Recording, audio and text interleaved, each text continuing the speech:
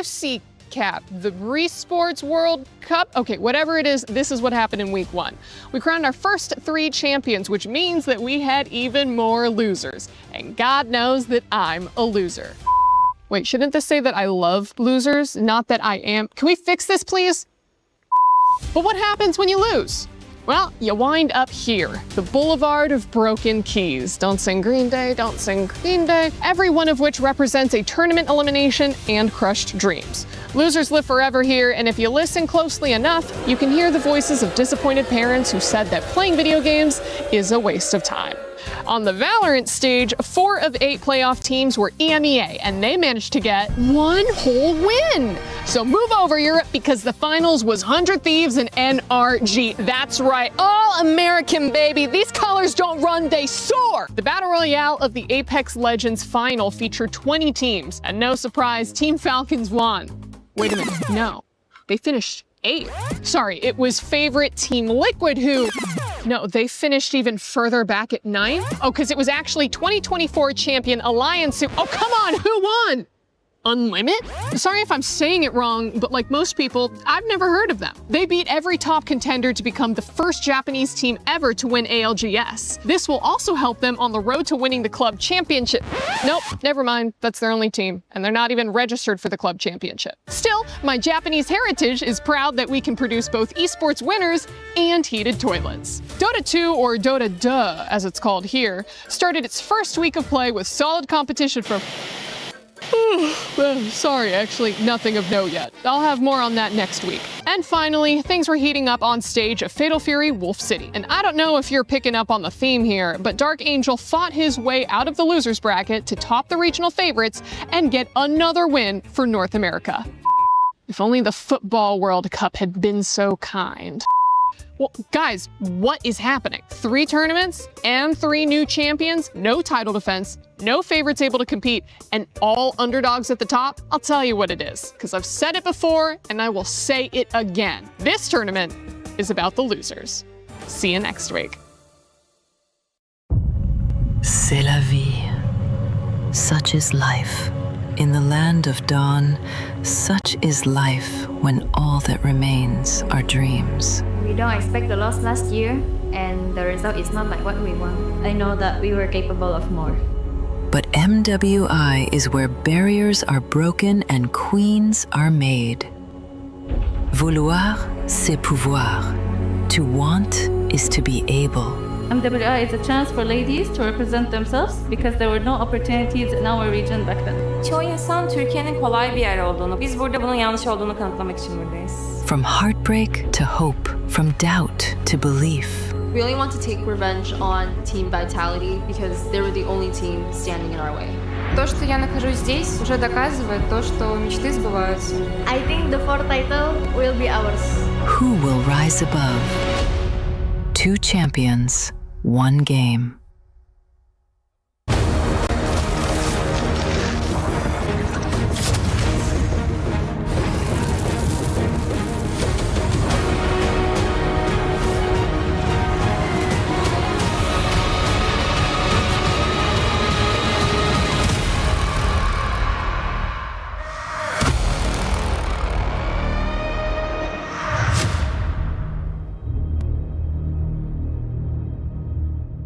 Hey, oh wait. Hey, hold on. Hold on. Hey guys, hold on. While we're playing this, I just gotta say, based on day 1, I feel bad for the team that gets Aurora, man. How is it that in Stream A and Stream B, only 1 win each? I mean, like, Hirara's cool, it's fun, but it don't get wins. What's going on? You know who didn't get a single win yesterday? What? Tournament favorites, now VPH. They are on the brink of elimination as they face off against Falcon Daisies, who, by the way, I love as well. So today is a very difficult day for me. My heart is breaking, LaFell.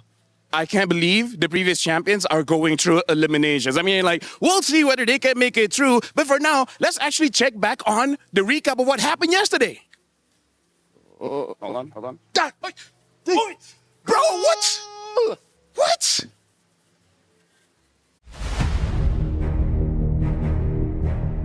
They turned pain into purpose and left no soul unconvinced of their reign. They're completely undefeated. Team of Vitality. Nothing was granted I just want to prove that no one can do it better than us. I think that it was meant to be ours all along. Winning MWI 2025 meant a lot to us because this is our first ever EWC champion title. Meanwhile, the base is going to be worked on. She's working on the base, and Arya's there. They have to clear out the minion, but she'll take it in her own hands, and they We take didn't it. plan for a perfect run last year, but it just happened, so we kept going. The triple forces the flicker out, but she'll get it over the wall anyway. I feel like I have conquered the world in Mobile Legends Women. After that, we went to Paris. I actually feel a little bit pressured because we are playing at the home ground of Team Vitality. Now that we're here, all of our fans in Paris are able to watch us directly on site. Defending it again is the biggest challenge because there are more eyes on us. It has always been our nature to win every tournament there is, but what changed is going into this year's EWC, we have more motivation to get the back-to-back title. I feel confident this time. I know that everyone wants the MWI title, but I will not let it happen. I will always be hungry for the title. If you call us the final queen, we will take it. To all teams, give us an intense game. Don't make us sleepy.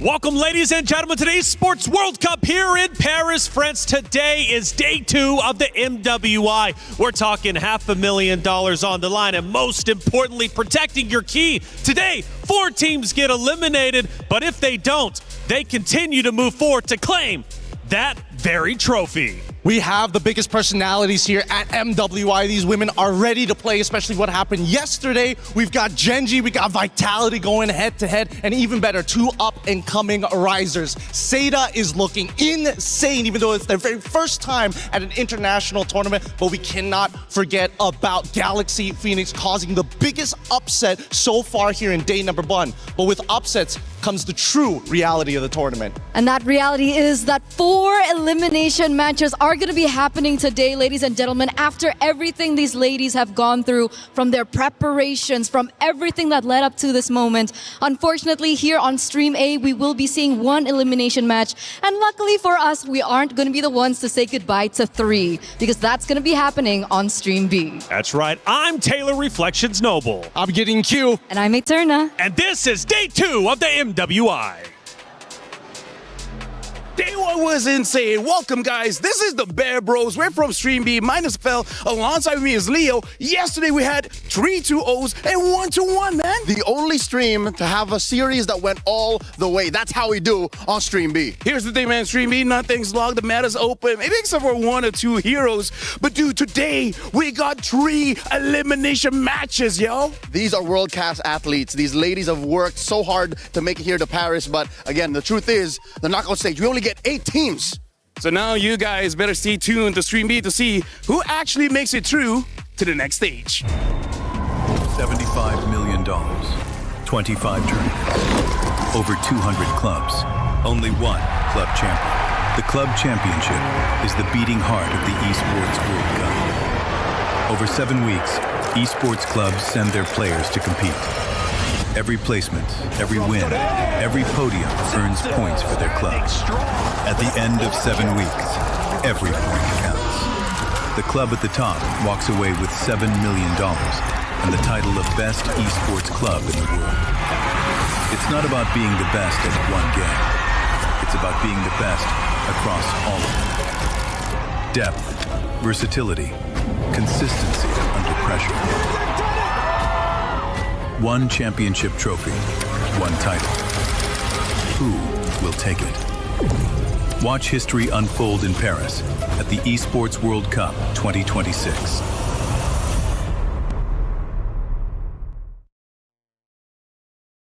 Play is in our DNA.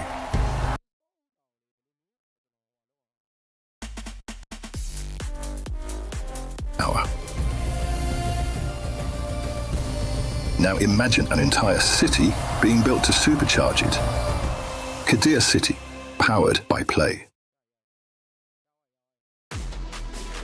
Hey, welcome in everyone to your studio. I'm Taylor Reflections Noble, joined by Eterna and Gideon. Good to see the both of you. It's day 2 of the MWI, but today is a sobering day. We do eliminate 4 teams. Their keys will be crushed. Therefore, their heart in the competition will be over with, and their chances of winning MWI are done and dusted, forced to wait until a next year. But most importantly, before we get into all the drama, Eterna, how you feeling?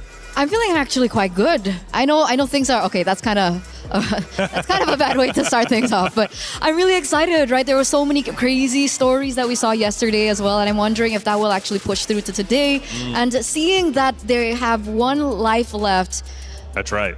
It's going to be heartbreaking, but also warranted. That's it. It's heartbreaking indeed, but warranted. Now, Gideon, the good thing is for our stream anyways, we've got several teams moving forward. However, for at least the B stream a little bit later on, we will have teams being eliminated. Talk me through some of these matchups. Yeah, I'd love to talk about this because after watching yesterday's game, Seda Esports is looking really, really good. And of course, I have an unfortunate personal bias, and I don't usually have those in a professional scene like this, but Team Ray Young, I personally know one of their players, which is why I'm rooting for them, but Seda is not going to be easy. But then we look down, Team Falcons ID versus Aurora Gaming, Genji Esports versus Vitality, which I think everybody is like, who's going to be the mother of tanks at the end of that game? That's right. We're kind of curious, who is the mother of tanks? Does Ashley even still want to be the mother of tanks? During that interview, she said, well, maybe I want a new role. But then again, if she wins, I'm thinking she's going to have something to say about the mother of tanks at the end. This is going to be Stream B, and this is where things really get serious, Eterna. Absolutely, absolutely. We're looking at,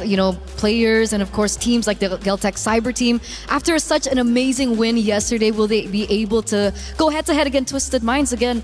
Jin Chao is there, and I'm really excited. I'm kind of disappointed that we aren't going to be seeing Twisted Minds yet on Stream A, but of course, these matchups are in very, very good hands with our fellow co-casters on the other side. Absolutely. They're going to be crushing it all day over there on Stream B. Like I said, we've got 2 streams, A and B. We're breaking down the action all day long for the MWI. Plenty of matches to get through. Make sure you have it on split screen, 2 phones, however you want to do it. We would love for you to be involved. But let's take a look at our brackets, starting, I believe, with bracket A. Now, for this one in Group A, it has been a doozy. It's been a lot of fun for sure. And we started with a big surprise yesterday. Seda Esports taking down Team Falcons Indonesia. They will go against Team Ray Young to start the day here on Stream A. But it wasn't just them playing. We have plenty more. Yeah, again, there's still a lot of teams that we're not 100% sure whether they've actually found their stride just yet. I mean, Team Falcons ID is a very easy one, but then we start looking at teams like GK Esports, Virtus Pro. They're already on their last life, so if they didn't take their scrim seriously yesterday,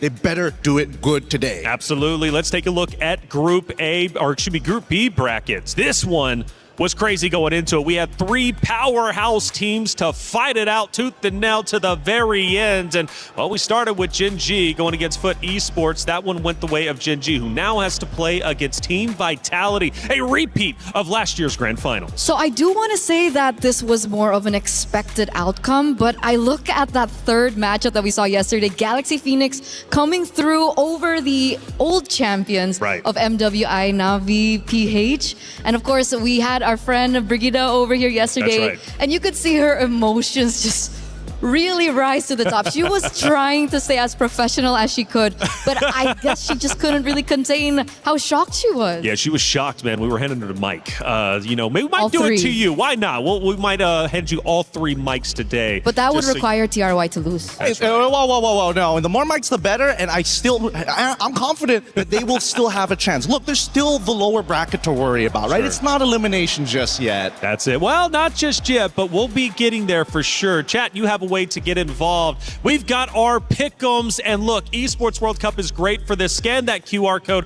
get involved. There's so many different ways to do so. The esportsworldcup.com website, man, just has literally everything you can possibly imagine, from the schedules to the streams to the storylines. There's so much going on, and so much going on into today. Let's set the stage.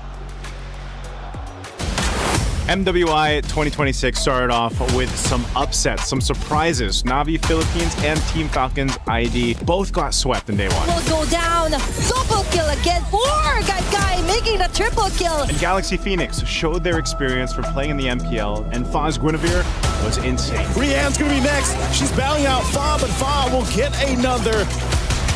And Ashley competing for the Mother of Tanks title. She's back at it this year with a defeat against Foot Esports 2-0. Ashley! Put it in the Fury, good job down! Now for day 2, Team Vitality, the final queens. Can they be challenged a little bit more from Gen G Esports? Top side! What a crazy sequence! So counts out with a circling eagle! Navi and Team Falcons ID both hang on by a thread in the lower bracket. Can they continue their journey here at MWI 2026 here at EWC? Lifting that beautiful trophy in the middle is what every competitor dreams of. So much on the line for this MWI, and this is only day 2 of 5 for this stream. What a day it's going to be. Biggest surprises from yesterday from you two. I don't know, what were we thinking? Because the hero selection was a little bit wild for some. Say to Esports, for example, potentially setting a new meta, and we do have a new meta. That was the biggest talking point. Yeah, I know. After the little hot fix that everybody's been raving about, hey, maybe tanks are completely out of the meta, that's not necessarily true, but I think this time around, a lot of teams are trying to find their own identity, and I think that's the beautiful part of MWI, right? Because we look at the men's division, everybody's like, they're kind of boring, not a lot of personality, not a lot of different picks. But MWI is where things get really interesting. I think they're on the forefront of determining what the MSC meta is going to be. And that's what makes it so exciting, because yesterday we saw Kadita on the other stream as well. I think the Farsa, the glue popped up. So I'm excited to see whether this will actually become the meta like you mentioned, or it's just a part of the MWI, flavor or flair. I'm okay with that flavor though. Everybody needs a little flavor in their life. And Rose, by the way, was walking in and just happened to stumble across some of the players about to step foot on that stage. Bonjour and good morning. So as we guys can see, the girls are just arriving at the venue for the second day of MWI. And you know what? As they're coming out, I think it's right that we catch one. Hello, girls. Hi, how are you guys? Come here. How are you? I'm fine. Are you excited for today's match? Yes. Our team is very confident and ready for this game. I love it. You guys did amazing yesterday. Good luck. And good luck. Hi, GK. Hello, girls. Come. Okay, I'll take you. I love your hair. It's red. How are you? Not good. Not good. After what happened yesterday, huh? So how are you prepared today? I guess well. You prepared well? Are you kind of nervous? No. Not nervous. Not nervous. I love it. I hope you slay today's game like how your hair is slaying. Good luck for today. Thank you so much. Guys, I think we see here that some girls are more excited than some. And of course, yesterday we saw a very awesome match. So I cannot wait for today. With that, let us throw it back to you guys at the studio.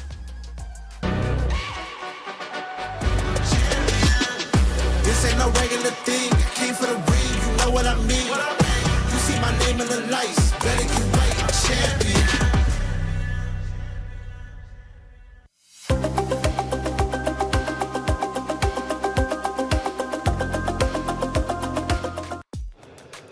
Thank you, Rose, for catching up with the players as they walk in. It always brings joy to my face to see the smile on the competitors, right? They're ready to go. It means a lot for them to be on that very stage competing for what could be the best trophy, right? The MWI trophy, after all. A lot of pride behind that, but let's talk about pride. Vitality. My goodness, as you can see, Eterna is getting serious. Gideon as well. Look, talk to me about it. It's Vitality. It's Gen G. They face off a little bit later today. Yeah, so here's the thing about these two teams, right? After looking at last year's final, you would assume that maybe things are going to be the same, but I actually think the opposite. With how much the meta has actually moved, I really think that we're going to see a lot of great plays coming out from Vitality's side. I'm actually looking at Gen G. How are they going to adapt to it? Because there's a lot of similar plays, but they have their own flavor, their own style, most importantly, their own identity. That's what I want to believe. Like in an ideal world, I know VT is from Indonesia, and of course I want to see them triumph once again. But But what would be the story if Gen G are able to find their revenge today, right? That would be the number one thing everyone's looking at. And I think, though, I would actually argue something different. I think Gen G plays quite similar. You know, despite the change of Nicolette, obviously Rui has been stepping up as well in the jungle, but I do still think that one of the core members of Gen G, which is Ashley, still plays very similarly. Now, I think that is something that Team Vitality can actually rise above in this next matchup. Well, this is, in fact, our Crunchyroll story of the day, the grand final rematch, Gen G versus Vitality. Now, going back, getting into yesterday, Vitality played against MIBR Loss, and that second game was a doozy, went 26 minutes. It was the longest game that we had. But it did bring questions. Even though Vitality won 2-0 against their opponents, should that match have gone 26 minutes? Well, I think that unfortunately it had to go 26 minutes because the way that MIBR Loss's composition is designed, it's heavy scaling. It's all about the later the game goes, the stronger that I become. And unfortunately, Vitality was a little disrespectful towards the mid to late game, which extended the game inevitably. So I would say if anything, Vitality, they got to stay sharp here. Some of these teams, they're not going to let that happen. Well, Gen G yesterday also went toe-to-toe with their opponents, and I gotta say, Eterna, for Gen G's perspective, when I was watching them, I was impressed by the way they controlled the battlefield, and their games weren't nearly as long as that second game for Vitality and MIBR Loss. That's why they are a decisive team. They are a decisive team if they're able to get their hands on their comfort heroes, right? Obviously, Panda on the carry. We see Sayori also doing really quick work on the Valentina. But again, the one person that I'm still highlighting over and over back in Gaming Gladiators now as Gen G is Ashley. 2 times in a row she picked up the Minotaur. 2 times in a row she was able to initiate, counter-engage really well. And that's why everything just really coalesced in these team fights. But what happens if Ashley does not get her heroes? Then you get Sayori, man. You know, how many times did Sayori come in with a Valentina that changed the game? A tech charge upon tech charge upon tech charge from both sides in their matchup yesterday. Sayori having an 80% more accuracy rate and actually hitting multiple targets in comparison to their opponents. But the difference between Vitality and Gen G is Vitality knows what it is to win. They've been there, they've done that. In fact, 33 different times, and let's not forget 3 out of the 4 MWIs, they've managed to secure a win. Sometimes as a competitor, you need to know what that feels like. And for Vitality, because they do, I feel it actually helps them keep calm under pressure. Some might argue the opposite. Especially seeing their game yesterday, right? Because they're so used to winning. I could have seen, or I could have sworn I saw a little bit of disrespect from their gameplay, especially in the early games. It was like Fumi Echo was trying to farm as many clips as she possibly could. And in the grand scheme of things, yes, it's cool, but it really doesn't win you the game. But they did win the game, and that's the big thing. While farming clips, what can they do if they're firing on all cylinders? Hey, Rose, we've got our first series of the day about to take place. From what I'm hearing, you got both teams ready to go. Hey guys, for our first match here at Stream A, we have Jessica66 from Seta, and of course, G-Boy from Team Array Young. Hello girls, how are you? Hello, I'm feeling good. Okay, amazing. Now yesterday we saw an amazing opener match for both of you girls. So what can we expect today? Let's start with Jessica. I'm feeling good. Our team is ready and very confident. They're confident. Any interesting draft or hero that will come out today? See the match. Let's see the match. What about you, Chiboy? We're also confident. And I think it's really going to be an interesting match because, to be honest, I didn't expect the results from them. And I feel like it's going to be an interesting match. So, Jayo. Jayo. Okay, now I have a question. Since you guys are 1 win away from the knockout stages, is there anything you can say to each other? Feel free to say it in Mandarin if you want. Okay, Chiboy first. Good luck, have fun. 加油! May the best woman win. Hey, may the best team win. Yes, Team Ray Young is very strong, so we need a fight. So 加油! 加油! 加油! 加油 is like fighting or let's go in Mandarin. So you know what, Chiboy, Jessica, I know a lot of the fans back at home are watching. Perhaps a words for the Malaysian fans and of course the Chinese fans. You can go first. I'm really excited now. So we want my team keep steadily and show my good performance. So my English is not good. I'm sorry. Let's see the match. It's okay. Good job, Jessica. You, Chiboy? Don't forget to watch us live at TikTok, YouTube, or anything, 6 p.m. Malaysia time. And don't forget to support Team Ray Young and pray for the best. Pray. All right, good luck, girls. I'll see you guys later. With that, throwing it back to you guys at the studio. Bye-bye. We were there for every click, every clutch, every respawn. We were there for the years of grind, and we're here. Now, the proud founding partner of EWC, powering the biggest event in gaming, shoulder to shoulder with the world's best, making history. Greatness deserves a stage. Lenovo Legion, reach your impossible.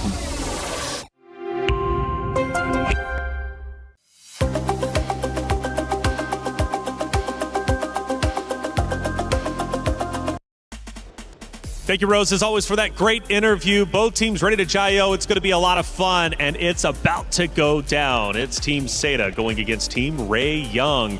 Man, this one's going to be a lot of fun. Seda Esports impressed us so much, and it is, in fact, the rise of Seda. Can they secure the first knockout stage slot? That's what's up for grabs. The loser, of course, goes down to the, lower brackets, and unfortunately, their key will be at risk of getting crushed. The winner moves forward.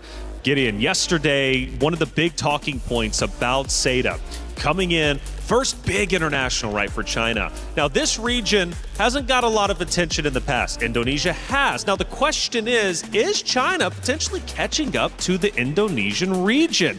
And I gotta say, I know it's a big talking point, but I want to throw it your way. Why not start it off quite spicy? Because look, let's talk about it. Seda did in fact beat Falcons Indonesia 2-0 quite convincingly, and they did so in an unconventional fashion. This team was made for MWI, and clearly so in that matchup. I'm glad that you brought this up because we had to do a little bit of digging into Seda Esports, looking at not only just Jessica, but Zoe, Naomi.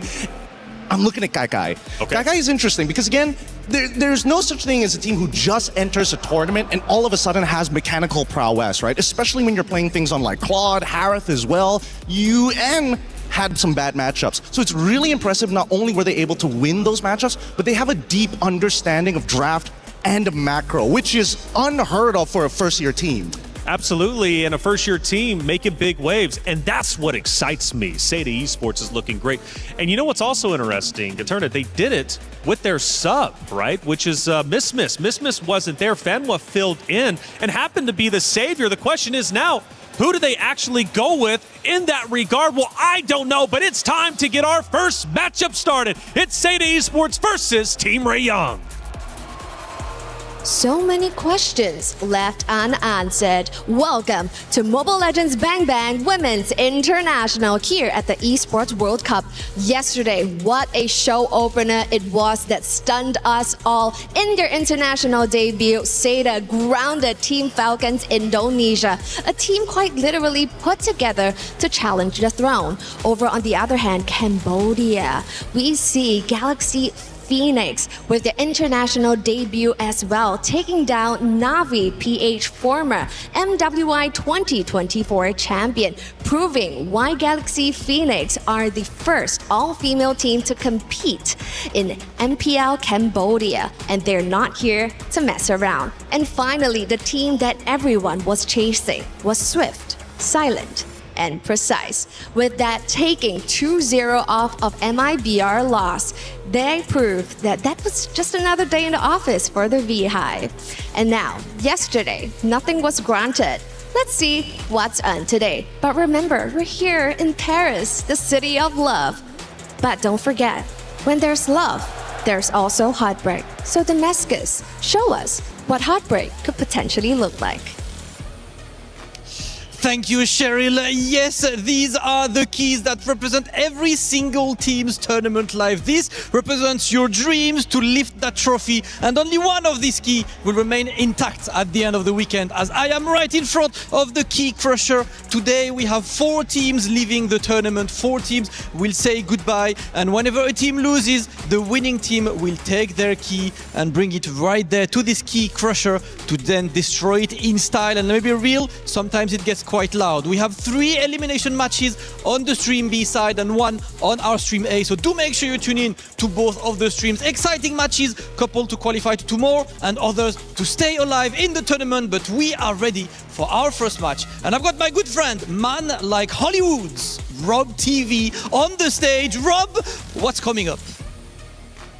Ladies and gentlemen, I am Hollywood, Rob TV, and I have to inform you that it's showtime here at MWI at the Esports World Cup. As you have heard, we have 8 matches across Stream A and Stream B, and every single one is extremely high stakes. Either a team is gonna punch their ticket into the knockout phase, or they will be eliminated from the tournament. And as you can see behind me right now, we do have our first teams ready. It's gonna be Seda Esports with their amazing victory, shaking up the world up against Falcons yesterday, going up against Team Ray Young with their big time victory over Aurora. Ladies and gentlemen, it is about that time. Let's get started with day 1. Can I just say, our stage hosts are absolutely incredible. I'm pumped up, I'm ready to go, and so are the ladies on that very stage, doing their last checks before we get into our pick and bans. This matchup means a lot. The team winner moves forward into the knockout stage. For the other, well, Damascus showed it. The key gets crushed if they lose their next matchup. So this means quite a lot. Do you want to be 5th through 8th guaranteed a shot at the championship? Well, your opponents before you, all you got to do is crush them. Going back to it, Eterna, I started the conversation beforehand. Let's start it once again. Fanwa filled in for Miss yesterday. She was incredible. Does she come back today, I wonder? I hope she does. I hope she does. She showed us a very interesting flavor, and I think Renmar over from Stream B also really expressed how he loved the fact that Fanwa picked up the Tigreal. He thinks that in this current meta right now, the Tigreal is such a good pick, especially with the Assassins coming back. There's a lot of groundbreaking opportunities that the Tigreal can potentially target in the game, and there's a way that Tigreal has to try and limit potential heroes. Like cores would have to be able to pick up purifies and so on and so forth. So I'm wondering if we're going to see something of the same flavor as we get into the drafts now, because we do see it online and we already see the bans coming through as well. Well, I do want to pay attention closely to Guy from the side, of course, of Seda. Carrie and Claude was the 2 heroes she ran yesterday and did it incredibly well. Does she come back again? Because the big story here is the battle for the gold lane. Who's going to end up taking it? Because Quinn on the opposite side is also incredibly talented too. So Guy versus Quinn, this matchup means a lot. I think both of them are pretty, as of right now, based on what we've seen in international play that's been live streamed, Quinn and Guy at this point, dead even. This match is going to tell us who has a little bit of advantages, what are some of their strengths and weaknesses, whether it's in the lane or in the team fight. But looking at the way that the bans have been going so far, it feels like Team Ray are like targeting really hard on some of the meta picks in Hirara in comparison to Seda, who is just like no big chunky people. Exactly, and we actually see that chunky person come to play here for Seita. Baxia gets picked up now. This was an argument that we kind of discussed yesterday, Gideon, and we finally get to have you here as well. What do you think about the Baxia in this current meta? Do you think it's still a viable choice? I think that, unfortunately, yes, it is still a viable choice because that passive is really good. Especially when you're trying to like deny people who utilize either lifesteal or even spellbam. Baxia says no. It makes that early game more devastating when you have your whole team behind you. It's just that the nerfs made sure that, hey, Baxia, you can't do it by yourself anymore. But what do you think? I mean, it looked like the Baxia was either like slowing down in terms of that early game. It feels like the pattern just really isn't the same as it was before. I mean, it's not a crazy taxi situation, right? It's now, hey, I actually have to, have some downtime in the jungle before I come back out. And not to mention, even more so, coming down to the changes to the buffs specifically. So unless Baxia steals away a big buff, ideally the orange buff from their opponents, then they've got some options. But now we're also seeing the setup with Yves and Carrie. Seda, they did this yesterday. It's an honest-to-God draft. And now Claude from the other side of Team Ray Young. I like this response because it's a direct counter to Yves. Yves wants to ult and stand still.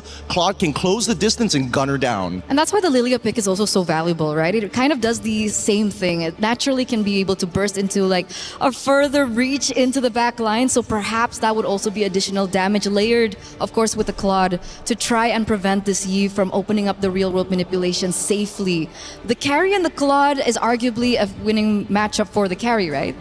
It depends on the emblems, and it also depends on who gets the level 1 trade, right? I think that's the important thing. Claude, despite everything that they put Claude through in the current metagame, he's the all-rounder. He doesn't have any like hard losing matchup. He doesn't have hard winning matchups as well. Well, I mean, some of them are a little bit more favorite, but at the end of the day, even if he takes a bad trade, he can still heal back. And by the way, Fanwa is in fact playing. She returns to the stage. Miss not found. Maybe they're keeping her in the back pocket to come out a little bit later, but I can't wait to see who she ends up going with. Yeah, we have this quote in MLBB that we've been using over and over and over, and I think at this point it's a little overused. But if it ain't broke, don't fix it. Right? They found so much success yesterday, and if they want to continue that same composition, that same, synergy and chemistry within them, I think there's no reason for them to switch things out, especially now that they're one match away from going into the knockouts. But the Lancelot is a ban that we see that gets taken away from Team Ray, and I think this is a huge respect ban from Tan. A lot of targeted bans here, really making sure that they don't want them to get like too ahead of anything. They wanted to set up a counter matchup initially for EXP, realize that as long as you take the Phoveus, you're generally okay. And now in the second half, because they didn't pick up their EXP laner, they axed out the big ones who don't interact with the lane. The Benedetta, the Alice. I think Alice is starting to become a little bit of a problem, but that's just me. I feel the same way. And especially we saw Jessica66, I think one of the key stakeholders of their games yesterday. It was actually kind of brutal to watch her on the Alice. It was really good. So it's a really good targeted ban coming from Team Ray, but what are the other options? Do you think that maybe the Paquito could come through? Is it too damage oriented against the Phoveus? No, they're probably going to go Uranus here because again, it's a direct counter. Phoveus can deal with the Paquito now that he's been nerfed a little bit, so his laning phase isn't as good. But same can be said about Phoveus, right? They also reduced his base damages early on within the season. But there we go. The Uranus already gets locked in, paired up with the Gato Kacha, and I like this pairing because now they have a way of, all right, we can slowly peel. We got RWM. Oh no, things are going bad. Gato is here to save the day. Okay, but now the final hero is needed here from Team Ray. They're looking for a jungler right now, and the options are quite limited. Do they go for something like the Suyo? I feel like it's a little risky up against the Yves. I think it might be a Hayabusa angle. It's tough no matter what because the assassin is required to specifically attack carry or force abilities out of Yves. Everybody else, it really depends on the performance of the laners rather than the individual jungler. Okay. Wow, never mind, I take it back. But it's going to be an Expo. This is actually a very interesting pick because if I recall from the qualifiers from Team Seita, it was actually them picking up the Exborg into an enemy tank jungler. So the Exborg comes through here, and we know that the Exborg back in the day used to be the quote-unquote counters towards these really tanky players in the jungle. This reflects how confident they are in specifically Quinn to carry this game because that Exborg is going to deal with just the front line. If he gets into the back line, he's just lucky. Well, it's our first matchup of the day, the first map of the day, Seita Esports versus Team Ray Young. They both love to push the meta. But on one side, you got Seita Esports representing China, trying to go the distance and show they belong here. But for Team Ray Young, they also want the same. Let's get map 1 started. Athena Mirko, take it away. Welcome to the Land of Dawn, folks, for match number 1, the opening. How you doing, Athena? Smash them. My name was actually Athena until today, but I'm willing to be Athena for today because it is going to be an intense series of matches, and I believe she experienced it firsthand yesterday. This time it's pretty much going to be the same. It's an upper bracket semi-finals to start off this day between Seita and Team Ray.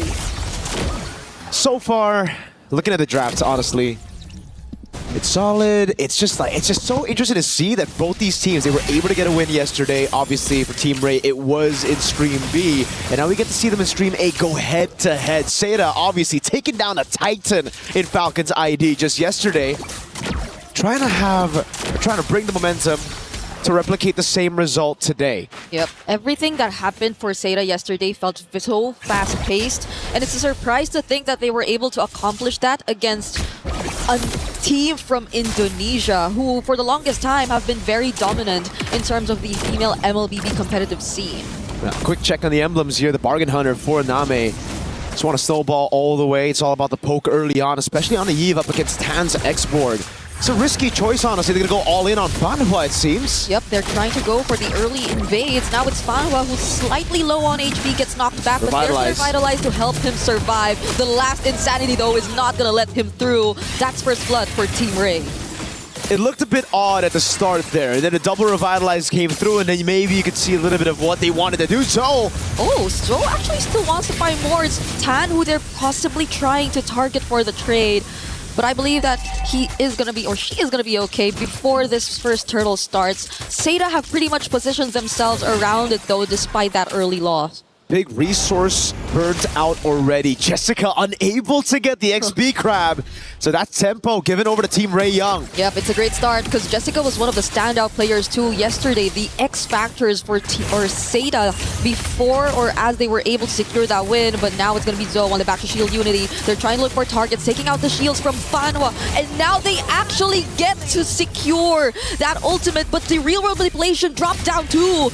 Team Ray, they do not seem like they're in a position to actually contest this confidently anymore. They're able to bait abilities. They were able to take one down. I think right now it's all about the reset, coming back to it again. Because you really need to rely on those cycles, right? Especially on the Expo. Once your Faraga armor's down, once you use that last Insanity, you cannot be in the fight for long. And that's why I thought it would be very difficult for this Xborg to play around this game, especially early on against Name on the Eve, who's been so oppressive in lane. With the Bargain Hunter, that poke will certainly do quite a bit of damage to the Faraga armor and to the main win con. But so far, so good. They got 2 kills at the start. It was all through the last Insanity, that blow up on the tanks. And the double Revitalize has only given the Xborg more time to build. Stacks over for that full last Insanity damage. Yeah, they just gotta prolong this a bit more because they definitely will be back real quick for this reset if ever they'll accomplish that. Though it'll be tough, especially if Seda do decide to rush it, and based on their gameplay since yesterday, things have been working out pretty fast for this team. They're not hesitant to just really go in for the immediate conversions, for those fast rotations, and that's why you also see them just so quick to attempt to go for the early invades, even though they did, or it did cost them one casualty at that specific moment. But as we are still awaiting, we are trying to sort things out before we resume the official gameplay. It does seem like there is a bit of an upper hand for Team Seda before that first turtle. They were already able to position themselves. They were also able to take down the Faraga armor. So if you're just tuning in, this seems like it's pretty much set up for success for Seda as of the moment, but nothing is guaranteed just yet. There is a chance that we still get to see them somehow prolong this dance before Team Ray, and being Team Ray, could actually still try and attempt to go for the contest. That's true. So it was a bit odd to see that early invade coming in from Seda. They're trying to utilize the fact that, really trying to punish the fact that there was no ult on the Phoveus yet.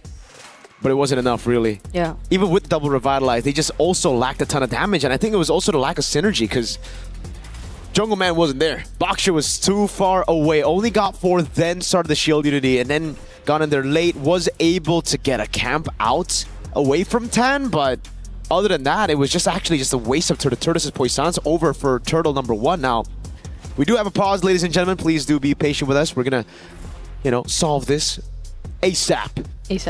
Let's talk a little bit about yesterday's games, though. Both of them were very impressive, right? We did, the panel did mention, no miss, it's Fanhua who's taking the helms. And so far, Fanhua's been fantastic. Yesterday on the Tigreal as well. There's been so many crazy moments that Fanhua's been able to get against Falcon's ID. Yeah, and I think it was also one of the first few games we actually saw the Gatot Kacha eventually come back, because it was also mentioned a couple times that it's not like the Gatot Kacha was really out, but we barely get to see him played anymore in the roam. But I guess there were several changes that took place in the recent hotfix.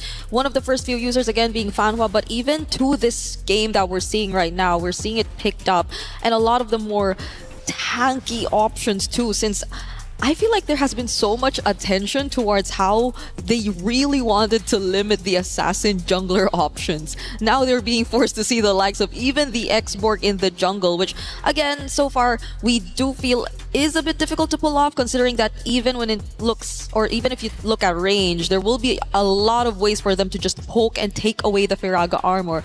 But so far, it's Tan with 2 kills. So it's been working out relatively well for the jungler of Team Ray. And I think this is where we get to really see the buff, or sorry, the nerf rather, on the Baksha, right? Because usually at 1 minute 30, you already have the Baksha at level 4. You already have Zoe to actually rotate with you. The fact that an Expo can clear faster than a Baksha shows you exactly why the Baksha maybe lose a little bit of that, you know, pick priority later on in the stages, because Joe was just late every single time onto these fights. Yeah. Because it really seems like for Seda with the double revitalize, they wanted to go for the early fight. They wanted to take all that action onto Tan before the last Insanity was available. And that's why Nami postured up so aggressively to a point where Nami actually had to leave a few waves.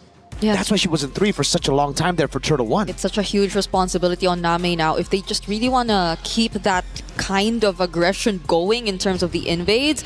And at that time, that position they currently were in felt like they had no choice but to just really commit to the bit. And I'm not sure if that's the way they really want to go for, because again, things have slowed down a bit, especially for some of the utility junglers. The Baksha seems to be more split between joining these early rotations and just securing the farm early on because of the changes that took place, and just so they don't feel as behind.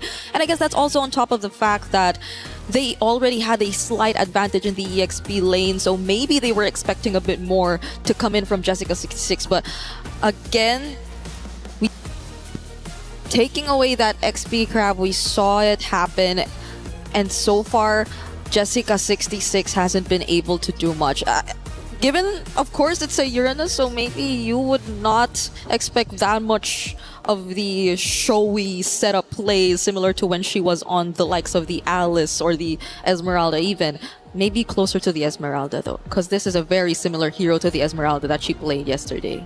That's true. The Uranus is Esmeralda with less steps, I'd say. He literally floats around.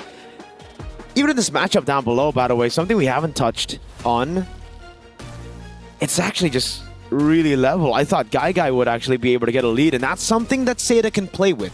Again, if you look at Seda, the way that they're able to win, it's not just through these team fights, it's not just through one win condition. They have multiple win conditions set. They have multiple plans as well. If they lose out on these first neutral objectives to Team Ray Young, you can expect them to look to play around that winning matchup in Guy on the carry against Quinn on the Claude. Yeah. Especially with the flicker here. You burn it out once and then the RWM catches you. The rest of the team can just follow through with the Baksha under turret even. Yeah, and it's not like Chipoy could just go for the surprise setups either. Nora maybe could be the closest with a flicker dark wave. But reaching Guy is going to be one of the toughest tasks, I feel, for Team Ray, if ever they do get to funnel majority of their resources to this gold laner. That's why I'm just pretty sad right now. Why? You have players like Fanhua and Chiboy. Okay. But it's Beleric and Gatot Kacha, you know, like, you want to see more explosive picks. You know, give me the Tigreal from yesterday. Give me an Atlas. Obviously, it was, unlucky. Obviously, there are some heroes that were banned that you can't play, you know. Marcel's been 100%. I want to see a Marcel. I don't want to see Gatot. I don't want to see Beleric. Yeah.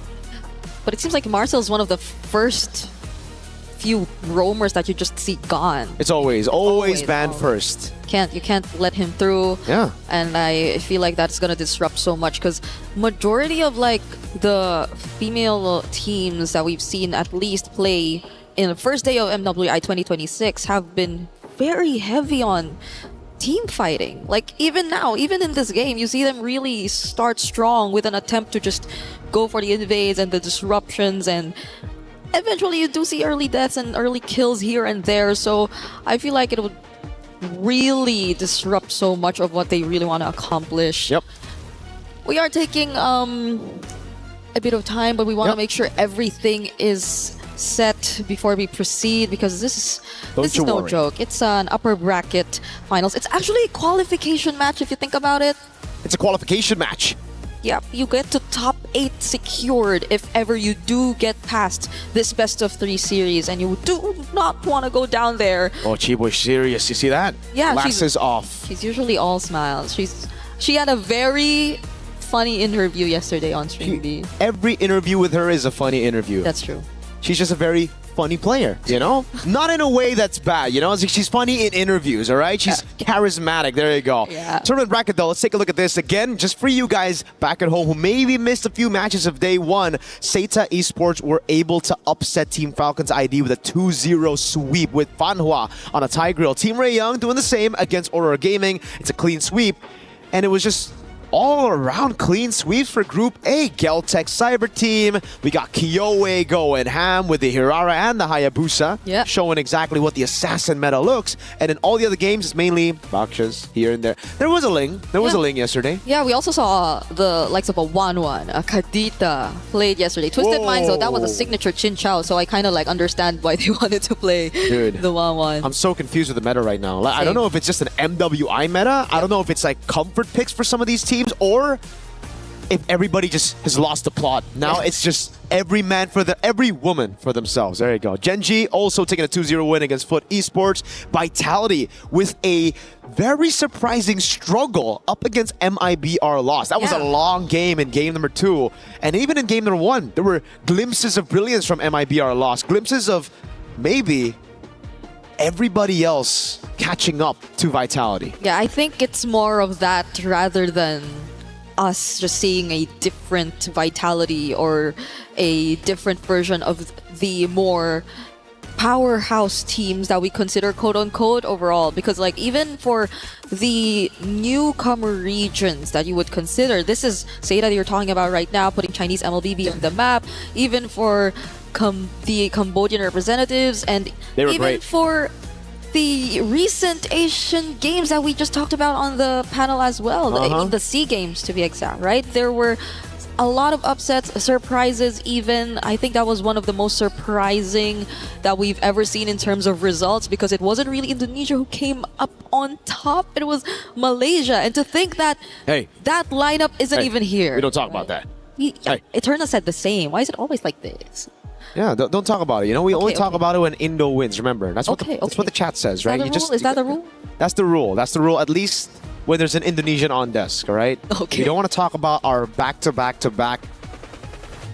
Is it 4 times now? Second place finishes at M Series. We don't want to talk about that. No. Okay. We don't want to talk about getting grouped in MSC 2024, about not reaching top 3 in 2025. We're not gonna touch on that. Do not touch on that, all right? No, But maybe this time. Well, you know what? Not maybe. We will. We will. Because my goats got in. Right, let's go. Okay. We are still in MWI, but I could feel the excitement. What do you mean? My goats are Vitality. Vitality are in MWI. Right. It's the same. Your go-to. It's a very easy fallback for me, you know? Like if everybody's like, oh, dude, your team never makes it to an international. I'm just like, dude, take a look at my women's team. Vitality's doing great. They are. They're like the greatest women's team of all time or something, you know? The team to beat. You remember what they Nothing said? crazy, just... What do they say? In their first interview, like during day 1 yesterday? Yeah, the video that they played again today? No, where it's like, just please give us a fun match and don't make us sleepy. Don't make us sleepy. That's dude. what Vivian said, but that's Vivian, you know Vivian's personality. I mean, Gideon did shout out the men's division just yesterday, saying that our women players have much more personality than a lot of the players that we have in the... We don't have players in the men's scene. We have robots who sometimes decide to show emotion, right? I'm a fan of those players who actually have those emotions, but I agree with Gideon. The women's scene, way more progressive in interviews compared to the men's scene. Yeah. They're dancing, they're shushing, you know? Shushing, they're making fun of themselves that they're not able to press buttons, and what else? The last time I saw Ton in International was Carl Teasy doing a shush to Onik, you know? And it was last year. Maybe it's So just long ago. EWC. Maybe EWC creates an atmosphere where you're like, yo, you know why? It's because they're face-to-face on stage. Oh yeah, you get a bit more of their personality. Yeah. And they literally are facing each other, because even if you look at their setups currently on stage, they're like slightly diagonal, but you see who their lane matchups are. Yeah, like you face to see, face. after maybe making a play, maybe a solo kill, you can scream Sokolil over to your opponents. You could be like, hey, I got you. We saw so many of that yesterday too. And even the frustration, or even how they get to celebrate their opponents' wins, especially for MIBR loss. Like, that was one I will not forget because I saw La La Land. By the way, we're all happy to see her back. She finally gets to return to the MWI stage from way, way back, being part of 2024 DreamHack, but she was clapping her hands for Vitality, and very much so. They deserve to just smile after that game because they showed up such great performance against the team to beat here in MWI. Like, they got the record for longest game, I believe. I don't know if we're able to ever top that here in MWI. 26 minutes and 48 seconds long. You timed it? No, I checked it right here. Oh, I thought you timed the pause. Sorry. Okay, it's the game time. My bad. My bad. I lost track of thought because I was looking at the conversations that Team Ray Young were having, dude. Chiboy got her glasses back on. She's locked in earlier, and now she's locked back. Do you think off. Is it a lock in when she takes it off, or when she puts it on? That's my question. Because there are players who also tend to do that in the Philippines, like Super Friends. Like, there are times he. You know what, Super Friends, the glasses are like for show. It's like a fashion thing, you know? You think so? Yeah, he's drippy. I think they are graded. Maybe we can double check. Maybe you can ask him. Nah, it's always better to assume. Okay. Therefore, in Athena's words, swag. She said swaggy play yesterday, right? Shoutouts to Athena. She said swaggy play? Yeah. When was this? Match 4? It wasn't with me, no? Probably match 4, yeah. Because in 2026, swag? Yeah, we told her. Eterna loved it. She loved the term swaggy play. I think it's a 30-year-old thing, you know? Maybe if you're 30, you like swag. Are you saying she's 30? No, I think it's... Maybe. Dude, she's pointing at us right now. I don't know, man. It's very scary. We're talking about Athena. We're talking about Athena. Not Eterna. Not all right, Eterna. Athena. She's pointing at us. I am scared. No. You're scared. It's okay, right? It's him, not me. Not me. We're friends, okay? Oh, she did it. She did a band gesture. That's a band gesture in MLBB. I can't believe she just did that. We're still waiting, ladies and gentlemen. Please do be patient with us right now. Chat's loving it. At least chat's loving it, you know? Loving what? The banter. Oh, really? You're on MLBB Esports. See, I'm on MLBB. Oh. I see you guys here a couple times. Interacting with them. Like, even Eterna one time, I saw her just chatting with the people in chat. That's so unprofessional, bro. Chatting on broadcast. No, she wasn't activated then. Oh, well, you know, I would never. What the heck? What? I just said you did too. Oh, no, that's like my moderator, dude. I got Cloudy working double time, you know, at home, just on YouTube chat. Hello. She's downloaded my personality. Now people are questioning. Okay. Questioning what? Hey, don't read it out loud, please. I do not want to see that gesture. It's a question. You maybe guys want to open up chat. It's a question, you know? Don't read it out loud. Don't read it out loud. I'd love to. Someone said, yeah, right, Miracle. At this point, we're reading chat, bro. Right? I mean, someone said hi, Brig. I don't see it in my chat. We need. What do we need? We need Casters Brawl. I mean, this is literally. Wait, they're doing rock, paper, scissors. Wait, what are they doing? Rock, paper, scissors, shoot. I can't see the other one. Okay. Yeah, same. I wish we could see both sides. So we could, like, at least cast. That's true. Yeah, but why is there someone in the middle, though? That's a ref. That's the ref right there. Okay, they're slapping each other. See, in the this hands. is what you say when you talk about personality, right? Dude, none of the men's team have this. They're all so locked in, and like one guy's obsessed with King Bob or something. What's the most we've seen from the men's during a pause? Like, I've seen one of the players like from MSC. I think he like messaged some other streamer in game, and that streamer opened the chat while streaming, and she was surprised. Oh, I think the message was ALABYU. Yeah. None of you guys know. I thought we were talking about like pauses, like things players do during pauses. Oh, during pauses. Yeah. All right. Our players just they joke around sometimes, you know. Do they? Yeah, in Indo they joke around. They have a blast. Some lean back and sleep. Can you close your eyes during a pause? Wait, is this a 3-way rock paper scissors game? Because they're doing it now 1v. I swear it was a 1v1 earlier. Now it's a 1v1. Like it's a No, but they're doing free-for-all. something else. Like they're putting their other hand down. Isn't this like one of the? Dude, I got no clue what this game is. You know what this game is? Because we have some versions of this in the Philippines where you like put your hand down or like You smack tap it, the you hands. smack it when you lose, or I'm not sure if that's the same or Is they this have what they something. did back without phones? I just play MLBB. Same. Same. I mean, I love that Gideon's. Dude, I'm just constantly looking at Gideon. That guy is my Were you guy. expecting dude. an answer Dude, from no, them? I just want to see a reaction, and I always see a reaction from Gideon. That's my boy. That's why he's my father. He made me in a bat, by the way. Long story. Long story. Yeah. You have a lot of like fathers here. No. Is Naisu not? Naisu is everybody's father. That's true. He is Father Naisu. So many. Okay, now it's a 3-way rock, paper, scissors. It's a 1v1v1. Oh, she has to be out, right? So After that, how does that work? If you're the only one who's different, then you what? Do you need one, just one, to counter you, or both to get out? I have no idea. We have to ask them. Chat, maybe chat. knows. Chat. Does anyone know? Mirko's also a what? What? I had no idea you were planning to do a Hirara cosplay. The Claude is a pretty good pick. Against the carry, it's all right. Yeah, weak side. You know, you can just play around. You can just go over and rotate around. Lilia is really good at playing in mid, just clearing it out. You know what? All of a sudden, I want to stick to the game. Just be professional, Brick. All right? Let's stop. Do we stop? Do we stop? There's suddenly. Be professional. The phobias. Talk about the picks. Okay. Talk about the picks. You know. Talk about the picks. What else have we not touched on? Sanford. What? Huh?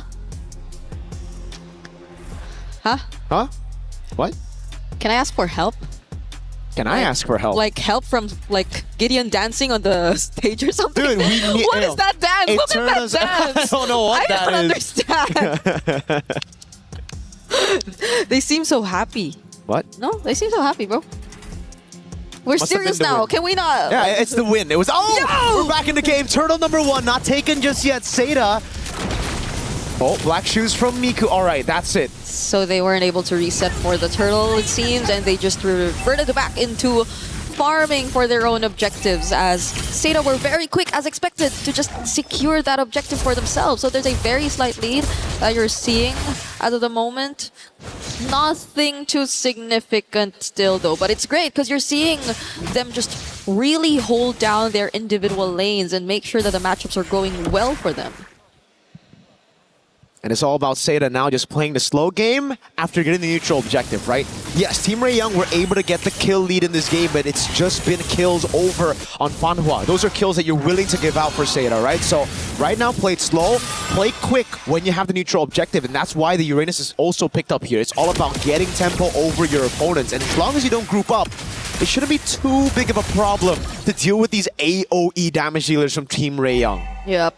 Especially earlier, we saw how they were just able to split up who would go first, who would be the ones assigned to just take out the Faraga armor in general, and those who could just follow up in case things get wrong. But now it's Team Ray Young looking to group up down bot. Nothing that Guy doesn't really sense though. So things have been really okay for both sides. Just look at Jessica26 and Guy managing things really well in their individual lanes.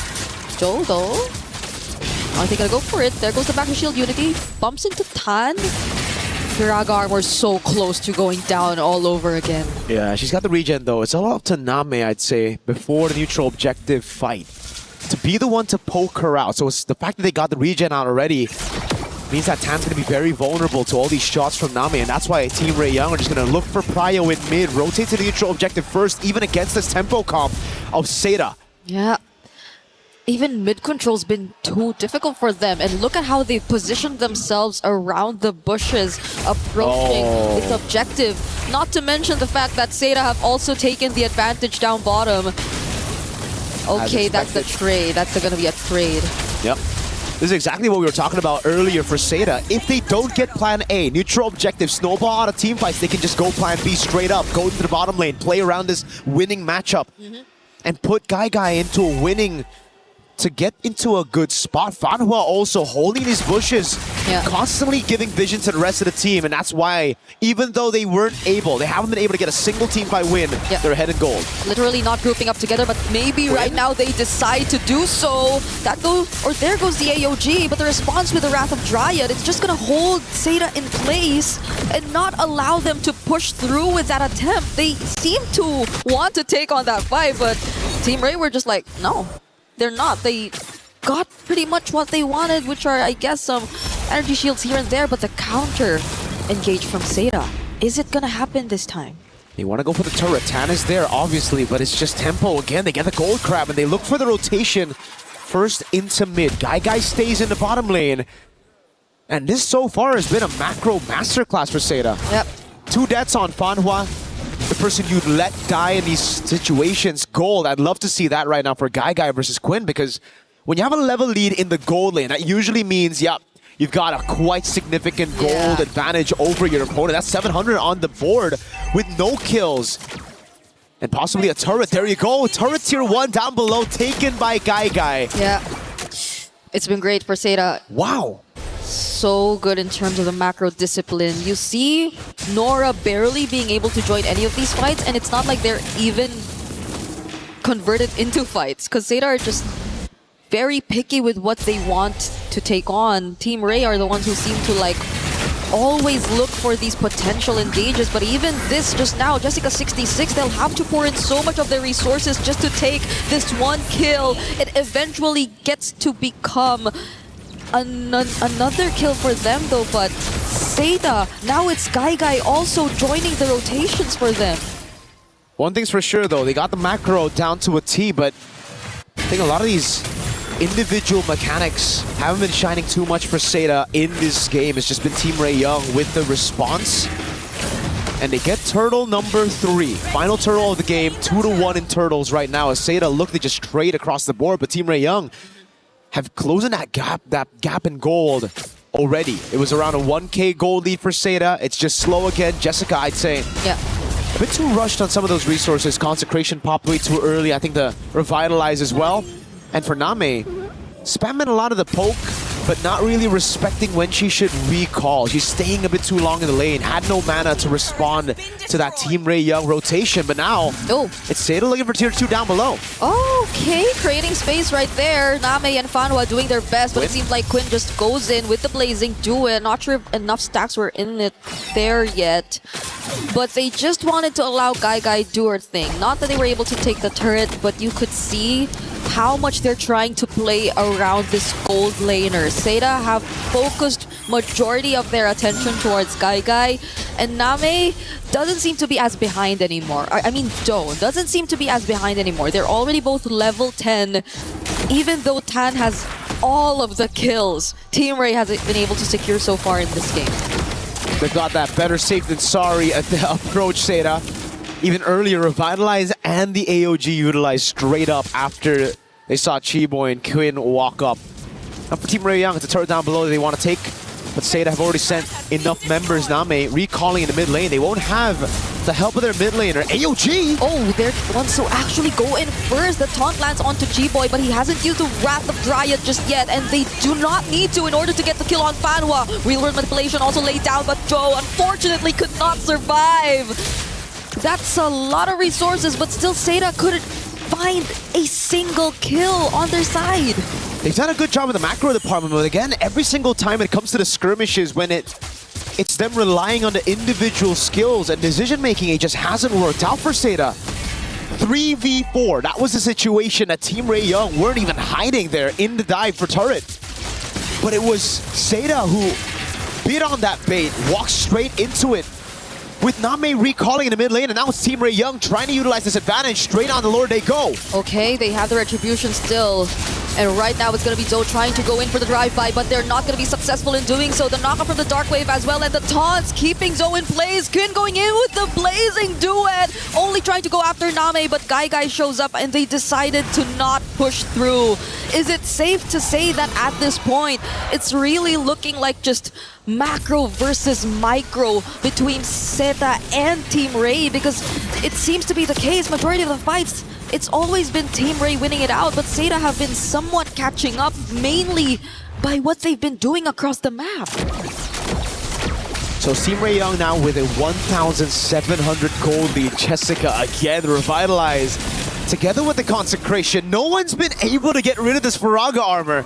Tan's having a free day on this Expo. Again, the revitalize has only helped Tan to get even more stacks. Oh, they're going for the sandwich play. RWM and the AOG doesn't land onto anyone. Flicker up from Nora as well, and it seems like they're gonna be okay. The last Insanity 2 is gonna push them out from trying to go for the chase, but the Lord is still up. They'll have to deal with it. Finally does go down.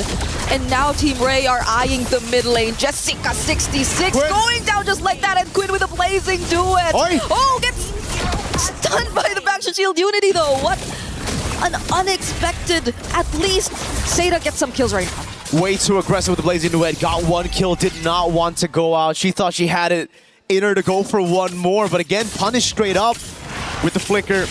Can't purify out of that one. Can't CC immune out of that one. Nope. Drag armor pickup for Tan. Right now, it seems like it'll be much more difficult to take out the Faraga armor at this point, because you pretty much expect the poke, the range to come in from Name, but even then, they're able to resolve that. Now it's Guy, who I feel like Team Ray would definitely put their eyes on. Oh, Jessica all alone here. Yeah, a ton of CC on her. Pops into consecration again. Back to the slow game for Zeta and Team Ray Young.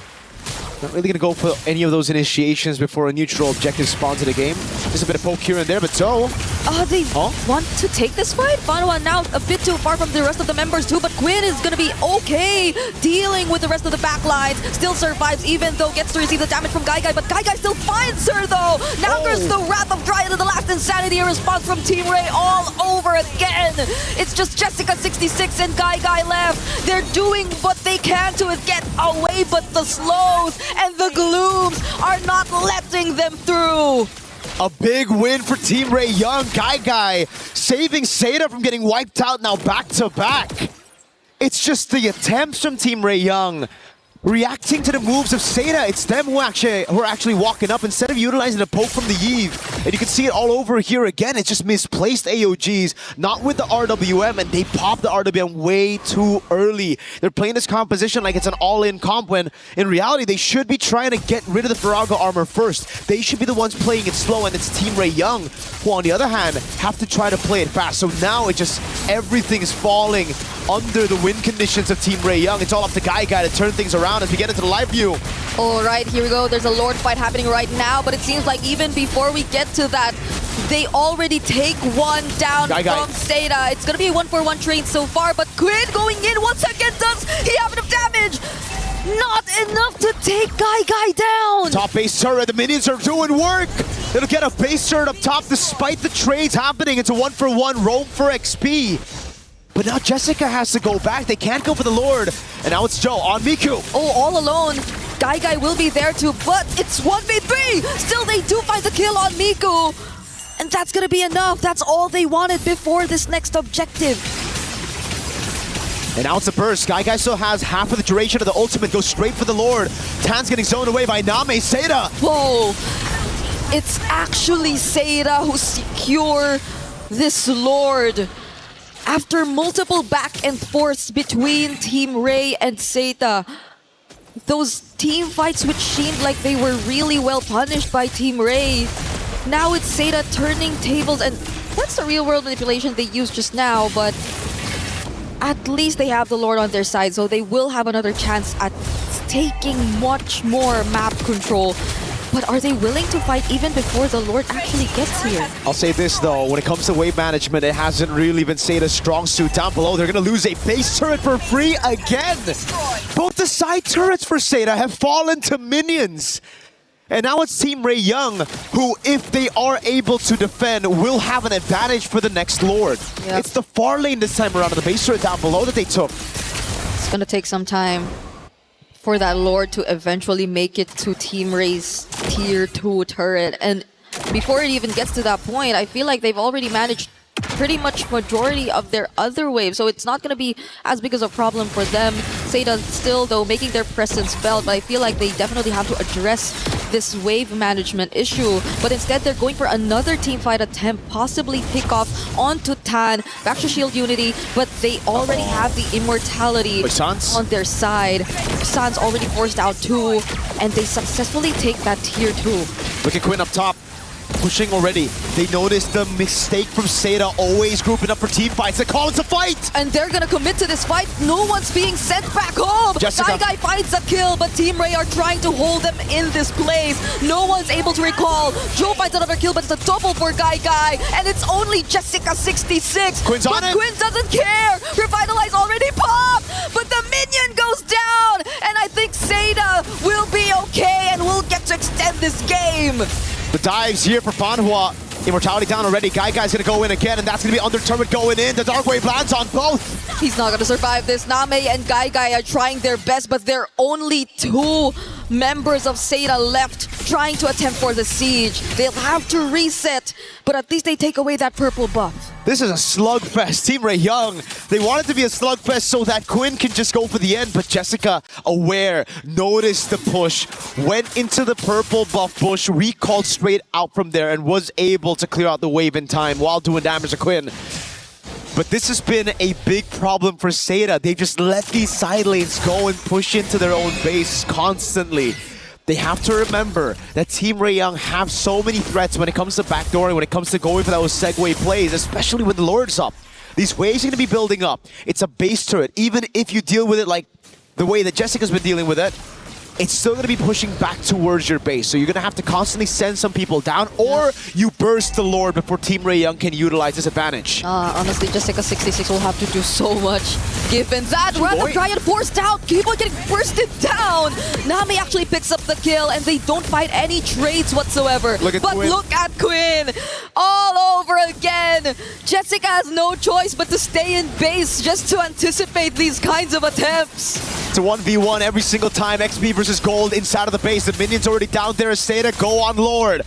It's a desperate rush towards the Lord for Quinn, but I don't think she can get there in time. It's a free Lord over to Seda. They're not going to be able to contest. Name gets left behind though. There's going to be Nora going in with the Infernal Pursuit, but Guy's just throwing a bit too much of damage. Quinn is back, but Jessica is here to guard. Sandwich maneuver. Joe's trying to go for the pick. Quinn, no flicker. Oh. Do they know where she's at? That's the question. No, they don't. Quinn gets the recall safely. And again, it's Seda who are able to secure the Lord, but Team Ray Young still have control over the side. I don't know, the first time, I like what Quinn was doing. It was unexpected, but doing it 2-3 times, Jessica's gotten the read, and the team desperately needs a damage dealer. Without Quinn, it's just Mikuli left to deal damage alone, and you can already see how it has impacted the rest of the team. Chi-Boy hasn't had the best of times, just being a frontliner, taking the single target damage of Guy. Yep. The burst was felt. Look at her now once again, and the real work was the AOG! Laid down together perfectly, but it seems like Team Ray are able to fight this under the turret. They're not afraid to take them on, and that's going to be 2 kills over to Team Ray. Very unfortunate for Seda. They had the Lord, but they were baited into a fight by Team Ray Young. And a quick punish followed. Now it's Team Ray Young looking to knock on those base turrets. The final one in the mid lane, but they have to still respect the Lord. It's Miku sent below to deal with this Lord. She should be able to deal with it as the rest of the team just goes for the Grand Theft Purple. It's Guy actually, you know? Okay. Okay, she got it. Yep, they're gonna be okay. Tan has her own purple buff in her hands, and the Lord is gonna be dealt with in just a bit by Miku all alone here in the bottom lane, but things have been a bit weird for both teams. I feel like it's somehow getting to them too, that we're reaching the 20-minute mark, and a lot of things are going to be much expensive, especially if you get taken out at this point. You will be having longer death timers. You see multiple immortality pickups too, but what is going to be the main task at this point for both Team Ray and Seda? Tan will not be as easy of a target to just take out the Firaga armor from.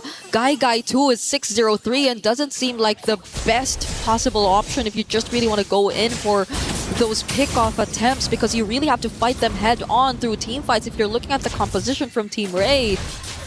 So at this point, Gai's just completely online, on top of the fact that Namai just picked up that holy crystal.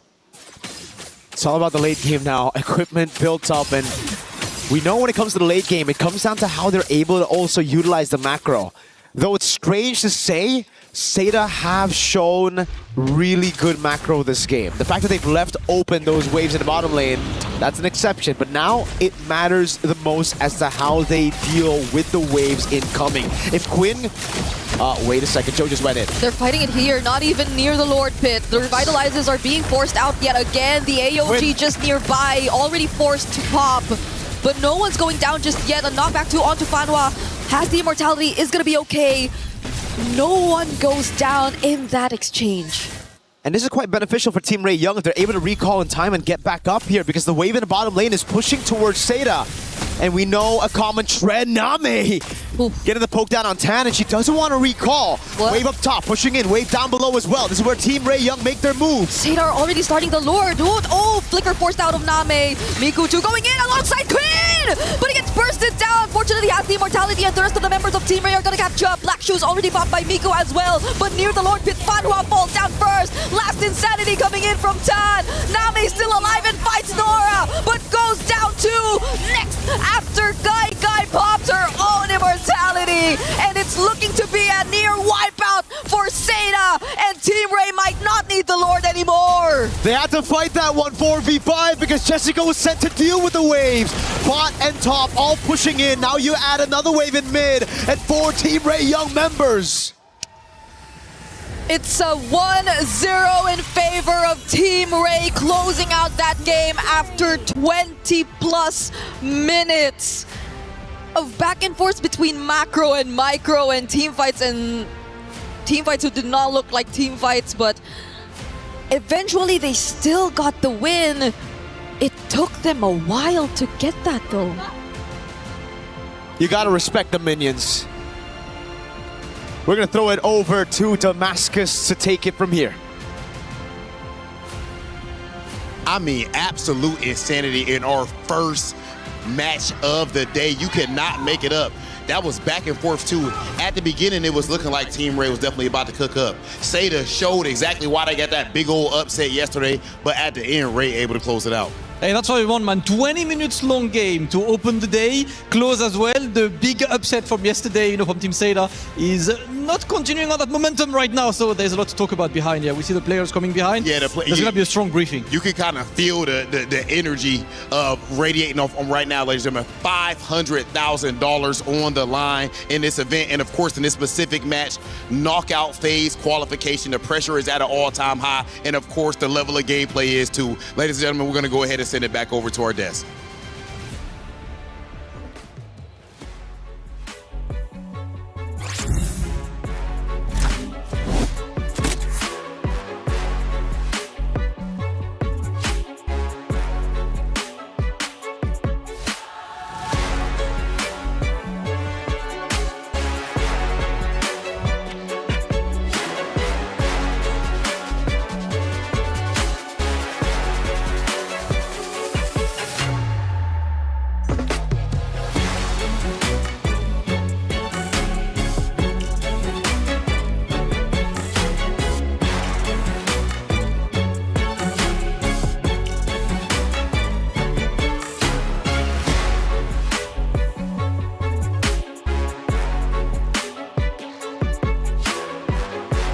Is in our DNA. Whenever we let it out, it becomes our superpower. Now imagine an entire city being built to supercharge it. Kadir City, powered by play. Hey everybody, welcome back into the studio. Map number 1 has concluded, and what a map it was. Seda Esports gave it their all, but Team Ray Young, too strong. A lot to talk about, a breakdown. Let's start. I'm Taylor Reflections Noble, Eterna, Gideon. Nice to see you both. We watched that. I'm learning as we go. Gideon, thanks for the instructions. You know, Seda Esports, early on, you could tell they were in trouble, but mid-game to late game, they did start at least having some life. I think a lot of it just comes down to Team Ray not being a little decisive here in certain moments, and I think that's a little scary on my part because my bias is leaning towards them. But at the same time, I think that Seda also needs to recognize, right? This is not the same Seda that we saw yesterday, and I think a lot of it just comes down to comforts in the draft, right? I think they had a plan in mind. It did not go the way they were looking for, and I think the laning phase is what really messed them up. And I think to add to that is, I think Seita maybe tunnel vision so much on these team fights and these objectives that they really forgot to stick to their fundamentals, which is housekeeping of the minions. Multiple occasions we saw that Quinn was able to look for opportunities to look for a backdoor. Sure. Unfortunately, she was unable to get them, but the fact that that opportunity was there in the first place, it's a big question for Seita coming in. And you know, let's go through some of these moments and take a look at the first one, because I want to piggyback off of what you just said in just a bit, especially with Seda versus Falcon Indonesia. But looking at this first point, Gideon, we are now 12 minutes in, and we've got a battle for the Lord. Yeah, a lot of these problems come down to, hey, who are the trigger men, right? And in this case, it's going to be Namin as well as Fanhua. They have the most important jobs to have the RWM and the AOG combined together to get this really big impact. The problem is that a lot of the heroes on the side of Team Ray, it really boils down to the draft, right? Hey, what are you going to do when Lilia just black shoes away? They just flicker outside of the RWM. There's not a lot of winning scenarios unless they're able to catch not only the Claude, but also catching the Expo. And I think that was the hard part.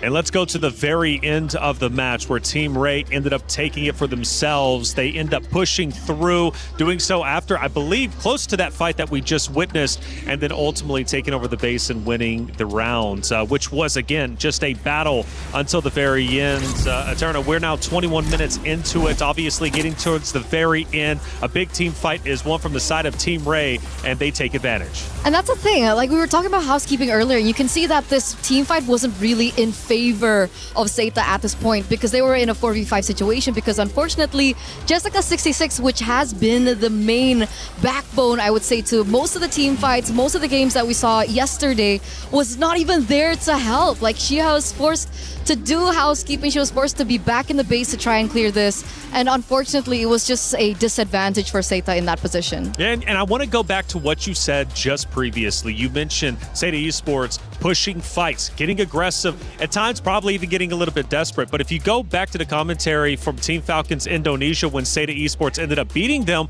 I felt Falcons Indonesia was doing much the same. I guess so. But for Falcons Indonesia, I felt like it was more so on like the execution, the troubleshooting that they were unable to look for inside the game. The adaptations weren't there.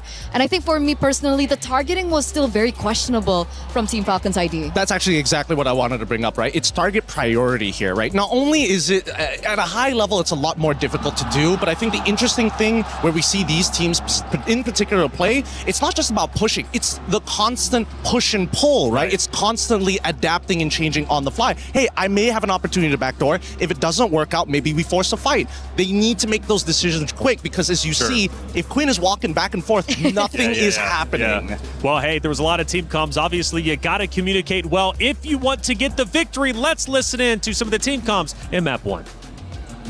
Kurang orang, Cak. Ni. Aku cari nyawa. Aku cari nyawa, guys. Carry.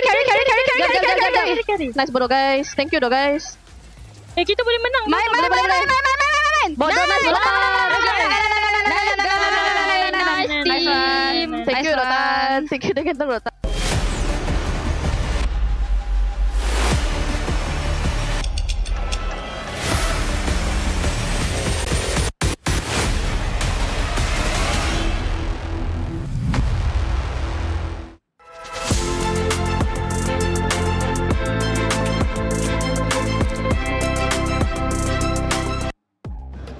Fun to listen into the team comms. Clearly pumped up. Team Ray getting that win, but they've got to do it again. If they do so and they manage to take down Team Seda, they move forward into the knockout stage, which, hey, big news. You're guaranteed 5th through 8th. These ladies fought hard. They really did. Seda Esports did everything they could, but they simply could not overcome the Team Ray Young roster, who played incredibly well. Talking about shortcomings, again, learning a lot from you, Gideon. Let's go through some of the shortcomings from the side of Seda Esports, because the commentators, they ended up mentioning, look, the macros were actually quite well for Seda Esports. So what ultimately ended up falling apart? I think what ended up falling apart is just, unfortunately, the combination just needed to be executed more cleanly in the early stages of the game. Like, we see Jessica here getting run down in the middle lane, has to pop not only the ultimate, but also, at the same time, her battle spells.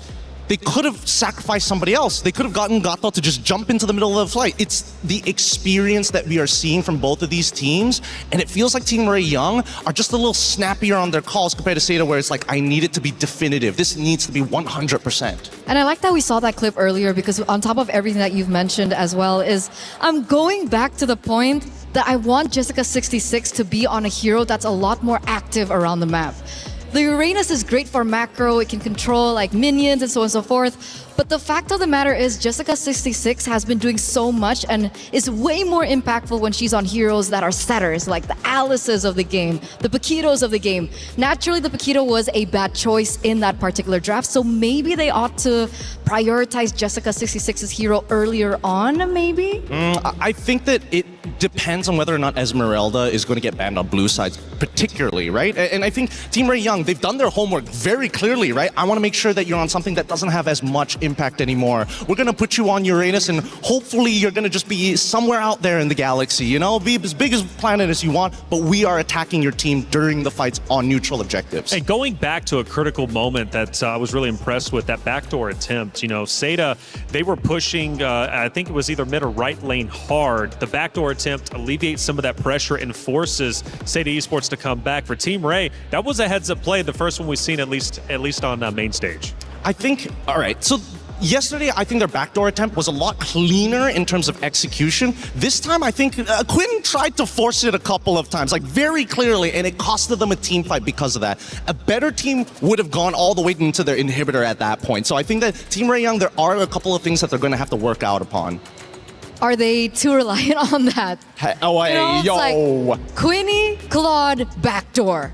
I think everyone is going to be expecting that kind of strategy after this game as well, because that's how they were able to win against Aurora yesterday. Maybe this is Pavlov's theory. If she tries to backdoor enough times, people are just going to assume she's clearly going to backdoor. Wait a minute, all 5 of them are here. Let's just not leave our base, stay where we are, because, well, who knows, a backdoor attempt might be happening. I don't know, getting in the head, man. Look, playing a little bit different. One of the things about these two rosters, though, is they love to push the meta. They really do.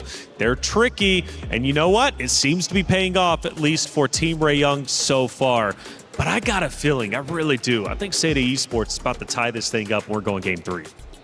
It could potentially. I'm thinking about it. Because if we're going back to the drafts here, Gideon, it was Seda, they were the ones that banned the Esmeralda, and they were the ones that prioritized Boxia. So could they go for something maybe differently come game 2? You know, you got to keep the answer simple here. They just go red side, because really the priority, the only thing you care about blue side is that you get that first pick, that one power pick that will kind of determine how your team composition plays, or a flexible option that can be spread out in different roles. Now that Seda is on red side, they get to react. They get the power 4 position here as 4th pick, where there's not much they can do about it. And I just want to bring this up. So many people have been banning out the Hirara. It's kind of an up and down here, and If a team on red side is banning out Hirara, sure. But when you go to blue side and you ban it out, it's kind of showing something here. What do you think? I think that jungler can't play Hirara. That's probable? Look, I'm not... Maybe she's not comfortable on it? That's the thing. I feel like it's hard to say because we've seen so many different options from these ladies. They've shown us everything from Hanabi to Leslie. Okay, I mean, if that's the case, where we are going to have to just work with it for the moment, because the Boxias now is going to be banned out. There is still an opportunity for that Esmeralda pickup. We've been talking about how powerful the Esmeralda has been, especially in that EXP lane after the buffs. The Glue and the Lilia gets eliminated. So are they signaling that they themselves perhaps want to pick up an assassin? right? But the Lilia ban to me is what I find quite intriguing. I agree. I totally agree with you because their first two bans are similar to what they did literally just now in game number 1, right? They got rid of the Atlas, they got rid of the glue. But they decided to change it this time because Hirara is already gone and Zushin is going to be the first pick, followed up by Yves on the opposite end, and they're still thinking about what else to pair it with. Are you looking for supports here to guarantee your mid trio, or do you want to show your jungle early? I mean, if they want to go back to the same thing that they did, earlier on, they could go for maybe another setup with a Yves, with a Gatot Kacha as well. There were moments that it worked, and obviously maybe game 1 was an adaptation period for them, so if they do want to work with that, they can. Or perhaps they want to prioritize their gold lane, right? We've seen that becoming, the fundamentals, especially in the first phase. Maybe a Claude that they want to pick up first, take that away from Team Ray. Actually, that's a really good idea, considering that Quinn has been like the main driving force of these backdoors and major decider of damage. I'm surprised that they actually go for the Khalid this time, but the follow-up is fast, super quick from Team Ray. They get the Esmeralda. Not a lot of counterplay to her, especially if you're thinking about Phoveus and Paquito. Getting the carry as well, just to make sure that they don't have another way to kind of deal with the heavy tanks. Absolutely. I think this would show like maybe another, a dead lane. Do they want to go Esme-Uranus matchup? But then that's more, well, I guess Uranus eventually outscales her, but for like the most part, Esmeralda is going to control that side of the map. Which definitely is a problem here. And of course, Jessica26 really needs to get her hero down, and they are still going to leave her hero into the second phase. The first 3 picks coming in from Seita, I don't know, with the Khalid and the Yves as well, it's signaling to us that they really want to play that mid. They do, but what jungler would make sense? Like, they could set up for so many different things, right? In this position, based on the next 2 bans we see for either of these teams, for Seita, I'm thinking the classic Fredrin Arlet type situation. But again, you know where Esmeralda is going to go, and Arlet is going to struggle a little bit, so they might need to have a little bit of force up on that EXP lane. So maybe that's what they're going for, right? Like, okay, we'll play that as a weak lane, and then they utilize that later in particular team fights afterwards? Possibly. There's many different angles that they can go for, right? I feel like the Fredrin makes a lot of sense now that Baxia is gone, but then there's still Akai as a potential problem. You see the Belleric actually getting banned out here. Looks like Seita putting a lot of respect. I feel like it's an assassin. In the jungle for Seita. Like a Haya? That's the thing. We don't really know so far just yet. She's picked up the Baxia in the past. She's picked up the Hirara in the past for, Zoe. And both of those are actually banned up. You know by what? Team Ray. I think let's just make it real easy here, right? If we're going to guess jungle picks, all we really have I think you are dead right about this, Eterna. With the Kaja ban as well, it's got to be an assassin. But what assassin? I'm thinking it's got to be one of the ninjas, right? It could be Nolan, though. Nolan into this? I mean, they have a strong duo mid in Yves and Khalid. They can work with that. Nolan clears very fast as well in the enemy jungle. I think they can save it for the end. I think they don't have to show their jungle pick here right now and wait until Team Ray reveal everything, because you can immediately take an EXP counter matchup against the Esmeralda. I'm thinking like just throw them off the scent a little bit, put in a Yuzong and say, hey, we have diving capabilities. What are you going to do now? What do you think about the Terizlas of the world? Might be a little tough, actually. Mainly only because there's carry on the opposite side. That's really the determining factor. Ooh, Yi Sun Shin. Okay. Semi-assassin. That's, I think we saw a YSS in Stream B. Is that going to be enough, though? Yi Shin, yes, is still able to kind of like outmaneuver a large majority, but now Team Ray can technically respond to this, so they're sacrificing the jungle. Yep, there we go. Instantly, they have something that goes into the jungle to invade, to punish the early game and the Nolan. So you called it here already, Eterna. Okay, but on the opposite side. The Nolan does come through, and luckily enough for Team Ray as well, that they are playing on dangerous grass, so the Hilda is going to be able to be a lot more aggressive. I love the Hilda-Khalid matchup in particular for the mid. It's going to be a very interesting matchup, but the last pick now, it's going to be for Jessica26. It's going to be as vital as ever for this to be a power pick for her too. This last pick, again, are you liking Team Ray's composition so far? Do they have your favor, or is it the Seita side now that you see the Phoveus? I like the Phoveus against the Nolan.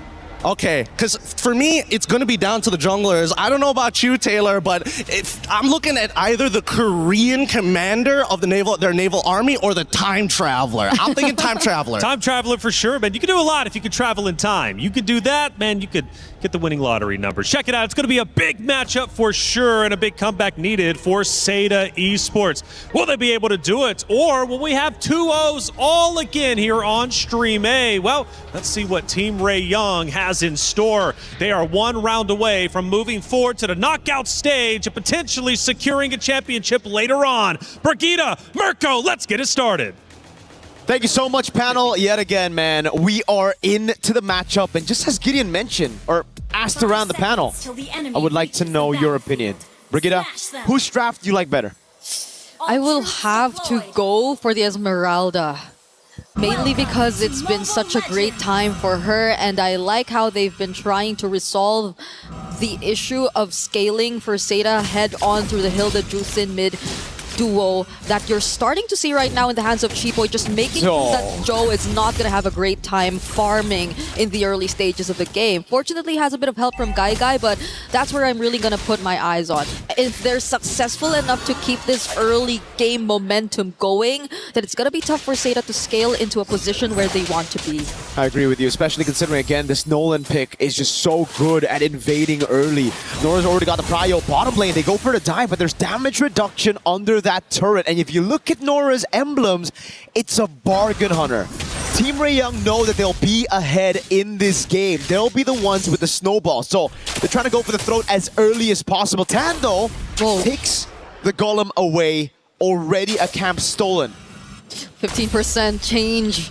And that's huge for Seda, who definitely want to speed up things a bit because they do have to scale. They're both on a double marksman. They're on a double marksman setup, so they definitely need as much as they can.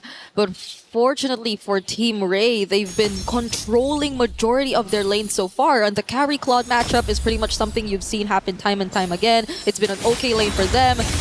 Nora, two games in a row, early game, has controlled the lane against Jessica, who we are not really seeing the setups from just yet. The same level of aggression we saw from her yesterday against Team Ray this time. And even the minions in the mid have been under control by both Miko and Chiboy. So this next turtle is looking to be like a huge advantage for Team Ray, considering that Nora's up level 4 too. Yep. They're not actually going to utilize this level E just yet. Zoe gets level 4 with the Lizard down below. Nora up top against Jessica. Both level 4, but again from Miku. She's going to be delayed a little bit from getting that level 4. Very soon, though, she'll have it. And Nami is actually still behind. This looks great for Team Ray Young. Tan is just going to focus on the turtle as Chiboy and Miku are going to be in charge of zoning out Fanhua. Joe could not even approach the turtle either. Mountain Shocker already committed, but they've already gotten the turtle. And Nora, look at what she's able to do against Jessica 66. Yeah, those buffs on the Esmeralda are really showing. Those nerfs on the Phobias really showing as well. This matchup wasn't really a good matchup even before the patch, but after the patch, it'll really be a lot more difficult for Jessica to go 1v1. She has to just participate in the fights, going in for those dark waves instead of going 1v1 against Nora. Especially with the Bargain Hunter, man. Nora, if she gets more of these golds, if she's able to participate in more of those fights, almost a kill in mid with a fracture on Name. And now they're going to be looking for bottom lane for sure. They already have this winning matchup that they didn't have last time around. Chiboy's cutting. Yeah, the more that the map opens up, the more things are gonna be difficult for Joe. Just look at this one level gap already existing between our two junglers, and it could just turn into more if Team Ray finds the more successful rotations across the map, which I feel like they're very comfortable doing already. There's not much pressure on the mid lane. You don't really expect to see Jessica out of nowhere, because Nora's been the first to rotate out always, almost every single time. And a fraction right here, forcing out the BMI with a lot of damage already. That's a lot of threat for Guy and all the other special heroes. What kid? Chiboy taking first blood against the jungler of Seda. What a way to start this game after 3 minutes of them just farming, and now Quinn also finding Guy. How unfortunate for Seda. Sokolil for the Hilda against Joe on the Yisun Shin. And that's why the panel was questioning the YSS choice, especially with the Claude and the Eve already picked up with an Esmeralda basically guaranteeing XP matchup. Hilda just free to go all over the map into the jungle. All the way from level 1 we saw how oppressive Chiboy could be on the Hilda. Yeah. And there's no respect from the rest of Seda. Or rather, maybe they just have so many things to deal with.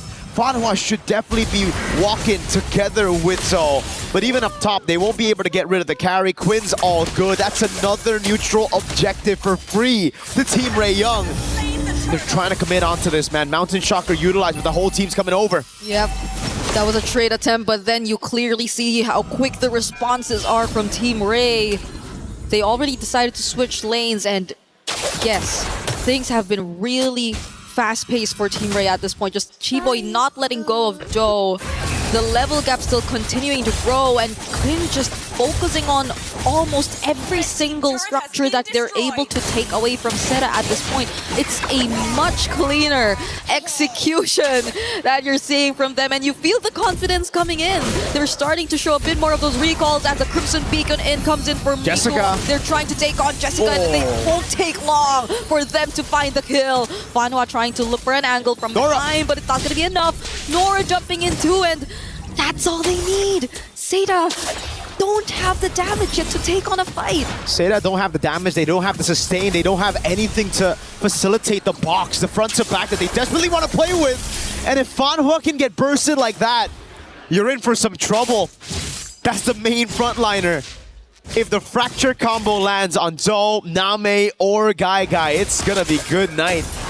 It's only a 600 gold lead between the junglers, but then you look at everybody across the board and it's just constant 1v1 wins all over. Yep. Quinn's getting a turret down below. They've already gotten rid of all tier 1s in the side lanes, and this will make it so easy for them to go and sandwich them inside of their own jungle. Oh, Chiboy on this Hilda is really not making things any easier for Seda. Now they're on their way to securing their 3rd turret in this game.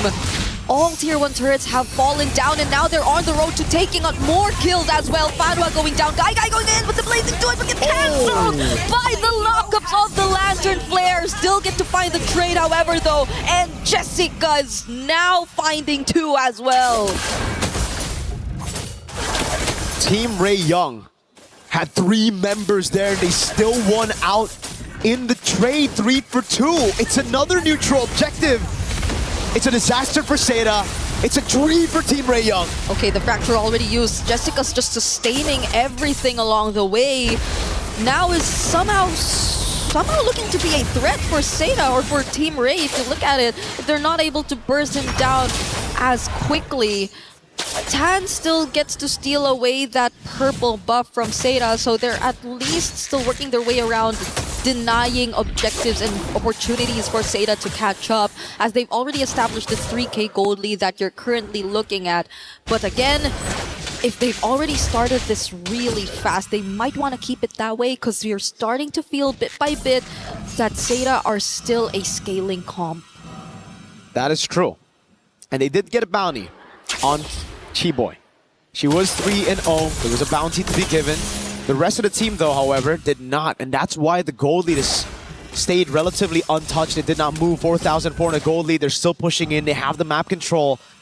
And there's just no way for you to walk in your own jungle, walk in to defend these turrets when you have to group up together and set up a box. Quinn's going to get a free turret up top. Yep. And now the siege happens.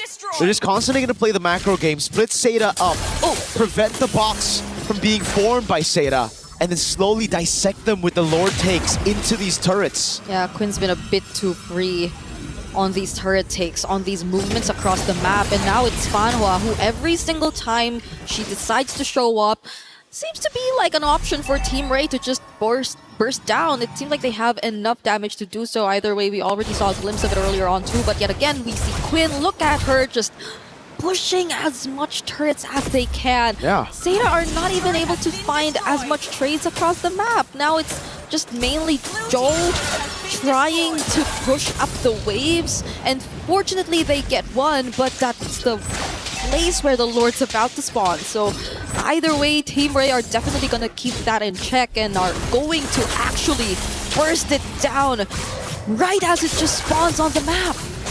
With a carry and a Nolan all ahead, that Lord is another minion to Team Ray Young. One thing's for sure though, even if Seda scale into the late game, their frontliners don't. Jessica, Fanhua, they're on heroes that just don't scale into the late game, and the fact that they're just so behind early on. Look at that level lead. Jessica to Nora. Oh my goodness. Yeah. That's a 3-level lead between the XP lane. Nora's just having a blast in that lane, and if we even look at the roam right now, it's a level advantage for Chiboy.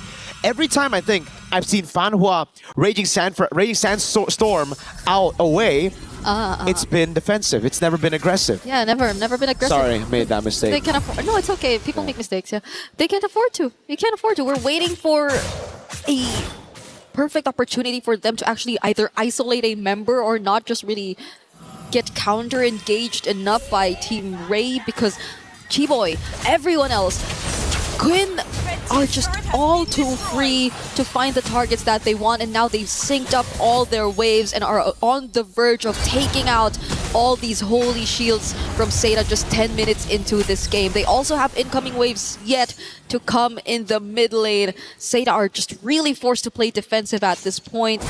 They can afford to make plays later on. They can start things off with either Fanhua or Jessica26, but do they have enough resources? Because at that point, we just saw it now. Fanhua was struggling to stand in front of Team Ray for more than 2 seconds, but Jessica actually tries to go in! Whoa. There goes the real-world manipulation, but Chiboy actually still finds the kill. Okay, Jessica26 is finally going down, but from behind, Tad actually finds Name! Fanhua trying to sustain everything up against 3, but they're just all too tanky. Nora picks up the kill, and that's 3 for 1 in favor of Team Ray. Again, Team Ray Young, they look for the fight, they get it. Quinn died. Again, this time Fanhua able to connect on the Raging Sandstorm. And everything just played out the way they wanted. Unfortunately, there's still no bounty, and that's the thing. Team Ray Young can constantly take these gambles, can constantly go for these sieges, and they'll go and take these desperate fights from Seda because they know they have the lead. They have the win condition as well. As long as they don't fight under the RWM, they are good. As long as they're able to break the box, or rather play around the box, it's A-okay. And Seda, we know this. They have good clear. It's about how long they can extend the game, how long they can delay the end. Yeah. Because if they're able to get to, let's say, 16, 17-minute mark, that's where their composition should shine. Thing is, though, there's still some legit threats into their backline. Chiboy and Tan, we saw how much damage Name could take with a fracture combo. It's an insta-delete button. Yeah, the only good thing out of that was it's really Quinn they got to take down first, which I think gave them the slight advantage in terms of just committing to the fight, because you wouldn't really expect any further damage from Team Ray when it came to that point. But other than that, there was still Tan, there was still Chiboy, there were still other members who could just play around the angles, and just as you're looking at it right now, Team Ray are not going to waste any time and burst down this next objective that spawned. It's an enhanced Lord that we're seeing in their hands with no energy shields left, so it's looking grim for Seda in terms of their remaining base turrets. A quick item check as well. Look at how far behind Jessica actually is in terms of gold. We saw the XP diff, now we see the gold diff. That is a whopping 3,000 almost gold advantage between the XP. And ladies and gentlemen, the Esmeralda is a scaling pick here compared to the Phoveus. The Phoveus is the one who needs this lead early on. It's another siege again, this time with the Lord up top. Okay, they're definitely losing one of their base turrets at this point. Multiple minions crashing towards the base, but Jessica26 again starts the final offset of Blazing Twins, the real world manipulations. They find Quinn, one of the most important kills Seda could have picked in that moment. And it's back-to-back kills on the gold lane. Quinn, Paul, and Tan waiting in the bush with the fracture combo. Fanhua is starting to scale up as well when it comes to the tankiness. He's able to withstand a little bit more punishment from Team Ray Young. And this is exactly what we were talking about. If Seda can wait, prolong the game, extend it all the way to 16, 17 minutes, this is where the composition will start to really tear Team Ray Young apart. they have a pretty good comp to fight around outside of the base. But once they're kind of stopped into playing, when they're forced to play in the box of Seda, we see how easy it is for them to burst Quinn down. And this is where, for Quinn, that glass cannon build isn't working out. We're going to have to see a little bit more defensive items from Quinn here. Either win a crown or an immortality, or heck, maybe just a straight up rose gold to deal with Name. It really makes me wonder how it happened twice in a row, though. Like, them just really getting to pinpoint where the gold laner of Team Ray is and making sure that their resources are enough to take her down. Because essentially, that's the most crucial part of the game. Like, they take her out, there's not much push threat, but now it's Team Ray trying to start up a fight. Fanwa getting knocked up, and now is trying to escape. Quick Sandguard trying to survive, but Miku finally picks the kill. And at least a successful attempt from Team Ray this time. We cannot take away the fact that this is still an almost 10k gold lead. It's just that they're not able to close it out. And Seda are doing such a great job at just prolonging this entire game. It's an unstoppable force versus an immovable object right now. And Seda, they're the ones inside of their base, immovable, holding on for dear life, having a composition to do so, clearing it out so quickly. But anytime they step out of their base, it gets really tough. Team Ray Young are the ones that can cut, again, with Tan, with Chiboy, through the jungles of Seda. Just because Seda have no map pressure. Anytime they walk up their own jungle, they don't know what they're walking into. A possible trap by Team Ray Young. And again, even if they want to walk up to Lord, they will never be in time for the contest. It's a carry and a Nolan. Every time it's up, it just gets bursted down. And this is the third Lord of the game. 6 neutral objectives, this time around, all going to the hands of Team Ray Young. But as long as Seda play it clean, as long as Name, Joe, and Guy inside of their own base turrets, force those RWMs, punish Quinn on these siege attempts, they'll be able to defend. They have great wave clear. Yeah, it seems like the blueprint is going to say the same for Seda. They don't want to fight this outside their base. They know how to play that surprise attempt they've been going for twice in a row. And with a Winter Crown pickup for Jessica as well, I feel like they can be more creative in terms of their approach. Because Team Ray, definitely by this point, has to expect what's to come, right? They should have an idea of roughly what Seda are trying to do all over again in this upcoming Lord Siege. So let's see how they respond as these waves come crashing in yet again on the base. Losing out on 2 base turrets already for Seda, but they're not starting the fight just yet. They're dealing with the Lord, they're dealing with things one by one. Knockus from the Lantern Flare, Fanwa and Jessica are not going for the engage, and now it's Team Ray who finds the perfect engage! They're going for Quinn all over again, but this time Quinn actually gets to survive. Fanwa falls next, Jessica 66 will actually force her way through, and they find the kill again, but is it gonna be enough? Guy trying to join in, pushing Team Ray back, and another successful defense from Seda is accomplished inside the base. It's all about creating the box, and Seda have created a box again in their own base. Team Ray Young, they can be as creative as they can, but it just, as long as they can't penetrate through that box, get all the backliners in one fell swoop, it won't be enough.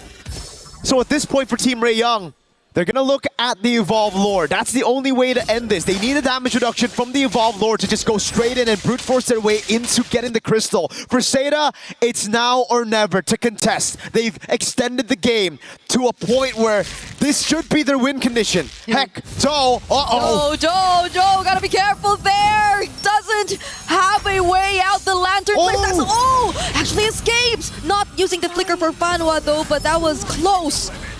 Super close for Joe.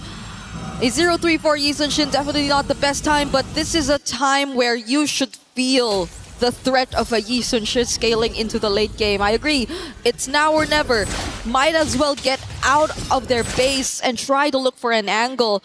And they should assign the right people to create that path, to find a way through, but it seems like the Lord is not the choice. They're going through the opposite side, if anything. But Team Ray also have that area scouted out. It's just housekeeping for Seda. They're clearing out the wave in the bottom lane first. They want it to be even here. then they can go and try to look for an opening over on this Lord. And again, when it comes to the Evolve Lord, yes, Team Ray Young have been able to burst it down, but that's when it wasn't Evolve. Whoa, everything thrown! It did not connect.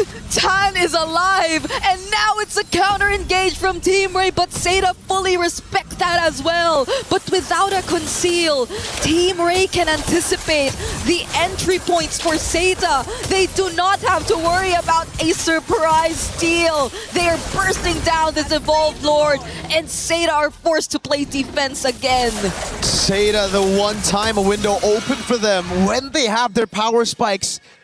They couldn't keep it clean, they couldn't stay composed, they went straight for the first man they saw, and it was Tan on the Nolan in mid. One of the most mobile heroes in the game, and they decide to gamble on catching her. Didn't pay off, that's for sure. Now, they're gonna have to build that box again, but unfortunately, I think this box will be dented. That's an Evolved Lord, full of damage reduction. With the whole team playing for the waves as well. They won't even go for the one straight push. They will build the waves in side lanes. Then they'll group up in mid to look for the end. This is the wave to end the game if there's any to do with it. Seda, can they defend? Oh no, Tan actually finds Joe, brings her down to half HP, and Fanwa 2 popping the immortality and going down. Falling Star Moon on to 3, and the Lord already inside the base. Quinn is trying her best just to gain access, but her immortality gets popped too, but it's gonna be okay. Team Ray are finally able to find the winning push as they take out 3 from Seda and secure the 2-0. It's a knockout stage. Slot confirmed in for Team Ray Young. And for Seda, they've made their mark on the MLBB scene, but they're gonna have to go through a grueling lower brackets to make it to the top 8, to make it to the knockout stage. Yet another climb. For Team Ray Young though, the damage reduction to the final Lord. Every single neutral objective in Game 2 going towards them. We knew it was coming, it was just a glimpse of hope. Yeah. A little bit in the skies for Seda.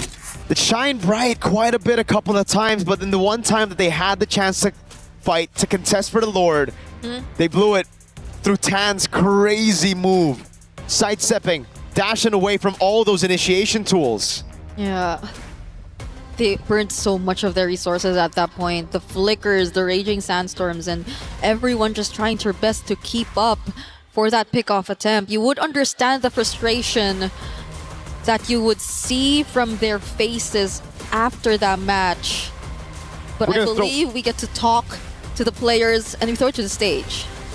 Now that was an absolutely amazing performance. Now what a showing from Malaysia, Team Ray Young. I would say, coming up with terms from what I've seen, macro maestros or even menaces. And right here I have Queen beside me. Hi. So yes, for you would be, 2-0 straight up for 2 days in a row. Is this the results that you guys have been expecting? Yes. Can you expand on that? What preparations did you guys do to ensure that you guys got the success that we're witnessing here today?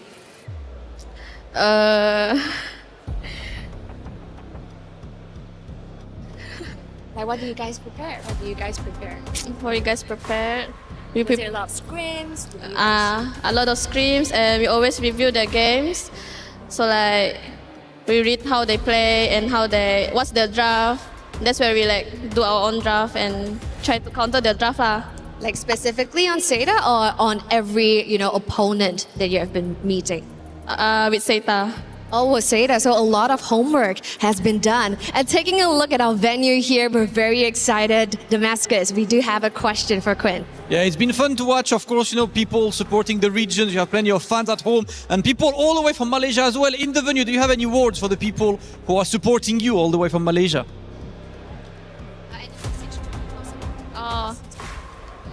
Thank you for supporting us. Thank you yang datang. Can I speak Malay? Thank you yang datang dari Malaysia. Keep supporting us. Kita orang akan buat yang terbaik.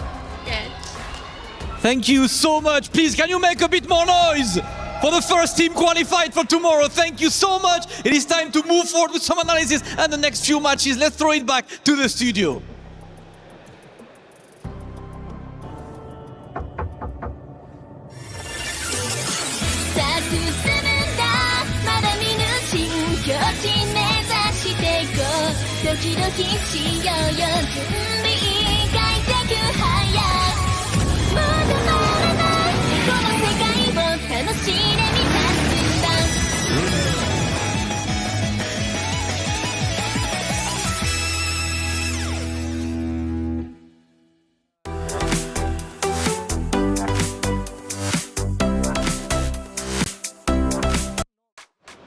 There it is. Our first game on stream has been done and dusted with. Of course, it was Seda Esports putting up a tremendous fight, and they really did. But Team Ray Young gets the victory. They push forward and are officially our first team in the knockout stage. Hey, welcome back into our desk. I'm Taylor Reflections, Noble Eterna, Gideon.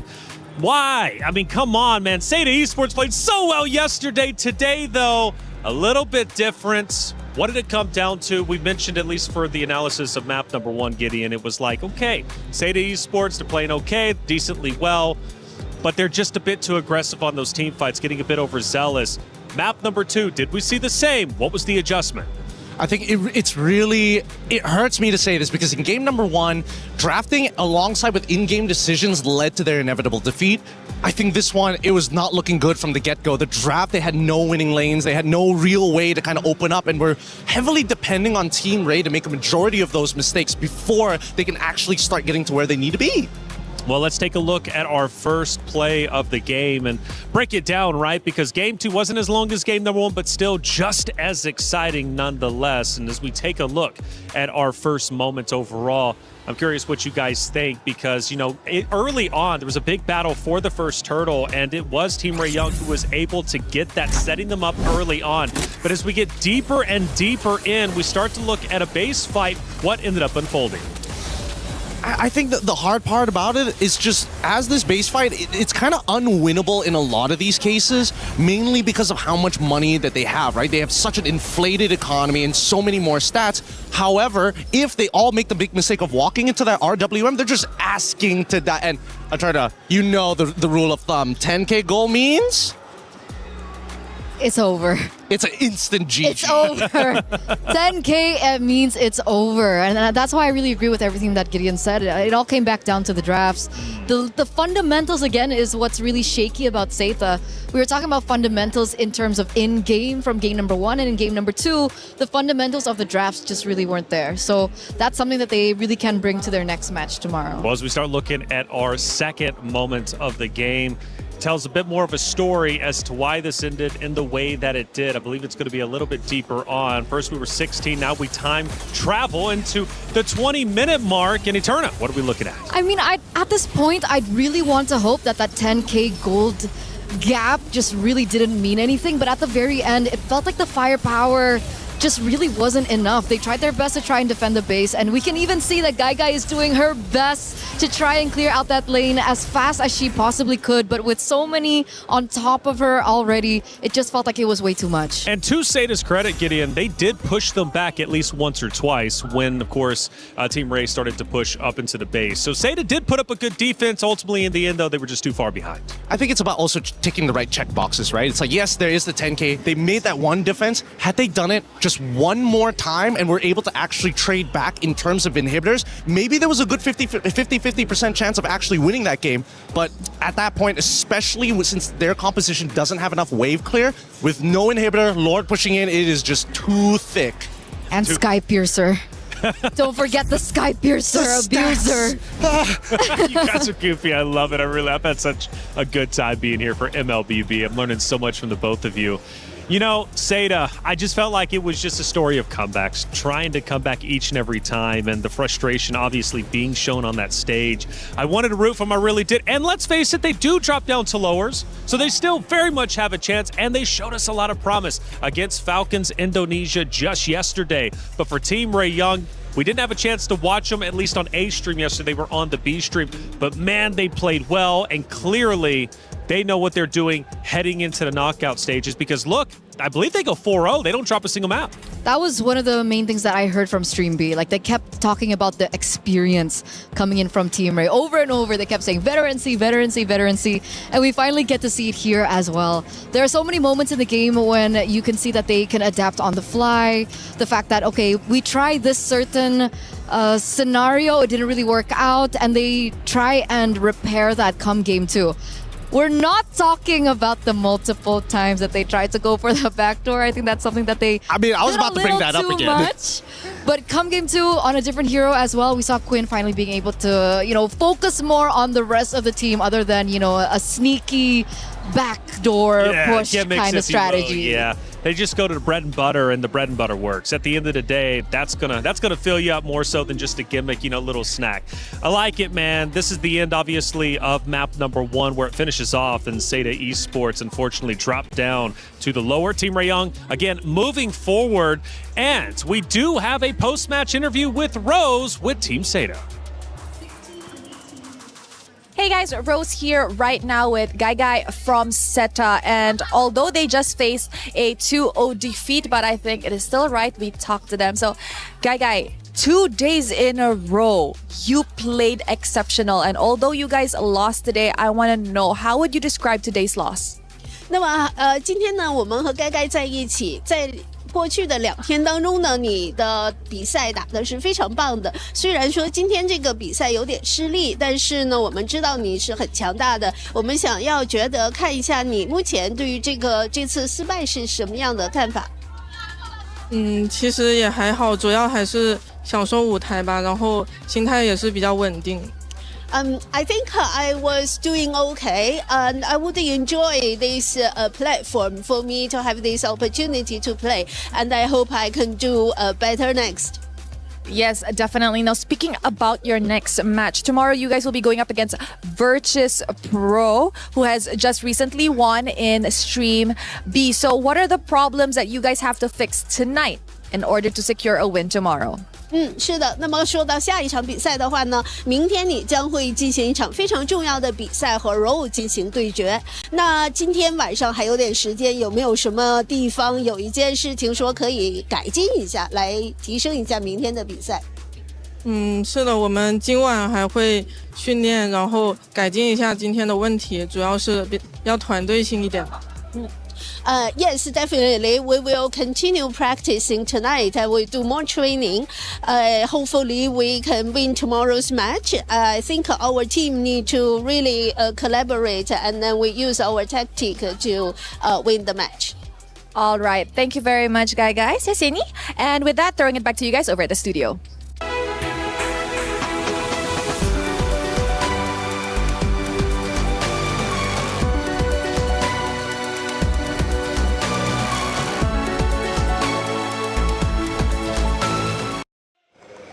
Good to see Seda still in good spirits after all. They know that they still very much have a chance for revenge. They're going to have to work hard, though, especially fixing up the errors as they move into the lower bracket, because it doesn't get easier from there. Your life is on the line, and the pressure will be at an all-time high. Again, a great matchup, though, for both of these regions and great teams. Team Rayong, I didn't realize they were as strong as they were on that stage, which is scary to think of. It's just building up to this inevitable destiny that all these teams are moving towards. I can't wait for this playoffs already, because we're already seeing superstars not only being made, but making sure it's like, hey, I am known. You gotta know me as I'm knocking these teams out and they're getting crushed. Crushed indeed. And speaking of crush, unfortunately on the B stream, one of those teams will have their keys crushed. GK Esports falls 2-0 to VP as VP moves forward. They haven't made it to the knockout bracket just yet, but they still stay alive, and that is what they want to do. They want to stay alive so they can thrive later on. Here we look at a couple of moments from our B stream, and hey, it looks relatively close, Gideon. I want to say that it is relatively close. I see a Freya already there, but again, a Joy showing up this late, especially a 23-minute game as well. Looks like I got some homework to do later on. I think we all do, especially after the new meta. And you talked about it, though, Gideon. I mean, look, you love MWI because you get to see a whole bunch of different team builds you normally don't get to see. Eternal, did I just see Ling for a second there? Yeah, I think they subbed. We've been seeing a few links actually on Stream B. Really interesting. The games I casted, I didn't get the opportunity. I know. It's so uncanny. I really want those assassin plays here in Stream A, but we haven't really been getting them. But I'm actually really surprised about this, and I feel like it's a huge loss for Geeke. I mean, they did so well against Geltec. I know that they lost it 2-0, but despite it, I could see the moments and the brilliance that they had, the potential that they had as well. With Electa there, Yui there as well. There was just so much promise from this team, and also bringing in experience as well from that region. It's really sad to see them go today. I'm hoping that maybe MWI, their format changes, and we're going to get round-robin group stages. That's what I want to see. Well, maybe next year. This year, we're just going to have to deal with our groups, but it has been fun nonetheless. For Virtus Pro, that is a big win, especially in regards to the Club Championship Trophy, which is fought very hard for not only the competitors, but also the orgs themselves across multiple different esports happening here at the Esports World Cup. We're talking 24 different games, millions of dollars in prize pools, and that Club Championship Trophy is definitely worth earning for your org. I mean, we're talking millions of dollars going in player development, team houses, whatever you would like to do. It's definitely worthwhile. And for Virtus Pro, they need those points. It's only week number 2, but the weeks are going to catch up fast. It'll be week 7 before you know it. It's been a fun time, and it's going to continue to only increase in the fun. Let's talk about our next matchup. It's coming up quickly. Falcons Indonesia versus Aurora Gaming. This one, much like B-Stream just witnessed, is going to be an elimination match. There is going to be a player losing their key, much like you just lost your cue cards. Yeah, I'm losing. I'm losing everything. I'm losing everything, and I might be losing a representative here. Team Falcons on the brink of elimination, and I actually got to talk to another coach that's in MWI. He's the coach of Falcon Daisies, and we were also both wondering, like, what happened to Team Falcons ID, because it feels like very different to how they performed in the qualifiers. Well, let's talk about it, right? Falcons Indonesia coming in was a true contender for the crown, and we were definitely hyped up to see them. They go against Seda, Gideon. The series, it's rough though. Doesn't look good at all. And we question Seda Esports, especially the setup for them that we just witnessed, and even yesterday. They love to push the meta. It's a new meta. What are they going to throw out there? Maybe it threw Falcons Indonesia off a little bit too much, because even going into round 2, their hero pick, and I think it was Brigitte mentioned, like, look, this was just thrown all together. Their heroes were looking wild, like they were wanting to win a best of 1. But I mentioned the club championship. Trev, what's happening with it?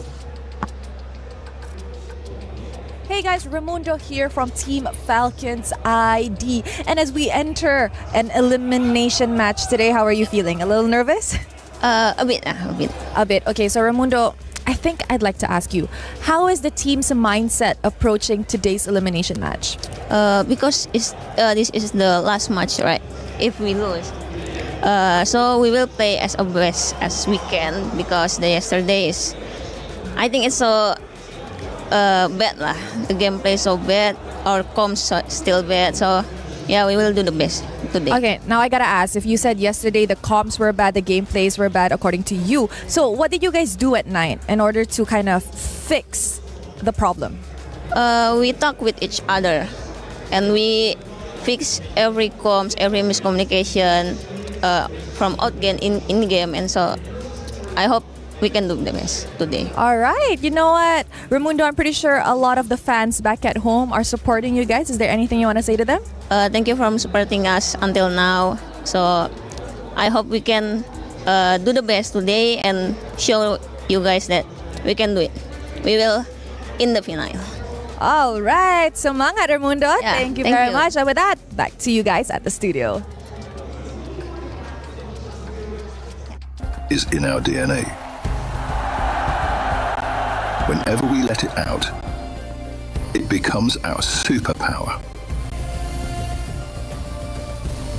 Now imagine an entire city being built to supercharge it. Kadir City, powered by play. Rose, as always, thank you so much for the interviews, catching up with Falcons Indonesia before they head into the matchup. And it was a great interview to kind of get a bit of an insight as to what went wrong yesterday. And Gideon, it seems like team comms right now are a little rough.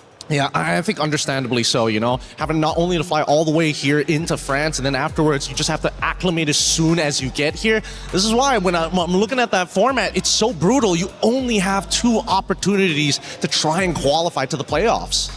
And playoffs, very important. They did say, though, at least at the end of the interview, that finals, they're looking to make it. That's the goal, after all, to hoist a trophy and earn yourself the bulk of $500,000. But unfortunately for our B stream, our first key is going to be crushed. It was VP taking down Geek Esports, and VP crushes the key of Geek, and it snaps in half. Absolutely brutal. So it's the joy and the agony of EWC, but that's what makes EWC so special. It's this cute trinket tradition that we always get to see year after year, but it's just always so agonizing. Agonizing indeed, and they can use those fragments for their trophy whenever they choose to. Hey, it's time to head to the stage. Our first matchup is nearly underway. Let's get it started.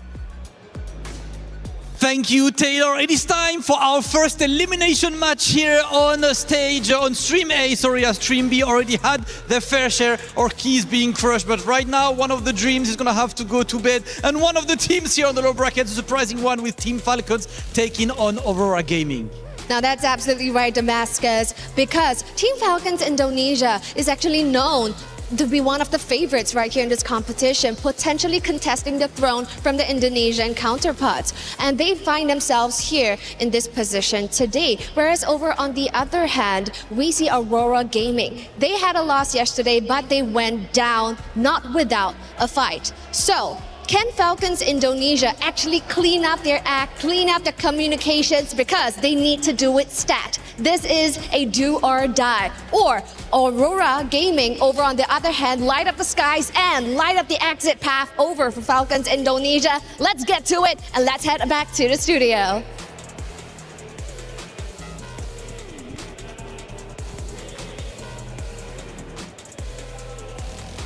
Two teams fighting for their tournament life. It's Falcons Indonesia versus Aurora Gaming. Two titans, but one, unfortunately, will have their key crushed after the series has concluded.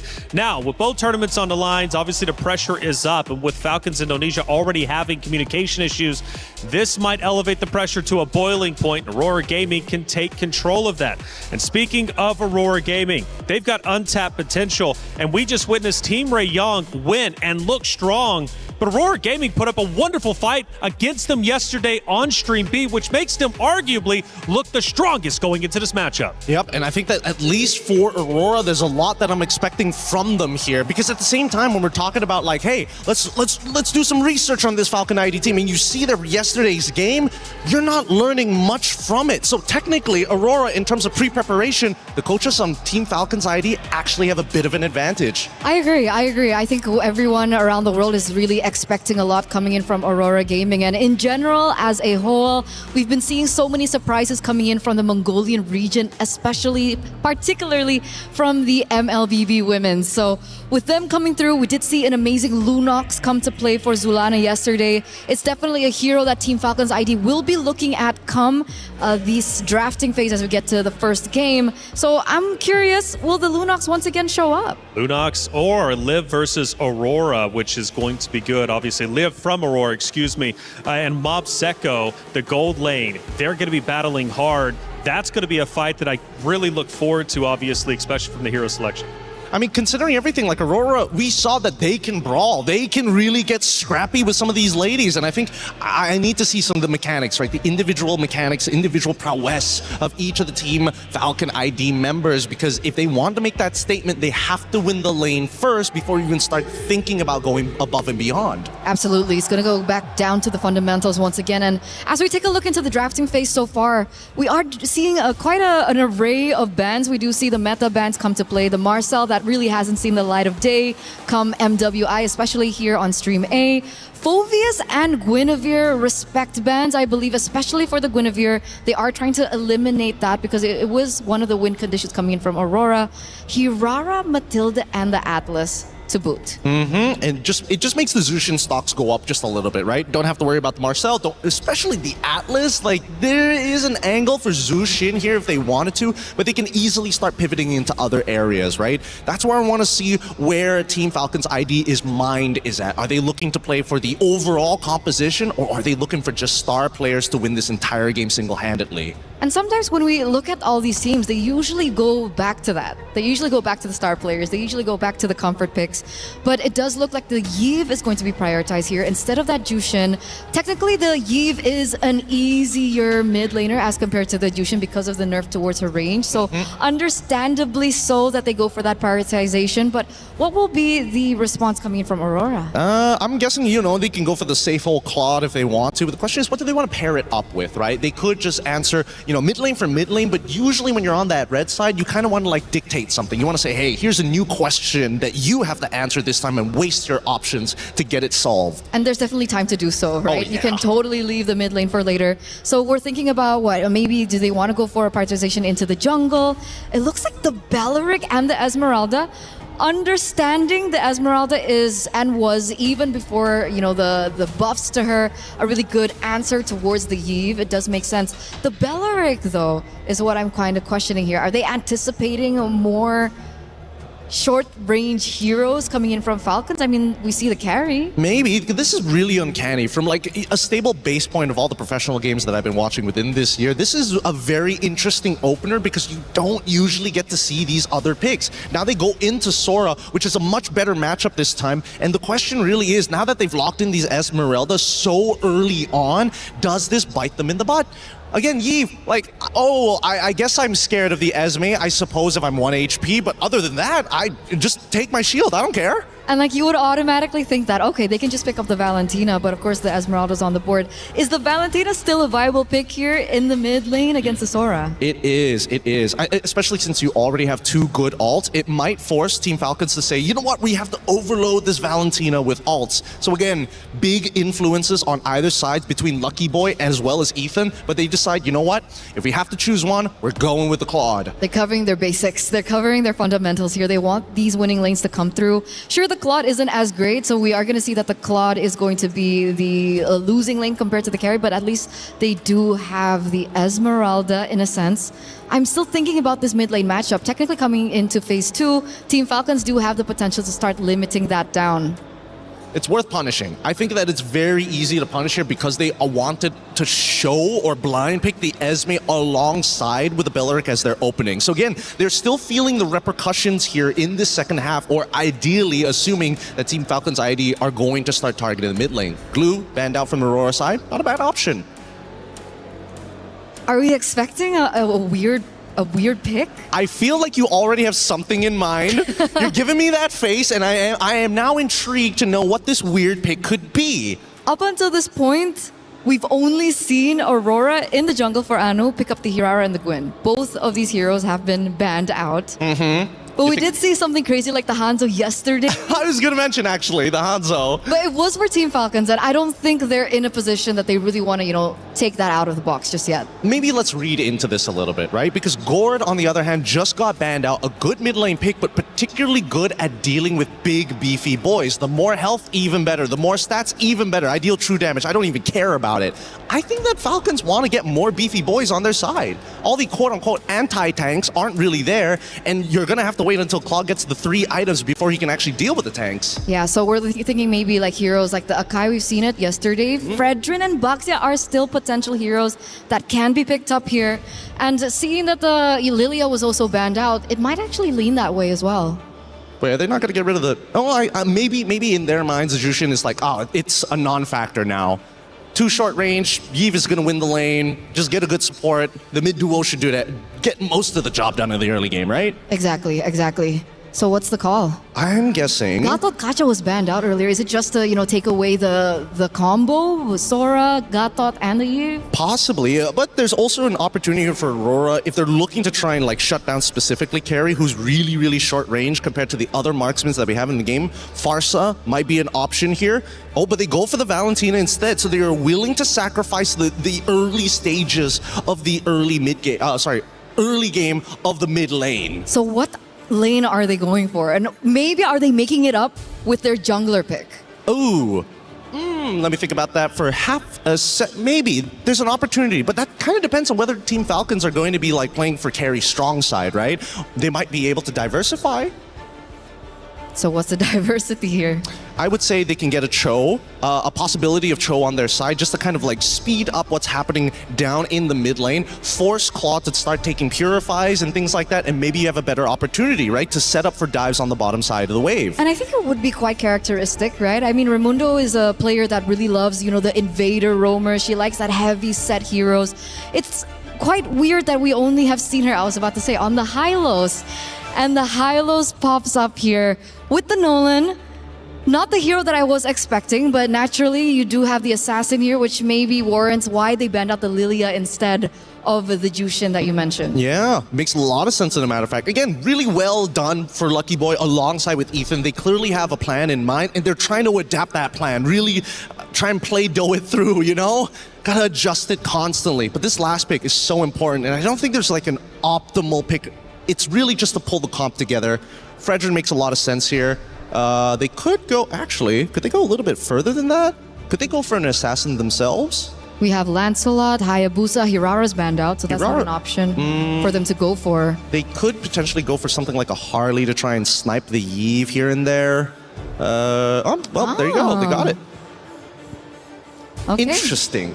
Okay. Now, the only reason I said Harley, and I don't want to be taken the wrong way here, it's just a lot easier to execute compared to the Hayabusa. Okay, and that's a way that they choose. This is actually the first Harley we've seen here on Stream A, so I was caught quite off guard. What did you think about it? Hey, I'm just in for the ride, baby. You guys are breaking it down for me, and I'm listening and learning as much as I can. It's Falcons Indonesia versus Aurora Gaming, a match that means a lot. The loser will have their key crushed. The winner will stay alive, but only for just a moment's time. Another series will await them. Will it be Falcons Indonesia? Will it be Aurora Gaming? Mirko, Brigitte, let's find out.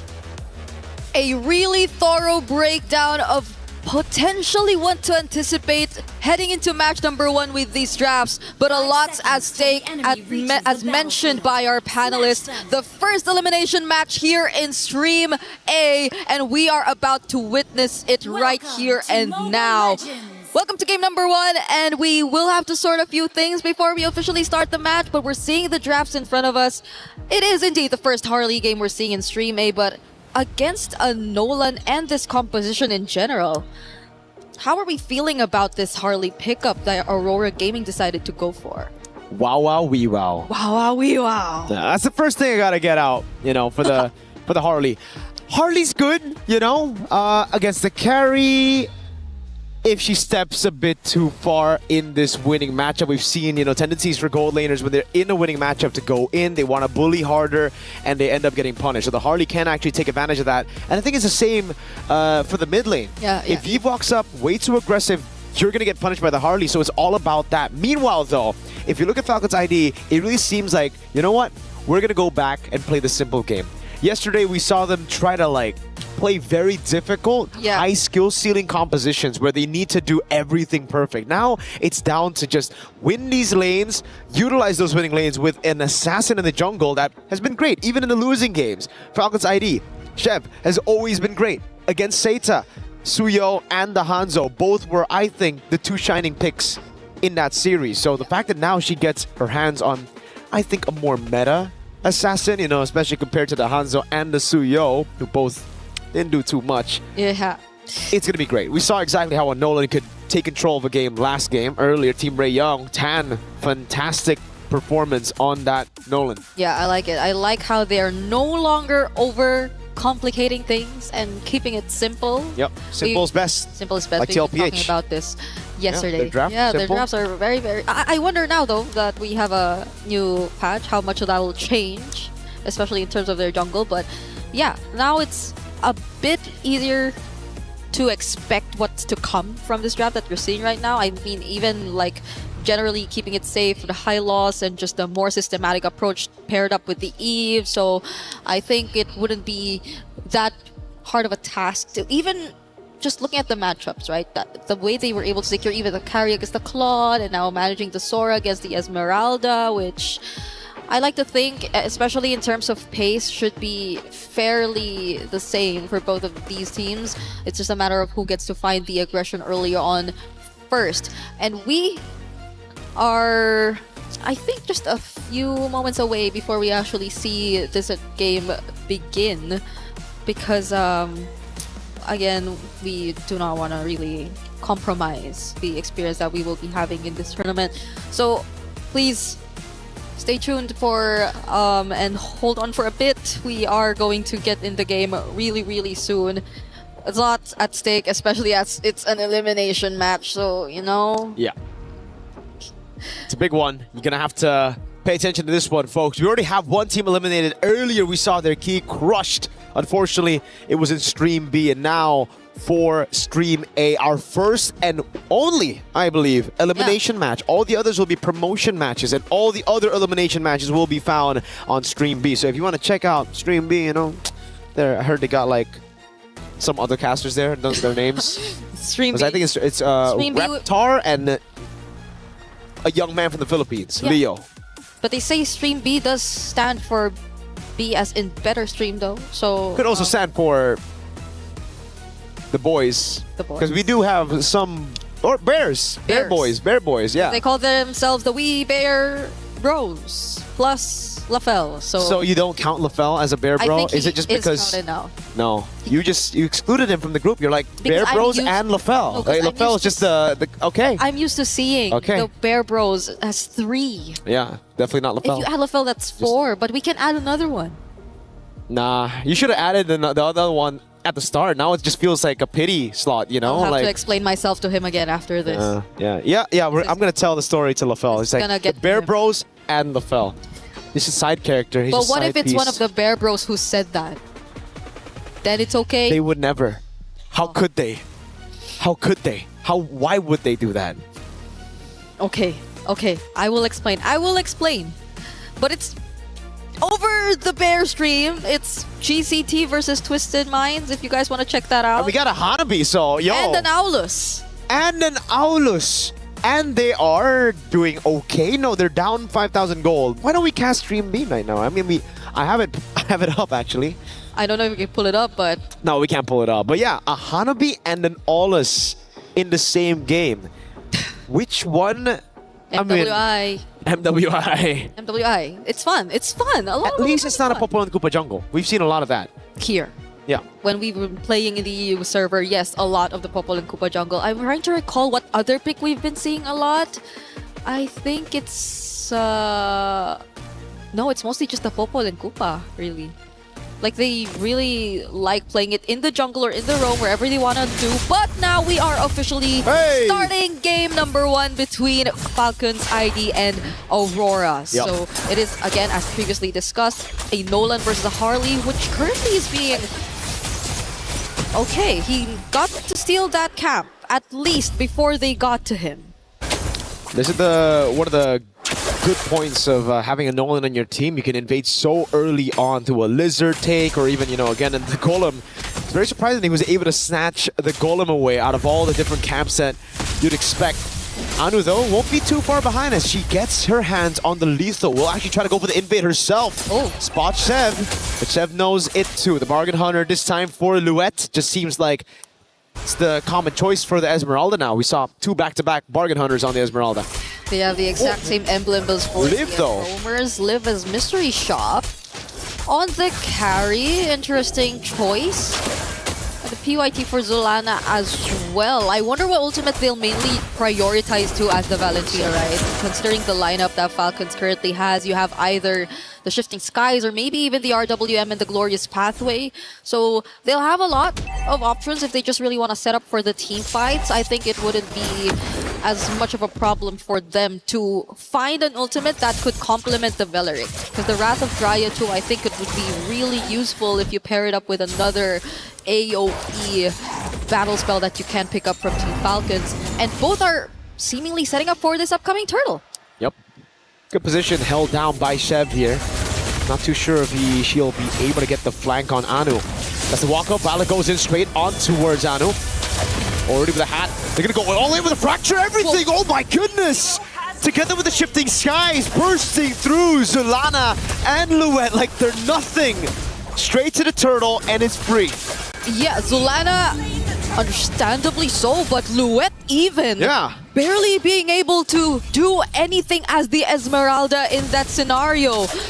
Not even with a sprint. There was just a bit too much slow. Oh. And if it weren't for that flicker, Nika would have been next. Yeah, she got away in time. Sev now looking to capitalize on this early lead. A 1,000 gold lead, 2 kills and a turtle. This is a dream start for Falcons ID. Something that they haven't been able to get throughout MWI, and that means just the one match yesterday. Yes, so that's what you get when you simplify things and make it more easier for your team to just execute the lineup overall. They need not worry about trying to follow a perfect setup or sequence in order to win out on fights. And it's not like they just chose to focus on the fights. They were doing that all the while they were also securing the objective. But Anu, wait. You don't want to go against Violet. She's the one who actually went in on you earlier. Anu has to back away. Violet with the flicker to chase as well. Trying to go for the full stacks. The RWM. Livy is the one who picks up the kill. Now it's Raimundo getting chased down. Wow, okay. They really made sure that Anu would go down at that moment. And now it's Sev taking her own purple buff away from her as well. Oh no, the buff! Yep, greedy invade. Buff didn't get taken. Retri was down, and the falling star moon from Luet was enough to take it. Luckily, Turtle will be spawning in 20 seconds, so they won't lose too much. It's just a bit of that momentum taken away, and Anu, surprisingly, a level ahead. Yeah. Against a Nolan. Did she actually get the orange buff earlier? She was able to steal it away, right? During that previous, we'll have to... She did. We have to double... Wait. No. I believe she did. Yes, she took the orange buff and then she died, right?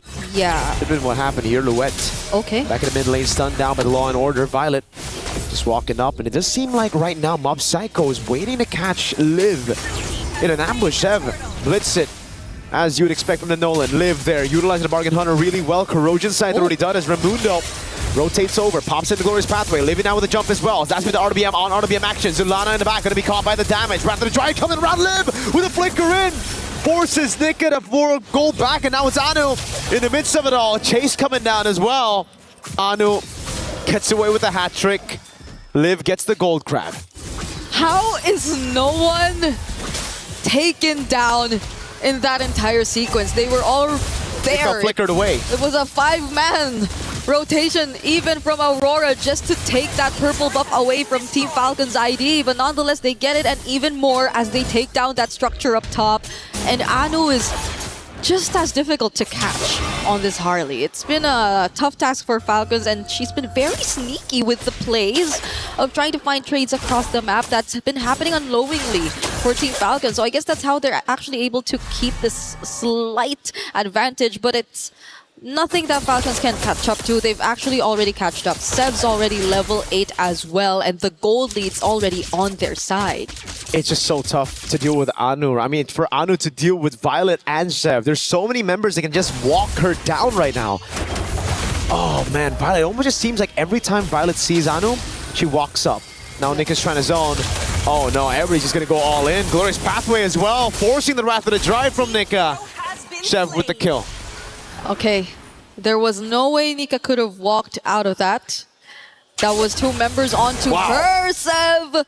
Forcing out the BMI from Mob Psycho, but that's another turret that Falcons are actually going to take for themselves. But again, Anu doing what she can, trying to find as much trades across the map. They're trying to keep this lead very small.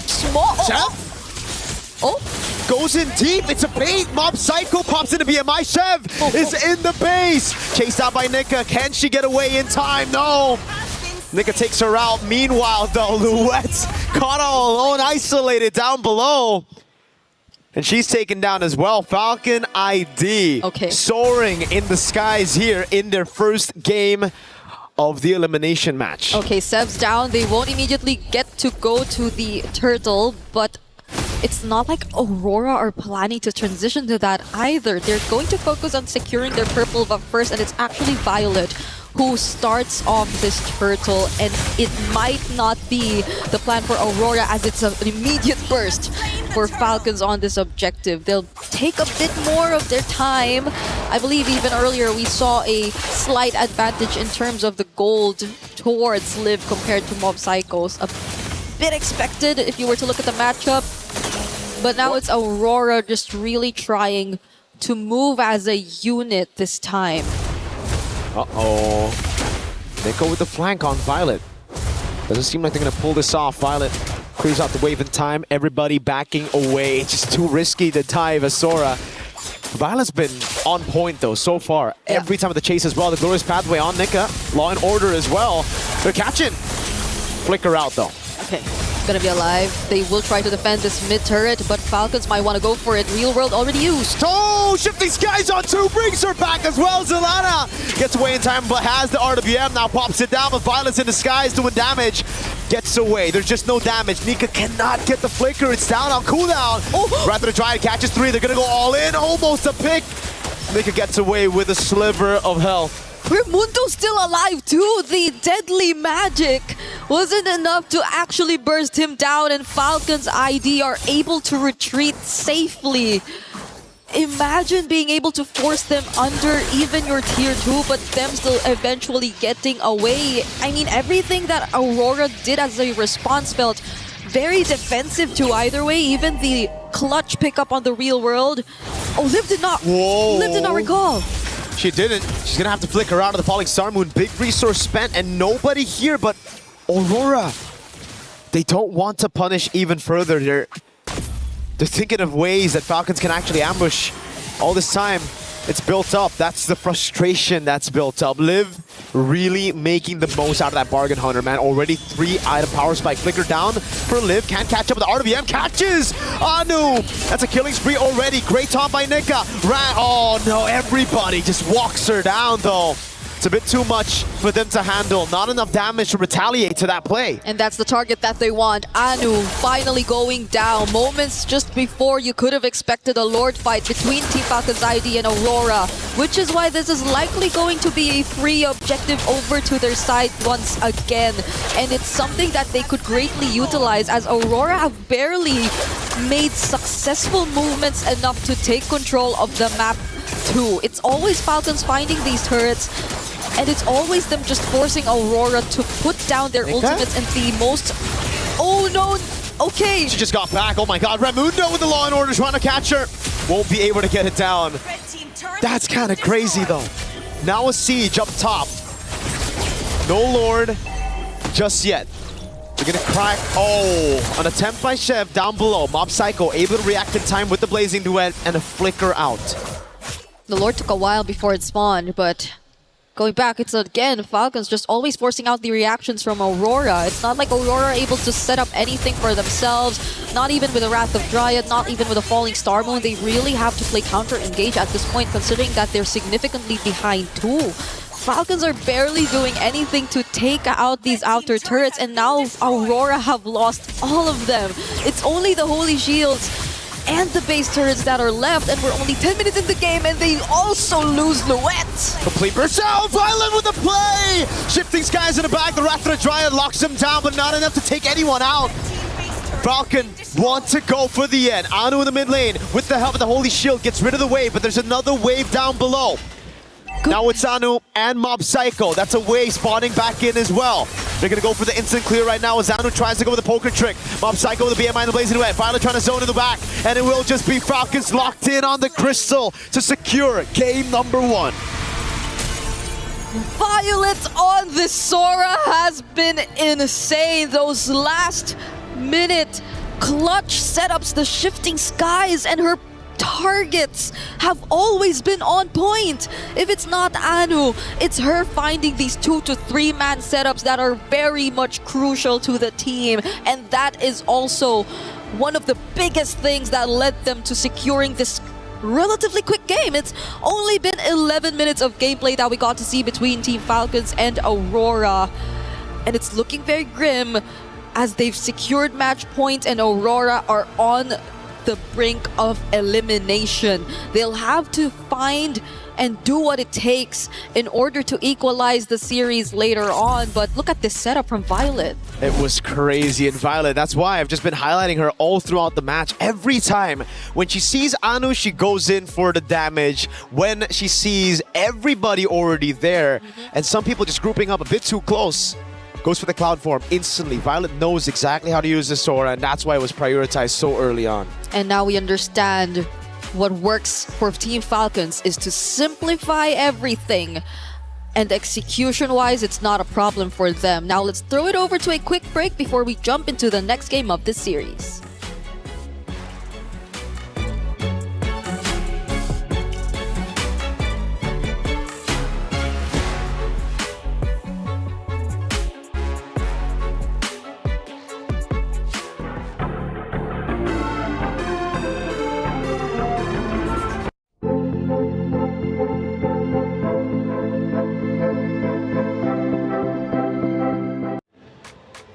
Man, what a fast map one. This is loser's bracket. You would think there would be more of a challenge, but Falcons Indonesia, they come back. They did their homework from that beatdown say they gave them yesterday, and they are looking unstoppable.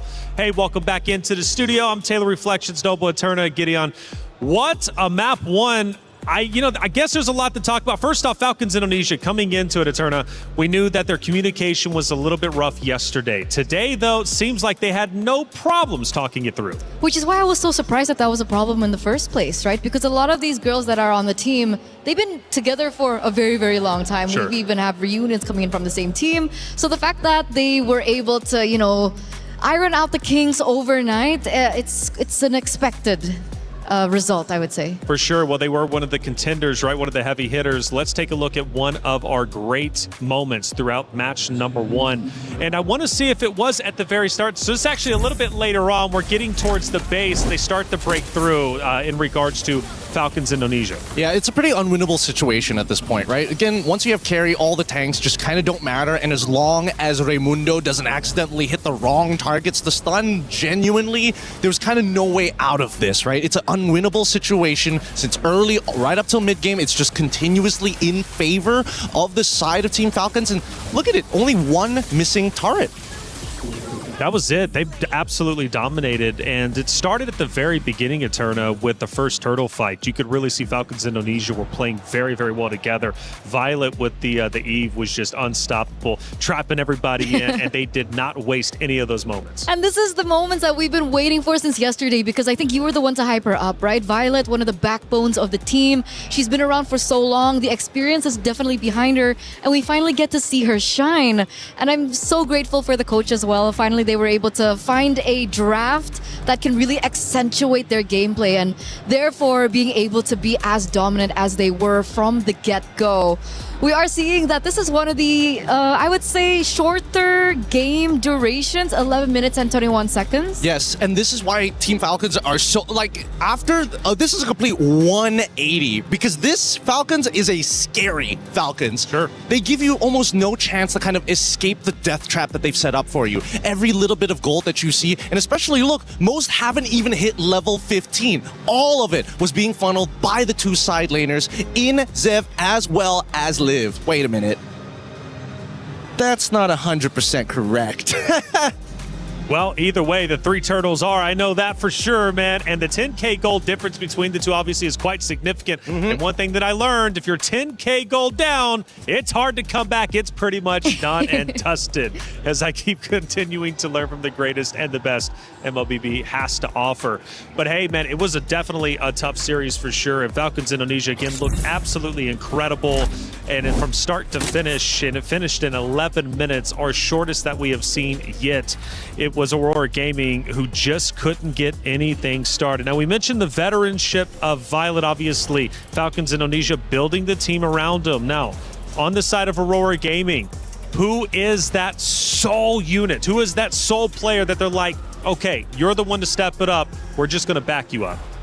I think that's really hard to tell, but when it comes down to impact and how she's been able to carry through the game, I think a lot of that really has to do with both Anu and Zulana. That's specifically for me. You can have a different opinion later on, Gideon, but Zulana was forced on a hero that is great because obviously a Valentina gives you so much versatility in this particular team fights depending on how creative you are and how much grasp you have over the other heroes, especially specifically for the opponents. But the Valentina up against the Eve early game is just so difficult. Like, what do you expect her to do? Even Anu in this particular situation, you did mention the Harley pick as well, but it looked like the Harley was so pressured in the early game that there was barely enough time for her to shine as well. I agree. It did look a little bit uncomfortable here, and that's why I was thinking that, man, these Falcons are like so different. Truly, being able to kind of just walk into the enemy jungle. And not only that, they also perform some really complex dives with two people already underneath the turret. They look to kind of break open a lot of different ways. So some great high-level stuff that's actually being implemented well now by Team Falcons. Well, as we head to the stage once again, one more round loss from the side of Aurora Gaming means their key will be crushed and their Esports World Cup run comes to an end.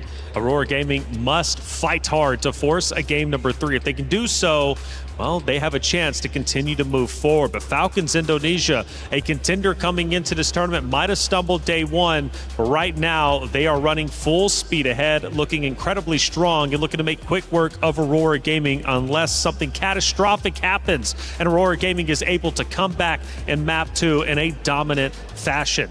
But one thing that I realized again, that early game, Aurora Gaming, they've got to lock in and they need to shut down the teamwork of Falcons Indonesia quickly. And I know they can do it. I know that they can do it because as we were watching their qualifiers, they had to go through so much pressure, right? They basically went back to back elimination matches, so their mentality has definitely been tested. And in this particular situation, perhaps that's exactly what they need. Maybe they need to be on the brink of elimination to have that additional pressure, to have that additional motivation to eventually step up.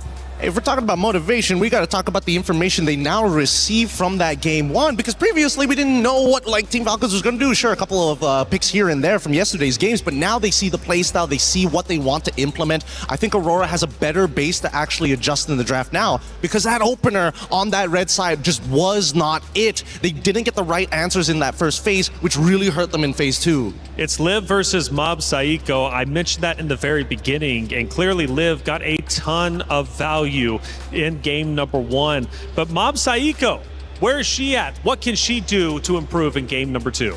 I think number 1, you got to get a support that's able to kind of bring in the pain, right? Call your jungler to start on the orange side, and hopefully, if they are still on red side, they end up by gold, because I think that rotation was a little slow because of the initial invades on that top side after they made the attempt, and then from then on, it always felt like they were just one step behind. And it's so sad because you'd expect her to be on a Claude, a hero that eventually can come back into the game. But there were just no opportunities for that to happen. And I think at that very end, we did see her really struggling to try and clear out the lanes. Maybe a little bit of panic set in, that the ultimate that she utilized just really wasn't on point as we expected her to be. Well, we start going into our map reveal and then ultimately the hero selection. Again, for Aurora Gaming, they've got to fight hard to come back. We push into Expanding River coming up next. One thing though, Violet has been on fire. Her Eve was phenomenal. How does Aurora Gaming deal with it going into game 2? You know, the easy way is to ban it. I think that's like the simplest solution. Make the mid lane just a little bit more volatile in that case, but they gotta have some secure picks if they're going to make that motion. Secondly, the fact that we got Expanding Rivers, we might even see a repeat of draft number 1 and how the game ended up, because again, those big conversions off of neutral objectives is something that Team Falcons has shown that they are great at. And now we get into the drafts. Game number 2 here, another do or die situation. And we are seeing some similar bans come through, but the main difference is both teams are going to be swapping sides. So Aurora now are going to be on blue side, and they still feel like the Matilda has got to go. Yeah, it's a little frustrating to deal with, I'm not going to lie, but Matilda is an enabler, right? Most people are thinking like, oh, she's super meta. No, she's meta when you pair her with a good meta hero that she can compensate for. Like Fredrin. Oh no, I don't have a dash. Matilda saves me from it. Oh no, I'm short on range. Matilda helps me gap close. That's the beauty of this hero. But notice that even the Bellerics are getting taken out here, which is rather surprising. I would like to see whether this Belleric trend is going to continue.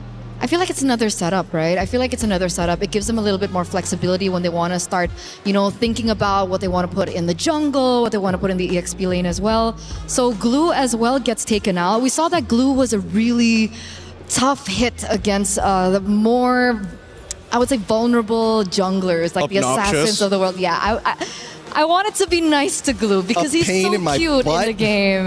What do you mean he's cute? Patrick! Okay, fair enough. Right? I can't argue with that. Okay, but he does get taken out, so it does give a little bit more leeway for Team Falcon's ID to kind of think about it. Freya and Guinevere and the Hirara also gets taken out. Now, do Aurora this time around want to solidify that mid lane? Do they want to pick up the Yve themselves here in the first phase? No, because Marcel is open and they would rather... Don't worry about it, because they would rather say, you know what, we take Marcel and we'll let you decide what we get. Oh, are we going to get the Jushin? Are we going to get the Yve? Because no matter what, I think that's going to be the big trade-off here until we see the second half of the bans. We finally get the Marcel though. Yes, finally. I am excited for this one. So what do we usually match up against the Marcel? Because we've always seen the Marcel banned out in the Land of Dawn. Are we thinking about heroes like the Hilda and the Khalid? That's the thing, right? Because there's also the argument of like, if you get the Marcel, should I necessarily take the Valentina so I can steal the Golden Hour, right? And Team Falcons, they're like, heck no. No way. Give me the Yve right now. We're going to close out this game as quickly as possible, but there's a good and bad because of this, right? That RWM, it can be negated instantly. Absolutely, absolutely. So, I mean, in the second phase when we saw the Yve, we did see like the Gourds of the world being banned out. Perhaps that could still be considered for Aurora if they want to try and fix their mid-rotation that they really lacked in the first game. Considerably, though, they do have the Marcel, so it does give them a little bit more flexibility when it comes down to the picks. But the carry early here, again for Falcons. That's a very, again, just a hard read here. Make them feel, make Aurora feel just a little bit uncomfortable, and at the same time, just tell them, you know what? No tanks for you. Yeah. It's limiting. It's limiting. It's about keeping them within the box without actually having the Yve apply it. And at this point in time, would you just focus on picking up the Claude here? Actually, I would, because we saw what happened when it got to the second phase, right? And then, you know what? The direct answers that they had initially gets axed out straight away. Looks like we're going to go on a bit of a pause here. Hopefully, our marshals, of course, best in the world, they're on it straight away. But it looks like the Yve is back. What do you think about the Yve? Well, I'm clearly worried, and Gideon, you mentioned that we could in fact still have another mirror matchup from previous, which is a big worry. 11 minutes is so incredibly short that fundamentally something fell apart for the side of Aurora Gaming. If you give Falcons Indonesia their comfort picks from game number 1 now heading into game number 2, I think you're going to have a lot of issues. Aurora Gaming could very much be in trouble. But what is the justification for Aurora not to just ban Yve outright? Well, I think the justification especially is when you have the option of Marcel still available, you don't really want to break that trifecta just yet. I mean, it used to be a trifecta. Now the duo purple mid laner mages. And the fact on top of that is the fact that Zulana is so versatile in the mid, and she really has some unique picks that you normally would not think would work, but has worked out for them in the past. And they have that pocket Lunox for Zulana. So that is also still an option. I know it's kind of weird when it comes down to meta, but again, it's MWI. No, but I think that there is an argument for Lunox. My problem right now is that after seeing game number 1, I thought maybe we got a very clear reflection of what the meta is demanding from us as the player. Hey, you snowball fast, you deny resources, you are going to win this game within the next 10 minutes. Every other game that we have seen here today, 1 or 2 turnarounds nets us maybe 20 minutes, maybe even 18 minutes. But do you think that has actually shifted? Is that a meta effect? Because I think when it came down to the wildcards, when we reviewed their games, it felt like despite being able to control so much in the early game, one mistake in the latter portions of the game loses that entire, gratification point. Yes, that is also true. It puts you out of that 10k GG zone, right? It keeps you within the 6Ks where you're just a full component down, and then you just have to compensate it by waiting for 5 minutes. That's usually the case here. Okay. But Esmeralda, though, not picked. She's been an exciting hero that we've been witnessing over the past couple of days. With Esmeralda now gone, Aurora Gaming is clearly trying to make adjustments, and now it is the Marcel. Now, how does that have an impact? Because clearly what didn't work before needs to work this time.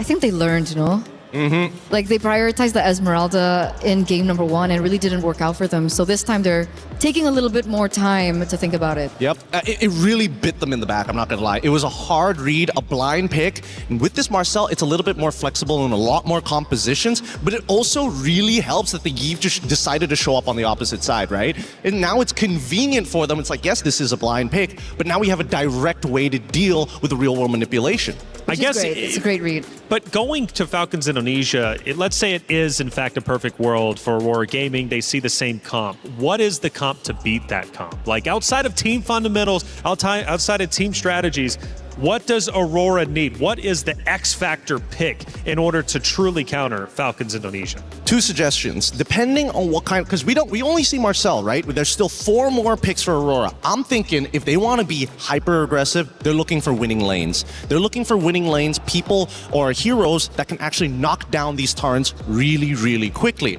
A couple of those could be leaning more into the Brodies and more into the Hanabis, kind of dependent on the lane bullies that they're looking for. But EXP especially is super vulnerable in the second half of the draft if they just wait for it. And I think that's really important, especially to try and facilitate Anu. Because back-to-back, we've been seeing her on a hero that maybe is kind of forced. We saw her on game 1 on the Harley, and the fact that they didn't have winning lanes, it really didn't give Anu that space that she really required. Come game 2, I feel like Falcons ID, they really did their homework. I think the loss that they suffered yesterday gave them that point in time of motivation to be like, hey, we need to do our homework, because Anu's heroes have been taken away from her. Wait, so let's say she gets put on a tank.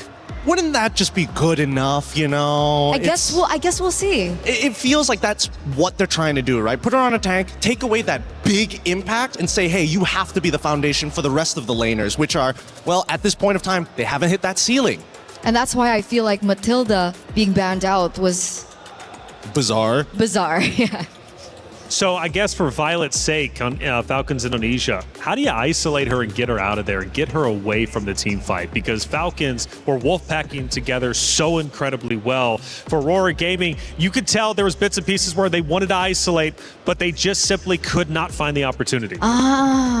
Violet was a major key problem in game number 1. I do have to agree with you. Her Sora was definitely a problem, and Aurora understand that. So they pick up something of their own here. They pick up the Arlet, and we were talking about this before, and the Akai comes through here for Aurora. I don't know why they didn't decide to just go straight into Phoveus, but I guess it works out, whatever they're most comfortable with. And Sora is still a pretty decent matchup depending on what the emblem setup for this Arlet is going to be. But again, we're seeing a very similar picks being thrown over. And remember, this is the Akai Arlet combination.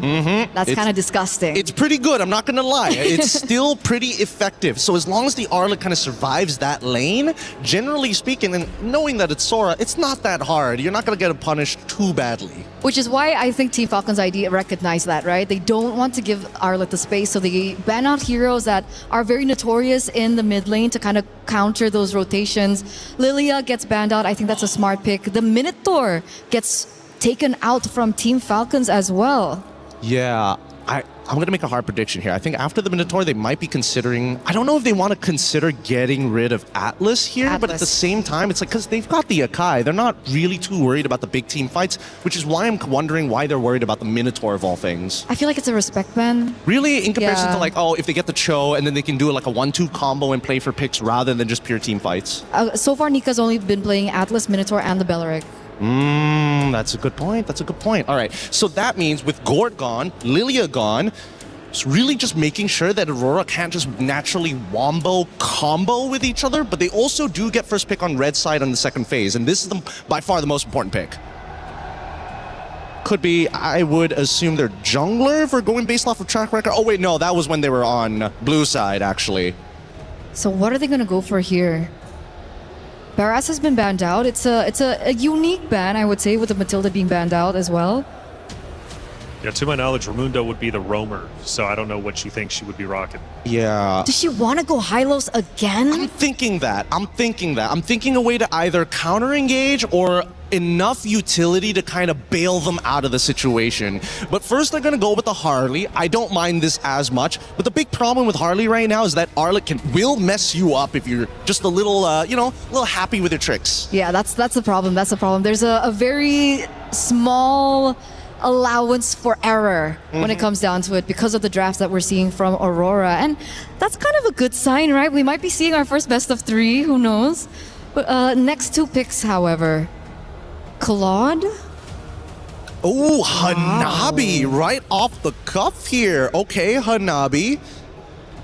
What are they going to pair it up with? Because again, when I'm looking at like a team fight composition, I want to see the traditional styles of setters. And so far, the Akai, sure, you can disperse.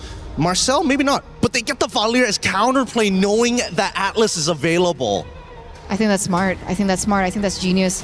The Hanabi, however, is an interesting pick. It's definitely one of the unorthodox picks that we've seen here at MWI. We've seen it a few times, I think, Stream B, but we finally get to see it in action here. I think my main concern is how volatile and how vulnerable this pick is, especially in the early stages of the game. You know, from the side of Ray Young, though, going back in time onto that side station match that you mentioned, Quinn ended up picking out Hanabi and going 8-1-8. So it does have an effect and can truly impact the game. It's definitely interesting. Yep, no, that's actually correct. I was casting that game and I thought maybe the Hanabi isn't going to do as much as I thought, and then it did. Now the final drafts have already been complete. An early style composition that's very magic heavy on the side of Team Falcons in comparison to Aurora, who again, I think they have to play around the Hanabi as well as the Valier as the main anchors of the team. Valier especially. If he doesn't have that Seer, they're going to be in a lot of trouble once they break through the back line. Well, there's been a couple of changes on both sides, but was it enough for Aurora Gaming to take down Falcons Indonesia and force to Game 3? That's what they need to do to stay alive. One more loss means their key gets crushed. It's Falcons Indonesia, Aurora Gaming, map number 2. Mirko Brigida, take it away. The Marcel makes it way to the Land of Dawn in Stream A finally for the first time, but so does the Hanabi. It's back and it's about to prove whether or not this could be the key to securing that 2-0 sweep for Team Falcons ID, or for changing the course of Aurora Gaming's fate. Welcome to game number 2. This is match point for Team Falcons ID, and we're seeing a lot of the combos that we're not used to seeing really getting in the hands of our team. I'm talking about the Arlott Akai in the hands of Aurora Gaming, but how much could this impact the space that they could create for Mob Psycho? Is it really enough with just an Aegis to get away from all these people who could chase like the Harley and the Hilda? No, definitely not to get away from the chase, but great against CC. Now the thing is, there's I guess a bit of CC with Violet. We did see how oppressive Violet could be with the CC on the Sora all over the back line. So at least you'll be able to deal with that. Now, I know the panel also mentioned the Hanabi finding success. It just also got a game win. Geltech, Osprey drafted it for Geltech. Yep. And they were able to get a win and come back against Twisted Minds over at Stream B. So this Hanabi's been rising in stock, especially at MWI. We'll see exactly if Mob Psycho and Aurora can try to get a win here as well. No, unfortunately not a win over on the Gold Crab take, and Chev knows exactly what she wants to do, man. Against the Hanabi, it's all about those dives early on. Yep, at least they still have the Aegis, so that's one of the main tools that they could definitely capitalize on. Obviously just wanted to bait it over there, but Mob Psycho's smart enough to not just use it at any given moment. Yeah, Nick is gonna have to recall here early on already. It's all about the level 4 start here, and it's coming down to Luette and Violet. Anu with the help. The XP grab given to Luette. Still no level 4 though. She's been zoned, I believe, in this lane. She's actually quite a bit behind. Down below though, Chev with the gank. The Aegis procced already. Mob Psycho stays alive, but on the other side of the map. This is a win for Aurora. They have control. The jungle's down below. A red tree secures the first neutral objective for Aurora. It's very clear what they wanted at that point. Aurora very confident to go in with the objectives. They knew that they had the upper hand considering the Akai lineup, but on the other hand, Falcons unsuccessful in at least the attempt to take Mob Psycho away from their very own turret. The final slash did not land right there. So far it's been a success for Aurora around the map. There you go. They're gonna go for Higginbana. Liv's caught, but has the flicker. That was 3 ultimates utilized to gank Liv. And she still clears the lane. Yep. Well played. Clears the lane, flickers out the safety, doesn't panic after seeing a heavy spin and two members walk up to her. And now that's just great. Falcons, despite the first turtle, they're still the ones in the lead. I think mainly because of that gank onto Mob Psycho. Liv's just gonna constantly shove. Nika flickers away from the deadly magic. Okay, those are more resources burnt from Aurora rather than Falcons in that instance. It was just a flicker from Liv that we saw used at that moment. And I believe they're really keeping everything in check. With Raimundo just constantly putting herself in these kinds of positions, they're very much aware of how Aurora's trying to move around the map, and look at that! Yeah, Raimundo doesn't like Nika, that's for sure. She just keeps on walking up, getting those damage axes down on her. Yeah, she's gonna have to recall again just after recalling, just after coming back. Violet though up top. They try to go for the dive on Silhouette, flicker out to safety, and that means a disengage for Falcons. Yeah, it's great. So far, we've seen Hilda's perform exceptionally well in the previous series that she's been picked up. Disruption, and maybe not even directly towards Anu because you really don't want to do that against an Akai jungle, but more so on the members who are trying to create space for Aurora in general. So you see Nika's really struggling to just position herself first because it's always Raimundo finding these bushes and taking control over them. But it's a different story this time. We're looking at a turtle and it's a 5-man rotation from Team Falcons ID. Yeah. Mob Psycho sent up top to the weak side. Gonna try to go for the clear and possibly a trade, and that's why they give the neutral objective control away to Falcons. They're gonna go for the mid prio first. Clearing out mid. Zulana in position, the turtle resetted by Raimundo. Well played, Sev. Trying to get level 4. Final slash coming down as well as they go all in onto Raimundo, but she's able to flicker around. Now Violet comes in for the back line. Good heavy spin in this engagement. Liv is tearing them apart and flicker forward. Liv gets first blood. Luette now next to the chopping block as Nika's here to pop in the golden hour, but gets very low. In the end, it's Luette down. Anu has to walk away, and the neutral objective won't even be in the sights of Falcons. They're going to go straight for the turret in the mid lane. That is one of the very few warranted flicker forwards you get to see from gold laners. Liv, confident enough to put herself in that position because she very well knew that they would be winning the fight anyway, that they would be finding the most important targets and they would eventually get the right amount of support from the other members right after the objective, which they took just now because, as you mentioned, they prioritized map control. They prioritized faster conversions into objectives they felt were more necessary for them to just ramp up the pace of this game, and it's working wonders for them so far. It's already a 2K lead, and with this, I think you could really maximize the threat of Sev just surprise attacking these members of Aurora who are just very vulnerable to the deadly magic. There's so much to look out for if you're Aurora, like you mentioned, Zev, with these deadly magics, with the creative angle she's been able to get onto Aurora, especially with this front-to-back composition falling flat early. It's a good stun. Now with the final slash as well onto Liv. No flicker. Good cash by Aurora. Finally on the board, but look at Falcons straight with the response. Conceal. Okay. Good disengage by Zulana. Zev up top though. 1v1, deadly magic and the damage. The Aegis comes around. Now Nika's coming in as well, providing support. Zev needs to run away. And Mob Psycho somehow survives the assassination attempt up top. That Aegis is actually making a difference, no? Like survivability-wise. I didn't expect that. It's really helping Mob Psycho keep herself alive, even when Sev just found the perfect opportunity to potentially take her down. So it's a bit unexpected. And yes, if it's just that, then you don't really need to worry. But Raimundo! Final slash and the max range of that skill 1 to get her stunned, forcing the flicker out. But Falcons again are the ones proactive on the map. They see Aurora making moves to get a gank, to catch a member. Falcons go straight for the objectives. They're gonna go and get another structure, so all tier 1s down for Aurora. It's actually Raimundo's handling the sides, no? Okay, she will be in a very dangerous spot there though. In exchange of maybe a bit more control on the other sides of the map, courtesy of her teammates. But then, Aurora, at least bit by bit, they're finding kills here and there on crucial members such as Liv and even Raimundo. They're still going to have to dig deep, though. They are a game behind. This is an elimination match. Nika's walking up, trying to open up for Anu, but she's going to get chunked down now. Oh, even through the heavy spin, CC immune. Golden Hour only catches one, and it's Violet who's able to escape. Now Luette jumps into the midst of it all. It's going to be the RWM to lock her down as Zev goes for the poker trick.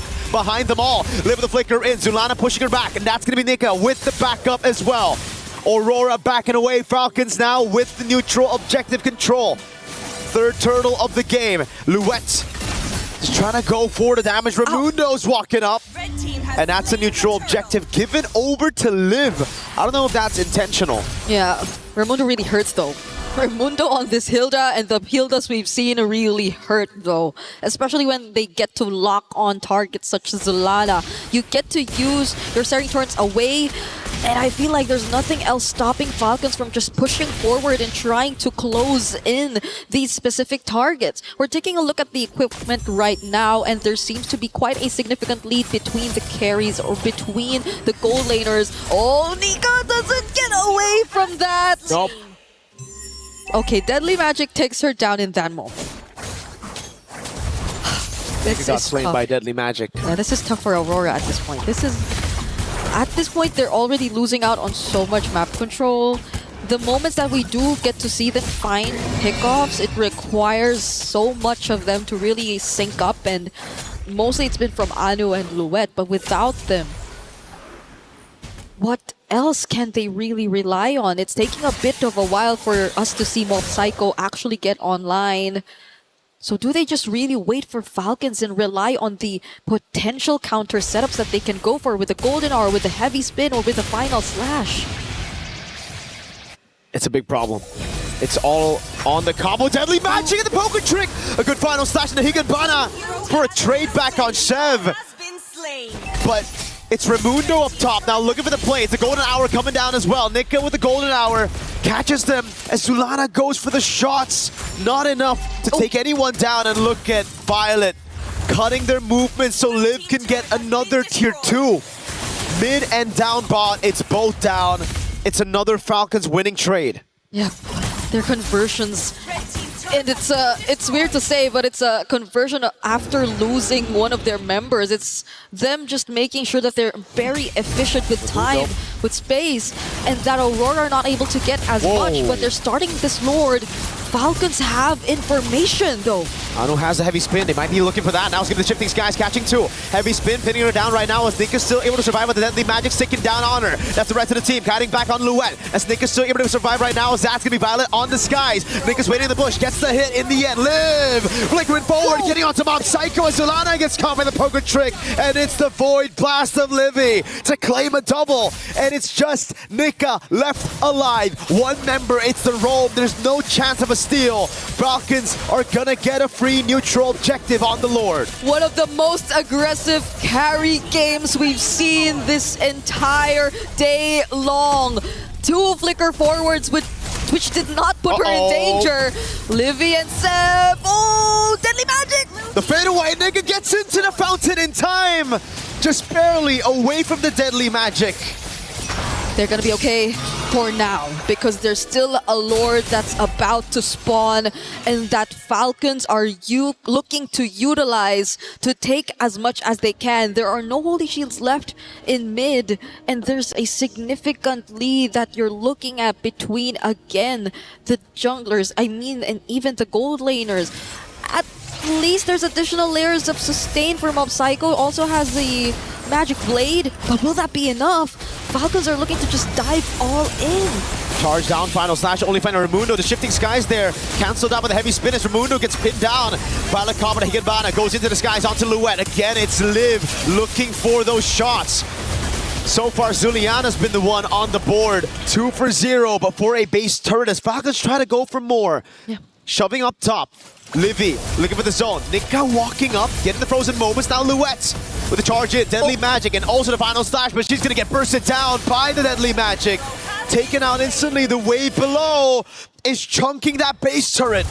The first part of that team fight looked really good for Aurora, but it was a bit too obvious that they wanted more. That Final Slash forcing Falcons under their turrets instead of them willingly trying to go for the more calculated engages made things a bit more favorable for Aurora. But the aftermath, the way that they still tried to push forward despite Seb being there. Whoa. Liv You mentioned the aggressive carry, but she's just baited 4 members out of the base. Now they go straight onto Mom Psycho with the Deadly Magic. Golden Hour saves her for a bit right now. The Deadly Magic isn't enough to take her down. The photo doing work. They're counting away right now, but it's going to be Violet with the skies. Up top, taking her down. It's Luet against 4, and Chev picks the kill. It's only Zulana and Nika who are assigned to defend this base. They're trying to end it here, but can they? Deadly Magic live with the flicker, the killing spree. Zulana shoving everybody back. She's trying to defend, but at the end of the day, it's Falcons to move to the next phase of this round. And it's unfortunate, but it is the end of the road for Aurora Gaming. They put up a much closer fight. It seemed like they were starting to find their way around things, but Falcons would just not slow down. They do not want to hand over these opportunities to Aurora Storm, and this is where it ends for the Mongolian representatives. GG, well played to both of these teams, but advancing to the lower bracket semifinals are Team Falcons Vega ID. What a way to redeem themselves after that very unfortunate sweep they've had to go through yesterday against Seda. And who knows, there might be a chance that we get to see them go against each other again, as they will both be fighting in the lower bracket. But we get to find that out as we head into the knockouts, as soon as we get everything set in stone for our top 8 teams. Because as of the moment, we are still yet to find out who are the other teams to complete our lineup. But we're taking a quick look at the replays. And if we said an aggressive carry throughout this game, this last sequence showed aggressive everyone. All these flickers, and even from Violet, even these space escapes from Sev and Liv. Just such a perfect way to show and exemplify how to utilize the carry. And it's a bit unfortunate for the Hanabi in this game. It's a bit unfortunate. She was technically the in-game MVP, but it's just tough right now. We're going to have the key moment. Yeah. It's one of the saddest parts. Your heart, your key. You will have to hand it over, and it will be crushed right in front of your eyes. This is a moment we have to watch, so let's throw it over to Damascus. Yes, this is the moment. Our first key crushed here over on stage A. Team Falcons bringing the key, and it is time, of course, to delight into pressing these buttons and absolutely shattering the opponent's dream. Unfortunate for Team Aurora Gaming, unable to match the pace that was set from Team Falcons. First key on the stage A. Ooh. The sounds of dreams absolutely shattered. Team Falcon still alive in this tournament. We'll see them playing more and try to qualify to this stage 2 of this MWI. Falcons saving their life right now. Another chance coming later. Let's take a look at the highlights.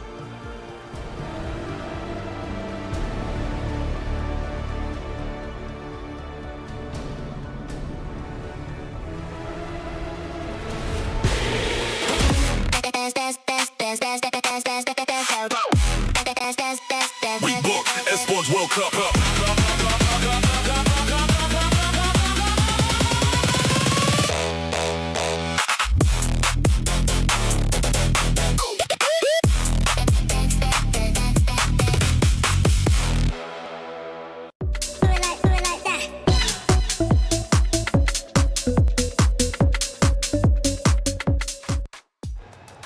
Well, in the end, it was Falcons Indonesia getting the quick win over Aurora Gaming. And you heard the snap.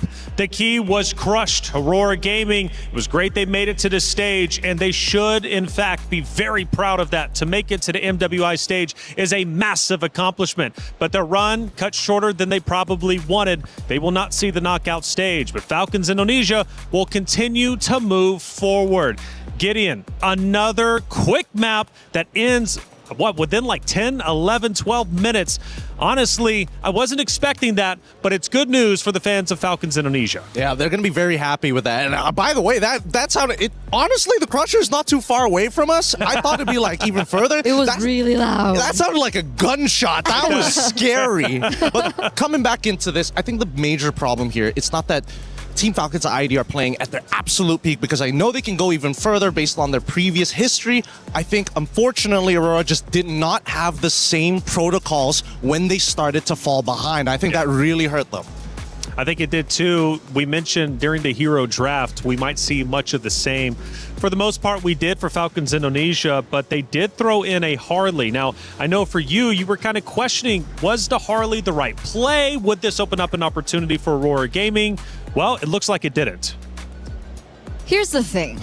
I still feel that the jungle is very interesting. Okay.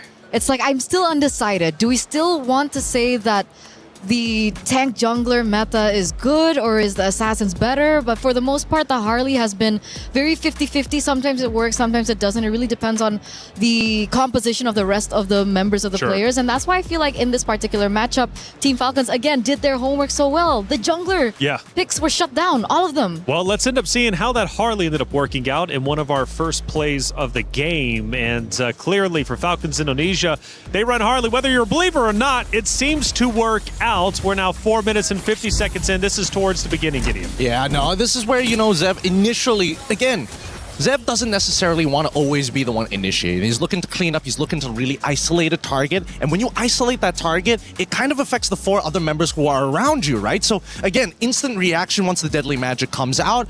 Unfortunately, I think that this is where we start to see like the big differences, right?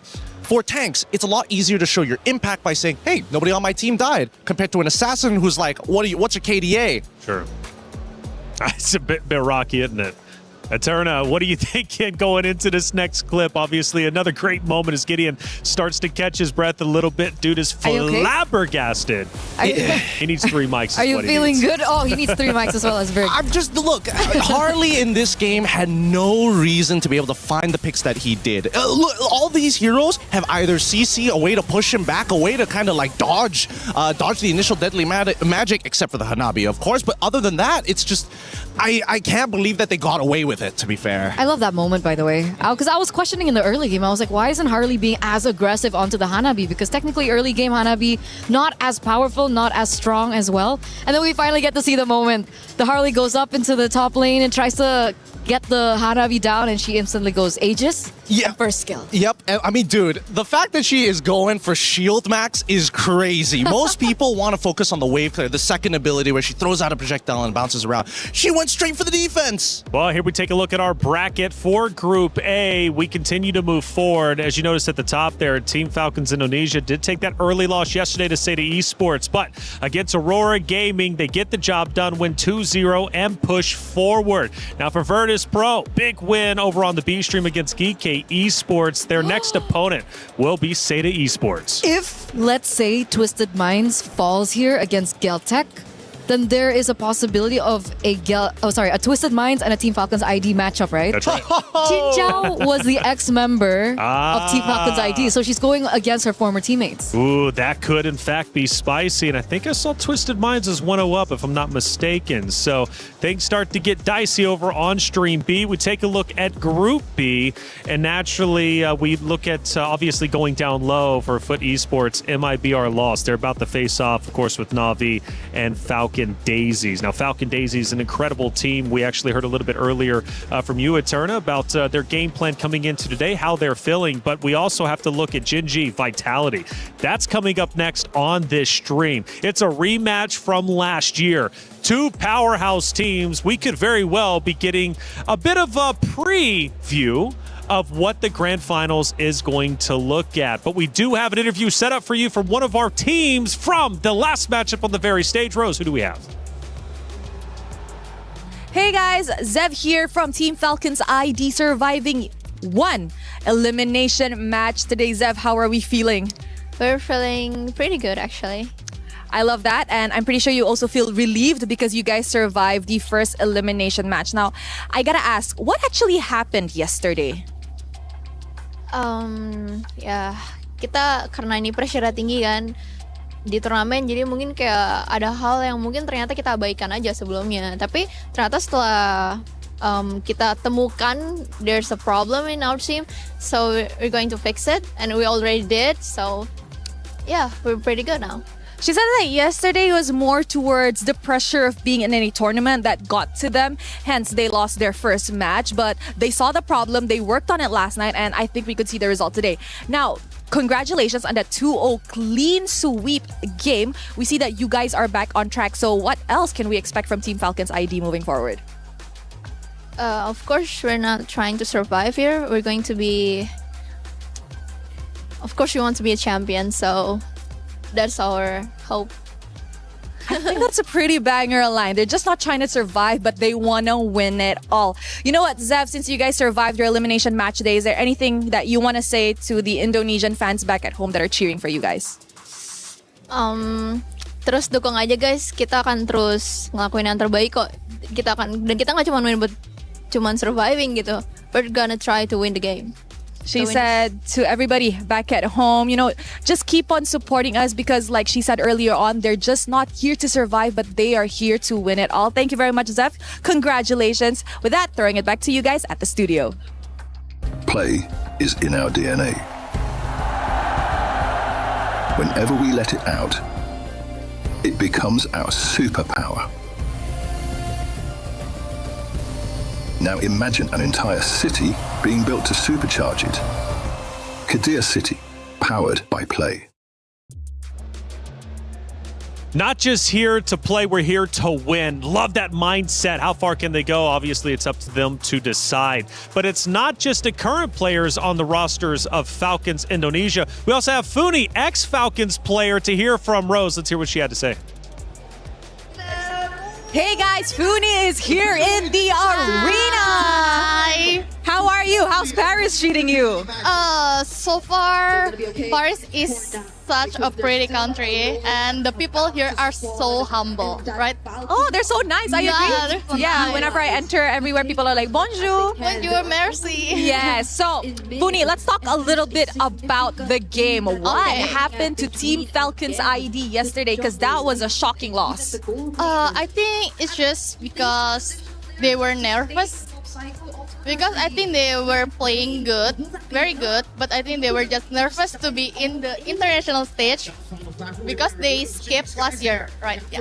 Okay, you mentioned that they were nervous yesterday, but today, after watching Game 1 and Game 2 is looking amazing. Yeah. How do you think they will be after this?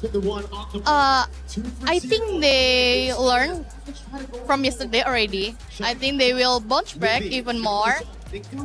I think they will make it to the playoff stage.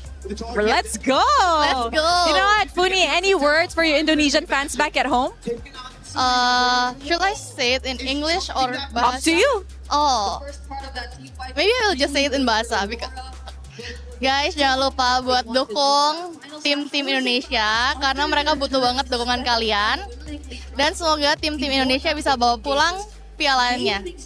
She said to all the Indonesian fans out there, please don't forget to support your Indonesian representatives as they do need your support. And hopefully they will be able to bring back a championship back at home. Thank you very much, Funi. Thank you. And with that, throwing it back to you guys at the studio.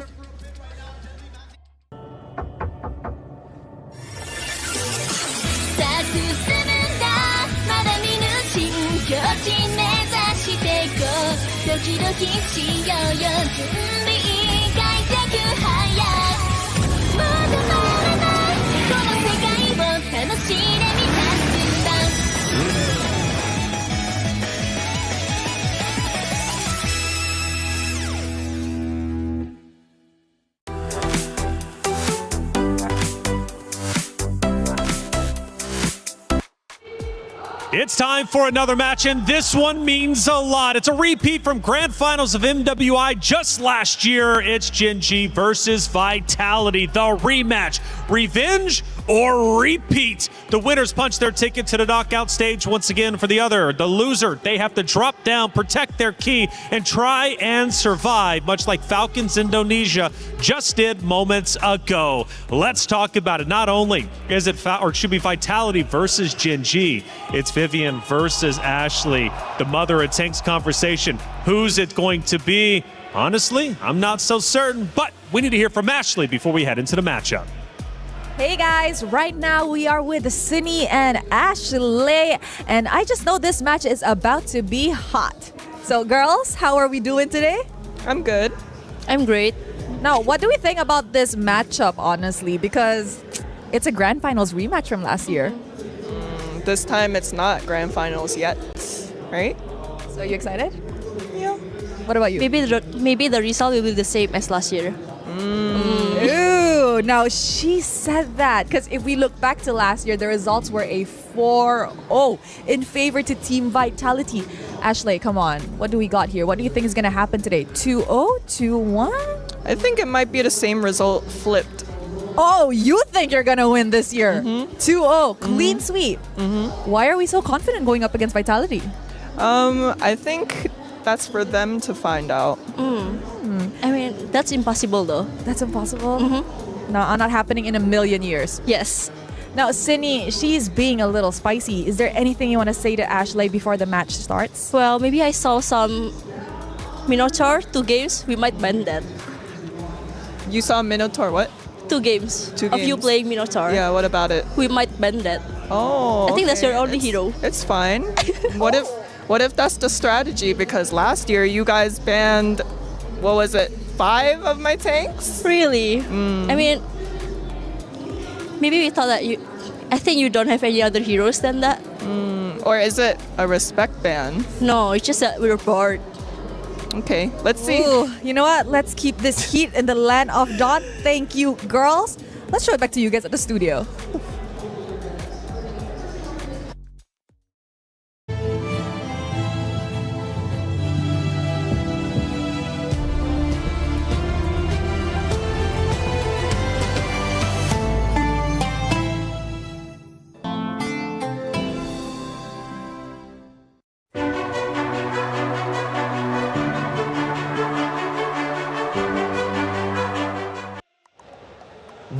Wow, that was the first spice we have seen yet. I thought it was going to be relatively tame, right? Because Ashley was like, we'll see how it goes. But Cindy was like, no, this is how it's going to go, 2-0.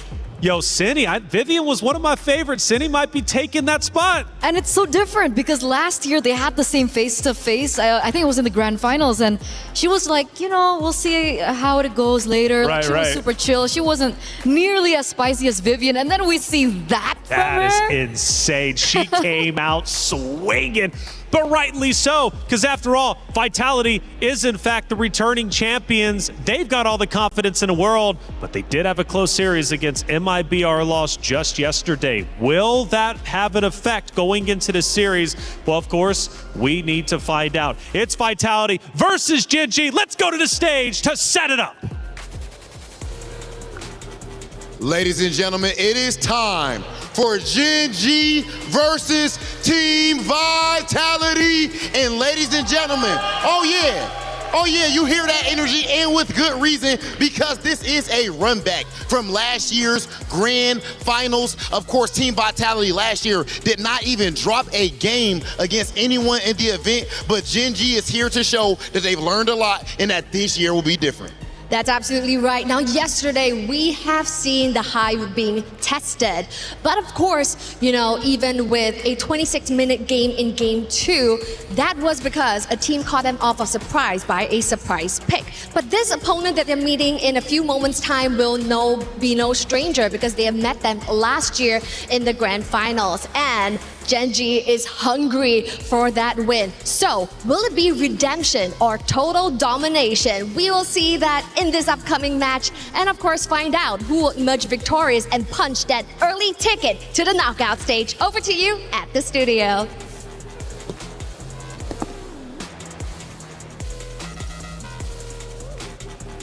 Ooh, it's spicy indeed. The stage is set. The players are ready to go toe-to-toe with each other. Once again, the history runs deep. It's rich. It's Vitality versus Gen G. And as we look at our map reveal, we're heading in to Broken Walls. Now, Gideon, Cindy specifically called out Ashley, a.k.a. on the other side of Gen G, and said, your hero selection pick, well, it's a bit weak. We don't believe in you, and we think we got you. Well, I mean, if they want to commit to 5 tank bans, 5 support bans, by all means, go for it. We've seen too many times where there has bitten somebody in the behind. And I think right now, it's less about what tanks are you going to get and what's the best composition you can achieve here. Because I'm looking at the side laners who are going to make the difference in this game. I agree. But there's definitely a warranted feeling as to why they're being so focused on Ashley. Ashley being the backbone of the team, she's captain as well. In and out of the game, you can see that she plays such a pivotal role for Gen G and how they function, how they were able to secure their 2-0 victory yesterday. So arguably, could you say that about Vivian as well? Or do you think Vitality has a bit more like of a robust team that's confident if their leader falls? Here's the thing, right? Captain uniquely is Cindy, not Vivian, for Team Vitality. So if you say that, I would say, yeah, maybe, because Cindy always is able to step up in the game, but it feels like the attitude all comes from Vivian. Yeah, I think it's great to always have somebody who's got that attitude to be that front face to really intimidate your opponents, while the brains is telling the rest of them, this is how we're going to apply our plans. And so far, based on what we've seen in the banning phase, Paquito, the glue, already getting axed out on blue side by Gen G, Vitality getting rid of the Marcel, it really seems like this is the most standard openings in terms of bans we've seen so far. I would say yes, especially now that we see the Herrera up next. Yeah, I mean, it's all coming one full circle, as expected here. But not only am I interested about Arya alongside with Chell, Panda and Fumiko, I cannot tell who's going to win that lane. And I feel like, based on what the draft is, I'm just going to leave it to the draft because their skill levels in the team fight are so similar. They're so mechanically inclined. And I want to argue for Arya as well, right? Arya has also been such an important role as well in Gen G. And she's been able to beat a lot of the top tier EXP laners, I think, in her region. And I feel like this is the moment that she proves that she could be the #1 in the world. Well, as we are going through the hero selection, I want to remind everybody that this is, in fact, the battle of adaptation. You have 2 elite coaching staffs, 2 championship caliber rosters, and this series, in fact, could come down to the drafting and macro execution. So this is just step 1 between these two and could very well already determine who's winning the first map. Again, their backbones are important, and also their coaching staff, because Rex Vin, initially from Monster Vicious back in Malaysia, has been helping them so much with these women's teams. And Gen G, this particular roster, loves coming down to Malaysia to actually participate and scrim against some of our teams locally. It's back-to-back boot camps. Back-to-back, MWI last year, MWI this year. They have a thing for Malaysia. They do. And I think it's great because we're close enough to still be able to scrim against the Indonesian teams just across the coast. Which is very important, and that's probably why we're seeing them develop so quickly, so fast. So Esmeralda gets banned out there by Team Vitality, and it looks like the Minotaur has actually been left open. So was it the interview hinting at a second phase ban perhaps against Ashley for the Minotaur, or maybe do they have something completely different in plan?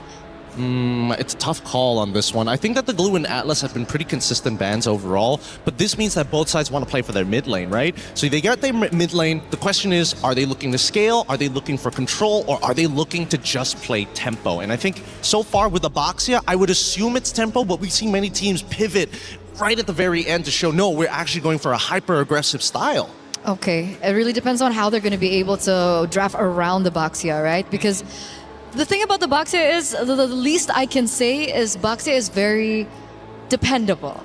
Like, you can utilize it in a way for objectives and so on and so forth, but Team Vitality do really quick work, right? They pick up the carry to try and counter the Baxia later on in the game, and obviously the Akai that's also risen in quite popularity. I'm wondering if the Arlot might show up to find that combo between the Akai Arlot. Oh, it might be a little difficult now to actually get the Arlot, because again, yes, Esmeralda, one of her big counterplays has already been taken out. Same goes for Paquito, which is a little more 50-50, but the scary thing is, no matter what you pick first, the counter pick comes out immediately after. If they go Arlot, they go Phoveus. If they go Phoveus, they can go for some other lane bully like, someone like Uranus or something to outscale him or sandbag him. Okay. So it's really who makes that first pick. And unfortunately for Gen G, because they're on that blue side, they kind of don't have a choice. I feel like, do they want to prioritize Ashley's hero here? I mean, they did mention that there were 5 picks that she was. Whoa! That's not normal. Hey, and that's not normal. That is a signature Panda pick last year. The question is, does the Granger still fit in this meta? I gotta figure out whether they got enough damage. I mean, okay, an idea is forming in my mind. You're gonna poke out your opponents, we hit them with the Abyssal Arrow, and when they're low, we give the kill over to the Granger. We want the Boxia to open up the map, which would mean one of two things. Either A, their EXP laner is going to have damage, or B, they're going to have a support who's actually, who's big enough and tanky enough to be able to actually not only take the damage, but apply a lot of high base damages. So are we thinking like a hero like Grok? I was thinking, maybe not Grok. I was thinking like Hylos, because it's very consistent in the early stages of the game. We see the Arlet get played here, so perfect timing coming in for Team Vitality. Expect to see the Phoveus ban in the second phase. Yeah, they really want to be able to alleviate the pressure on the Arlet, make sure that the Arlet can roam around as fast as possible. And the fact that we see the Selena on the other side, it will also help the farming from Boxia. You know, like Boxia has been nerfed quite a bit. The farming pattern is a lot slower nowadays. And I feel like the Selena being able to pick up that, you know, tricky emblem, she's going to be able to help rotate with the Boxia. Yes. I'm getting the rough ideas in my head right now, because if there's anything that I'm most worried about, it's the fact that if you don't pair Selena with a concussive blast support, you're never leaving that lane quicker than your opponent. And so far, luckily, Vitality is focusing very much on this Arlet. Getting rid of the Uranus first, okay, that's totally fine. They're focused so much on this Arlet that, hey, maybe there's an opportunity that the mid lane isn't going to be as bad. Because all the options are still up and available. They're up and available. Right, Give is still open. If they want to go Jushin against the Boxia, they can also go for something of a similar route as well.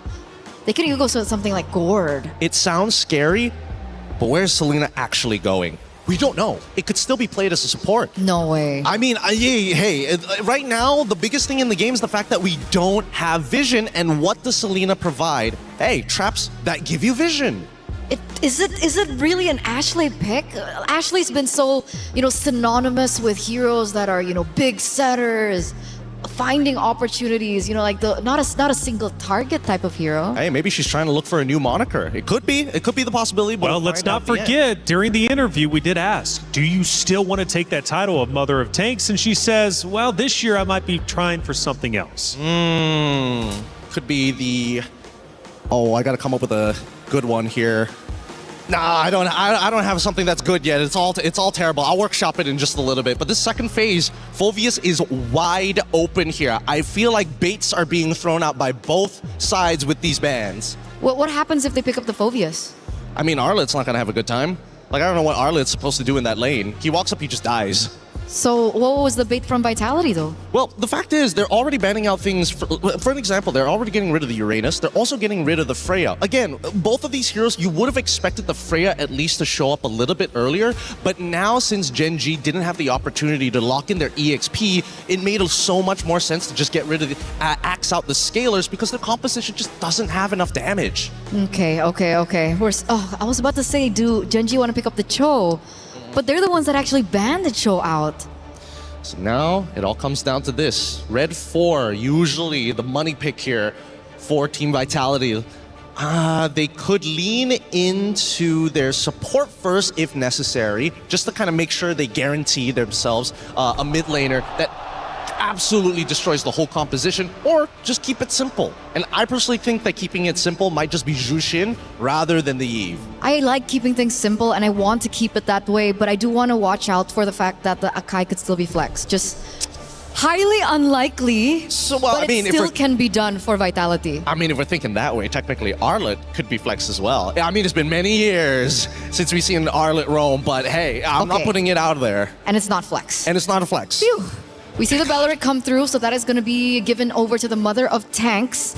Now for Gen G, Well, I guess they're anticipating that, the Selena will have to go dive in to do the damage, and then the Box is also a very short-range hero. They go and opt for something like the Belleric. Honestly, I don't know why the Selena was picked up so early on. I would have imagined that this was like a last two picks type of scenario, surprise your opponents, Because what is the value of Selena if not for landing the Abyssal Arrows? If you don't hit the arrows, it's kind of like a dead hero. That's why I thought it was to aid Baxia in the rotations. Yeah, I thought that's the early games, but then what happens to the mid game, After, right? yeah.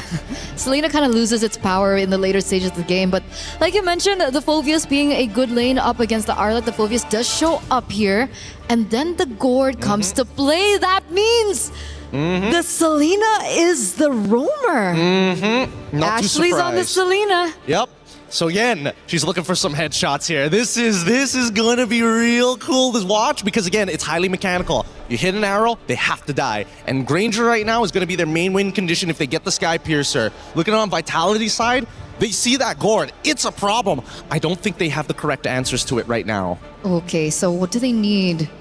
Well, I guess they can't answer it because we're only waiting for the last pick for Shell, no? And I think that unfortunately, there's no way you can go for like a scaling style of mid laner. Could we go Claude? I no, mean, sorry. For mid lane. Yeve, Farsa? maybe Farsa. Outrange?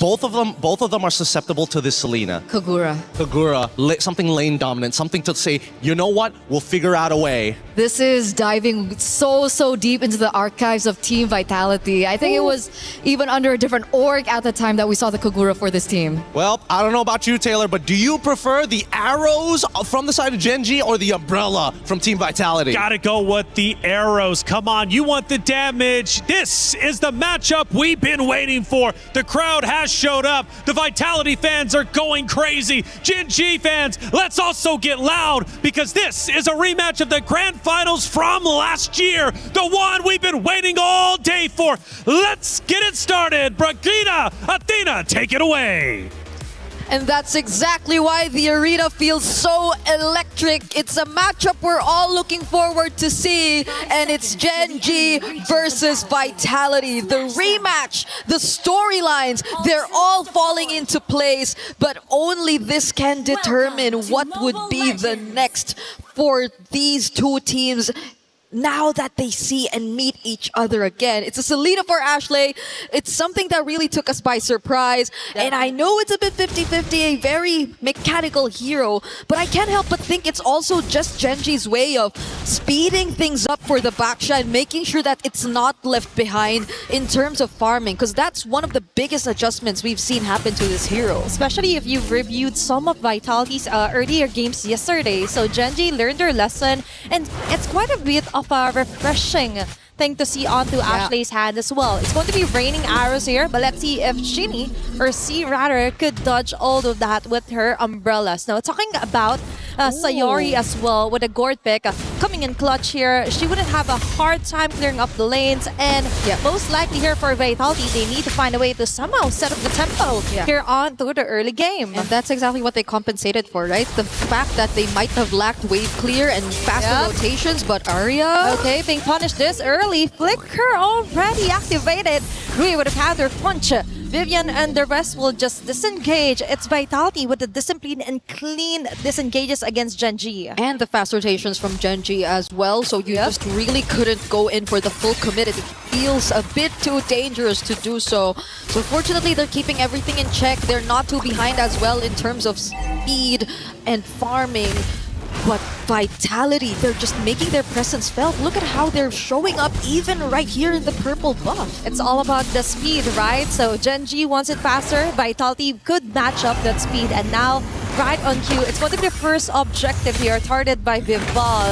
And it looks like for Vitality, they have quite a good position here just to try and prevent Genji from ever actually taking this neutral objective. I mean, it's pretty tough for Genji if they want to contest. This is an Arlot Akai in an objective fight, but yet they still decide to rotate towards the turtle. But can they find trades now? Okay, the arrow will hit in onto Fumi Echo. Rowe on a tight spot. An early first blood here for Fumi Echo. Vitality with a chase down. It's Panda 1 and Ashley going in for the trade up. That's 1-for-1. Arya on the front lane. That is an early aggression here from Vitality as well. They seem to equalize things, and it's working out for Vitality still. Genji had to lose Rui, and that was the entire idea they were trying to fight against. The fact that the Baksha could feel a bit slower in terms of speed and farming, but then they had to lose her, so that slows things down a bit, even though they already had the presence of Vaselina in their lineup. So now let's see how they eventually bounce back and get back into the game, because we haven't really seen much rotations just yet. And when I say rotations, it's more on the more successful ones wherein you actually land these skill shots and make sure that they convert into kills, which you could get much more value out of. Maybe they could compensate that with the arrows that Ashley is showing onto, and that's a quick kill here for Genji. Vivian on the other hand, going in hard. Fumi Echo left defenseless here. Traps is there. Vival and Fumi Echo combination here, hitting on the right marks here. Double kill. Vitality with an immediate answer. Panda 1 and Shell 1v1 on top lane. But let's go back to that pickup for Vitality. Yep, they did not even need to rotate to find that pickoff, but it seems like Vitality still got the better of them at that moment. They got 2 for 1, and it's still the mid duo that's constantly being shut down. Now Rui. Oh, it's making it harder for her to farm up. As you've mentioned, it's not even the complete word rotation. It's like, okay, and that's it. They're always being tracked down here by Vitality, continuously hunted down. Yep, it's tough. Genji is a team with a lineup that we kind of expected to activate a bit more early on because of the threat of the arrows, the gourd as well with the supplementary burst damage. But it's taking a while for them to actually find these targets, and now they might have to rely on some of the mistakes that can come in from Vitality. This is a very reliable comp in terms of objectives, and now they're trying to go for another contest with most of their teammates ready and nearby. Another way to look at it is if Ashley can be able to land those arrows on the perfect target. That is a hard thing to do, knowing that Vitality has the mobility as well. As a follow here for Fumi Echo, and right on cue, Arya is forced to go on the front lines. That's a free hit here for Chell, and now Genji is down on 1. Will they contest this one? I think they're trying to fight their way onto it. It's still Vival securing the neutral objective. Rui trying to run away with the shield unity. That is enough of a pickup right now. That could have been a flame shot highlight. Ooh. If that flame shot actually resulted into a kill for Rui. But can I just say, this is an interesting turn of events. It's not that we expected the matchup in the EXP lane to turn out this way, but Vitality have had a very good answer to the Phoveus, despite it technically countering the Arlot. Fumi Echo has had a much better time, and I guess it's primarily because of how Vitality have been able to choose their fights. Now even denying that orange... Oh no, it's Sayori. Sayori actually got the purple buff, but that was an attempt from Vitality to just further increase the gap that's already existing between them and Genji. But still, right, they were able to compensate the direct counter for an Arlot with the way that they move here onto the map. Now, we see a lot of flanks onto the way Arya fronts for Genji. And now, other lanes are also left vulnerable. Now, they're up against Ashley here, trying to find the right target, but they are still struggling. It's just too much of a tempo that Vitality already got. That's a 2K lead for game number 1, 6 minutes into the game. Yeah, I agree. They're trying to stay proactive. They're trying to constantly move around the map and find whatever they can. It's just that Vitality seem too difficult to catch as well. Catch off guard, land these skill shots. So regardless if they actually find, let's say, Chini, right? Seems like one of the best targets at this point. She also has the Irrational Umbrella Flea, so that doesn't even make her the best target either. So Chell, at this point, always well guarded, and that's where you see it. Oh, that's a perfect example of what you were just trying to explain. And for Genji, the moment that they land those targets, it's a bit too late already. They've already been bursted down by Vitality, and now even though they've got the position, the damage just isn't there yet. Now another neutral objective is there. The arrow land onto Vival. So there's going to be a dash. Arya onto Chell. She's keeping her at bay, but going to give her a free hit. She stopped it. But heavy spin here for Vival. Follow up here for Cini and Fumi Echo from the back. There's going to be a sandwich play here. It's Fumi Echo keeping Panda 1 VC even under the turret. Killing spree this early. Panda 1, you get the shutdown kill instead. But all of that advantages went to Vitality. Yeah, that was 3 kills and a mid turret that they were able to secure, plus a purple buff and eventually most likely a turtle as well. Multiple objectives and structures over to their side, and that's why the lead is just starting to balloon. They're not having problems dealing with any of the potential threats that we expected from Gen G. Arya seems to be such a fragile target for Chell at this point. It's very uncharacteristic because of you expecting that the Phobius would be the one to just keep this carry in check. But it's Chell making sure that she's the one who presents herself right in front of the Phobius and not even caring at all because she's already equipped enough to shred this XP laner down. It's the prey being the hunter at this point for Vitality. He just got this way on how to dodge those bullets here coming from Panda. One Fumieko would assist. Final flush onto 2, and that's what we're talking about. It's kind of weird to see it's Gen G falling over on those attempts of a tempo against Vitality. Yep, they could not find that tempo. Now it's most likely playing for recovery for Gen G. This is just too much dominance that we're seeing from Vitality across the map. And they're playing with heroes who I think even the panel highlighted as not so much part of the meta if you're mainly relying on them for your carries, because looking at their lineup, it's really around Panda 1 that you're really expecting majority of the scaling to come from, but it's not like Ranger is really considered as the most scaling marksman either. It isn't. It's likely going to be Sayori, but it's taking a bit of time.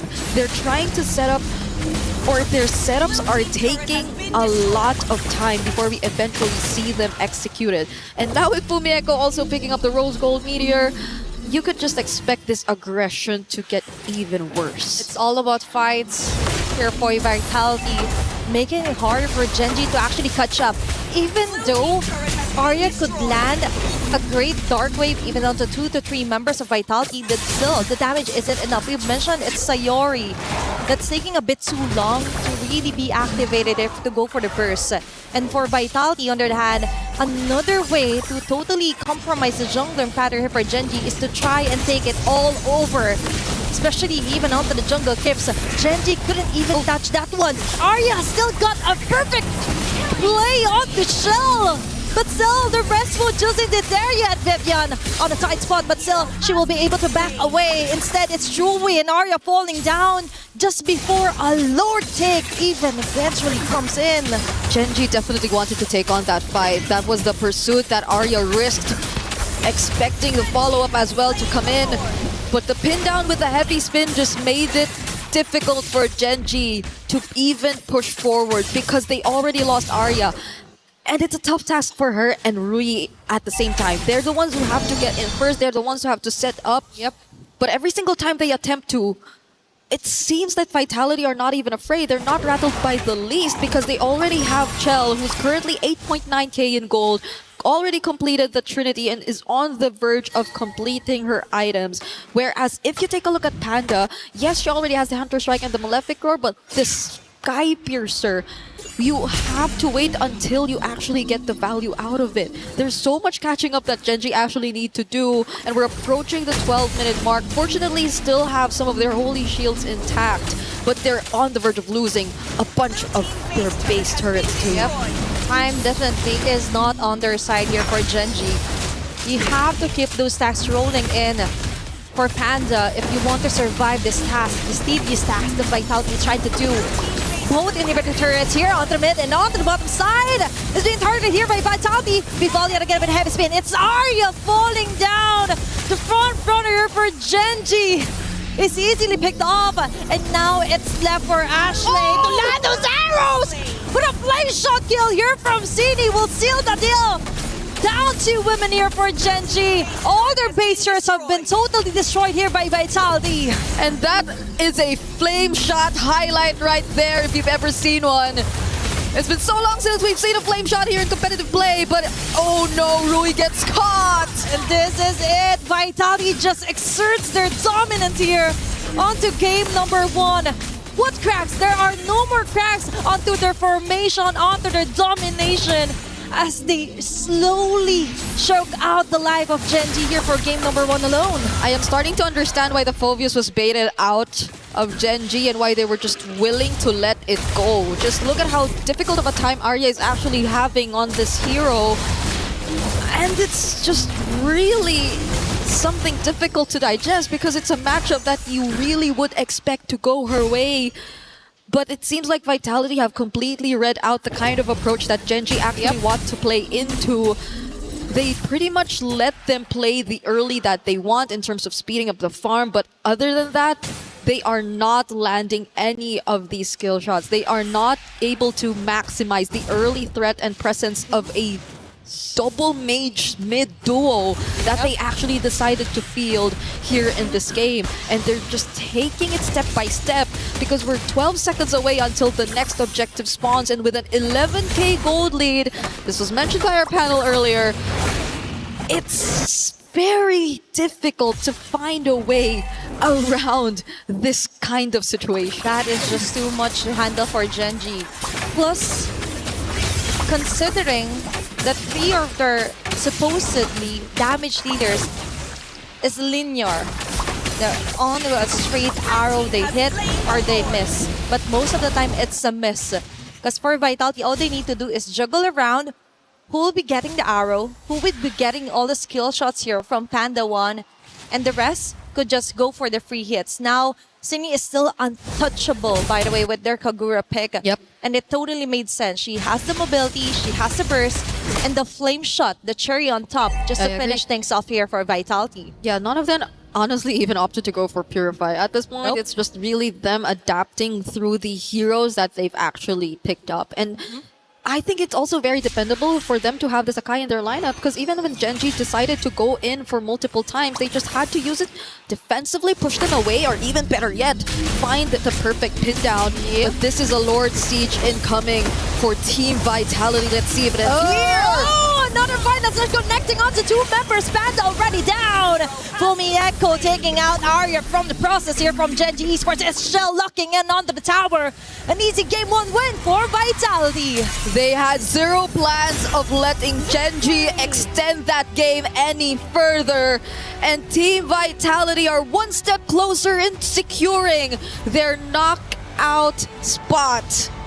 Genji decided to field a draft that required a certain level of execution in order to work. But look at how Vitality dealt with it. They were just very calm and they let it happen on their terms. Now we have to take a look at what's going on stage together with Damascus and Rob. Absolute insanity. Team Vitality showing why they're last year's champions. This is the match that we've been looking forward to this entire time, but apparently Vitality was looking forward to it more than anyone else. Hey, listen, if there is one that needs to establish dominance, it's Vitality. Yesterday, got scared a bit. That is a statement, man. Absolute statement made in that first match. Genji back to the drawing board, but these Vitality fans, they're getting louder and louder. I wish that we had a camera behind the scenes to hear exactly what's being said in the Genji locker room. Like, I just feel like Ashley right now might be getting a little hyped up. You know what I mean, Damascus? At some point, you might have to tell them, you can't let them do that to us right now. You know what I mean? There's a whole lot of pride on the line. It's supposed to be the big run back. It's supposed to be the big one when you show that from one year to the other. You're like, I can win this time. I'm so back. Unfortunately, not yet, but there is still a chance for Genji to bring it back. So let's wait for them to bring it back and take a look at the highlights.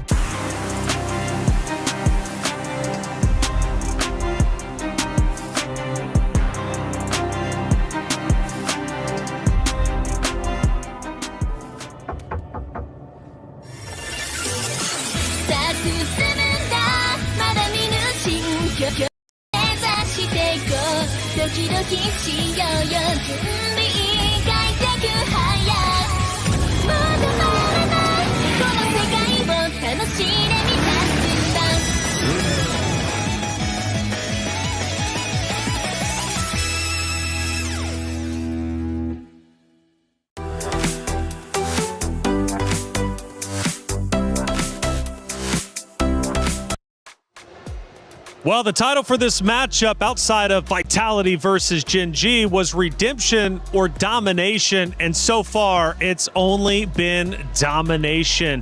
My goodness, that was bad. Gen G's got to go back to the drawing board. They really do. What the biggest gold lead we have seen as of yet. Before we really start breaking things down, however, let's look at some big moments throughout game number 1, starting with our first big moment, of course, and this is most likely going to show Vitality starting to snowball. We're 10 minutes in and already you could see that gold lead get in. Yeah, I mean, the big thing, we already talked about it, was the fact that, like, once you have this Selena, what do you do with it if you're not dominating, right? And that's the problem. When you're playing from behind on things that require a Sky Piercer, Granger in particular, not exactly the greatest against tanks until that Sky Piercer reaches a certain point, and Selena must hit the arrow. You saw every single time the arrow miss, guess what happens? Vitality pushes the advantage further and further. Yeah, the question was, arrows, umbrella, which one do you prefer? Well, we got our answer throughout game number 1. And Turner, let's take a look at our second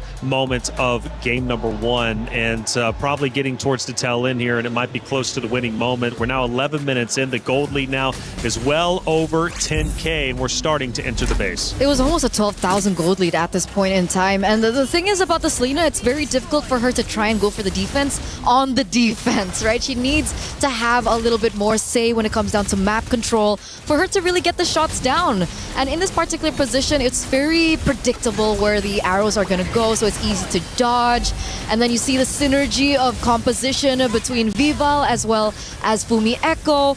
And technically, they do still have Panda and Sayori to try and clear, because they do have that, but at the end of the day, the firepower really wasn't there, and it was so difficult, I think, for Gen G at this stage in time. It seems to be the case, and I really want to pick your guys' brains about the hero selection as we watch the final moments again from map number 1. The hero selection clearly did not go too well. Before we get too deep into that conversation, though, we got our team comms from Team Vitality during the winning moments. Let's go guys. Bisa.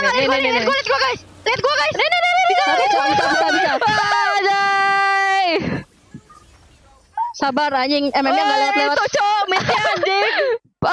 Gordnya flicker. 920 guard. MM-nya enggak lewat-lewat anjing, gua tungguin. Flicker cowok itu mereka berdua anjing. Body was built to move. Not trapped at a desk in one singular posture for 12 hours a day. It's time your chair evolved. This is Secret Lab Titan Evo. Ergonomically engineered for you, gamers, hybrid workers, artists, backing your every move. Man, there it is. They sounded very excited for Team Vitality, and rightly so, because when they get pumped up and energetic, you know they're playing an all cylinder. Not too much. I think not enough potentially. Okay, hey, look, Vitality looking good, and I tell you what, we've had coverage all day long. We've had Stream A, we've had Stream B, and we got our co-streamers as well covering all the action. Let's bring Rain in and have a little discussion. Rain, what's going on, man? How you liking the stream so far? How you liking the tournament? So far so good, guys. I'm having fun here. I think this is the most prestigious tournament so far, and I'm really excited to see quality from the rest of the players. Coach Rain, you talk about quality gameplay. You have, you've taught some of these women before. You've coached a women's team before. I'm curious from your perspective on this current game. Was that just both sides just trying to flex on each other? Why was it necessary to show both Kagura and Selena in this matchup? I think it's a battle of, how do I say that? A battle of the drafter. Battle between the mastermind for both teams.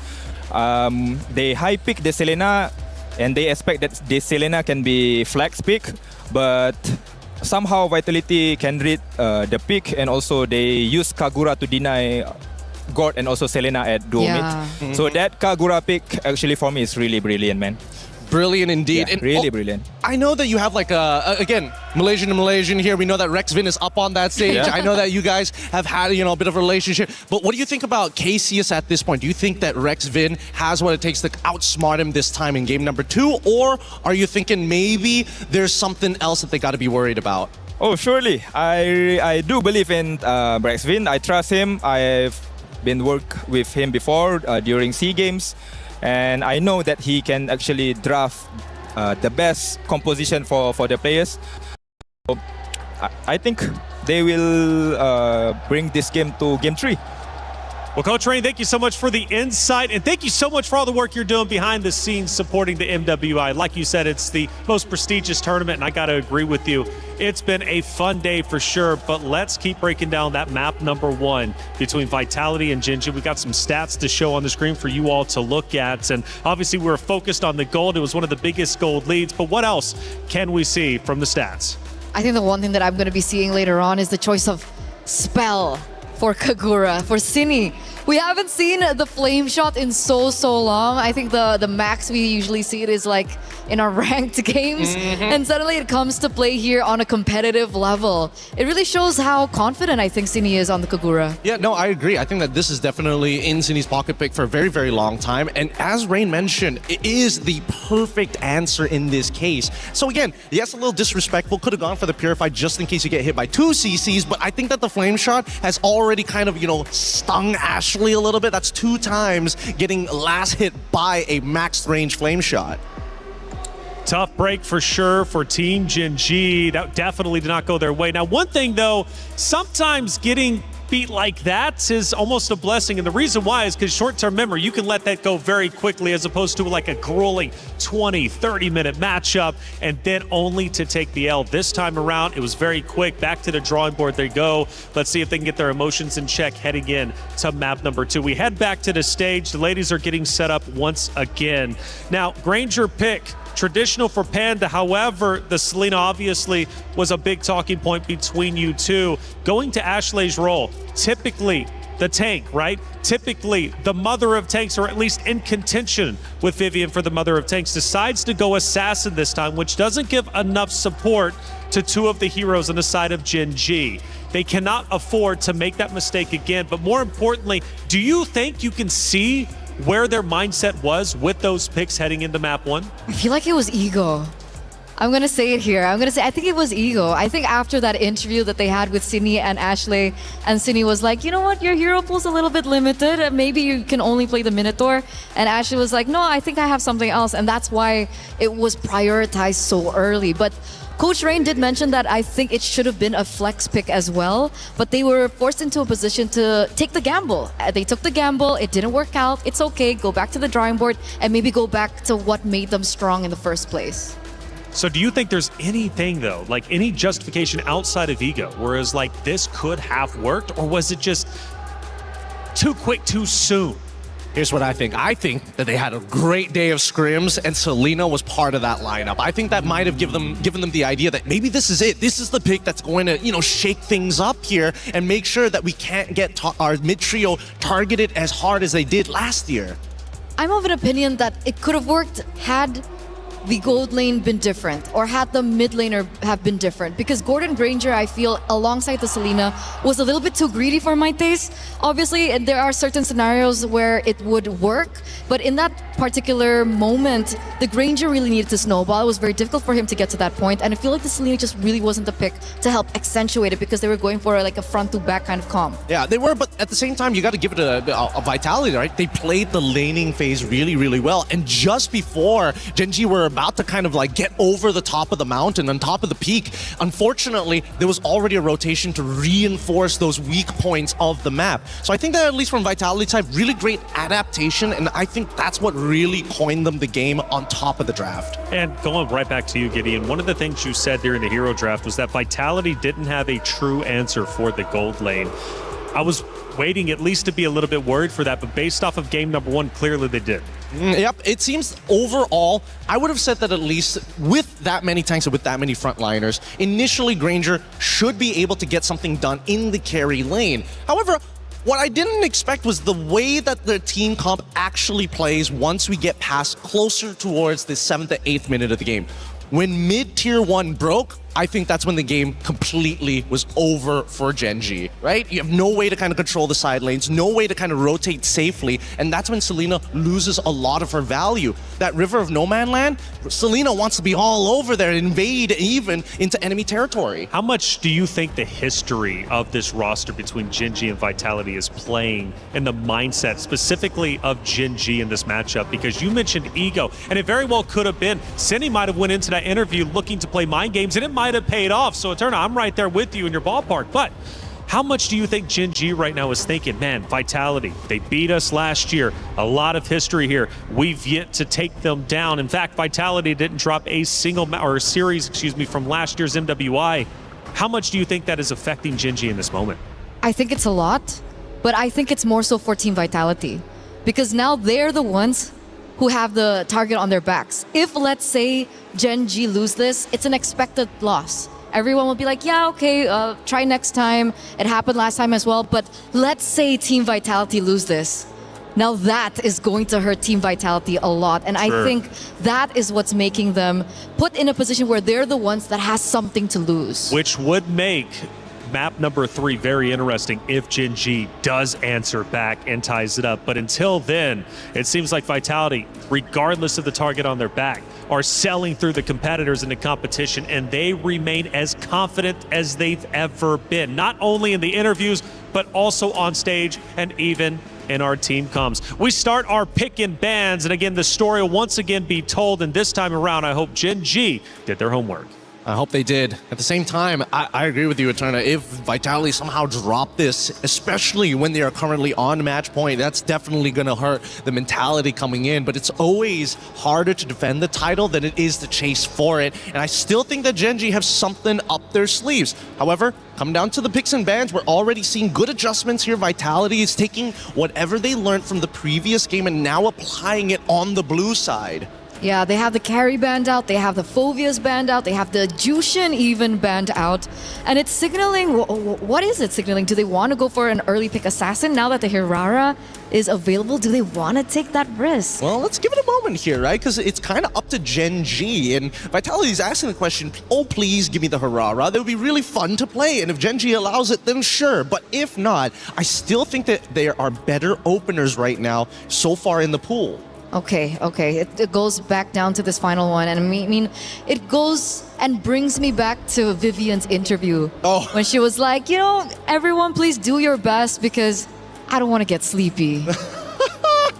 What is that attitude? Honestly, I did a little bit of content with Vivian for the club championships. I can't wait for that to start coming out because, man, she's putting people to sleep, dude. I'm telling you, she's got some banger lines in there. But now that we have the first half of the bands already done, Atlas immediately gone out of the question at this point of time.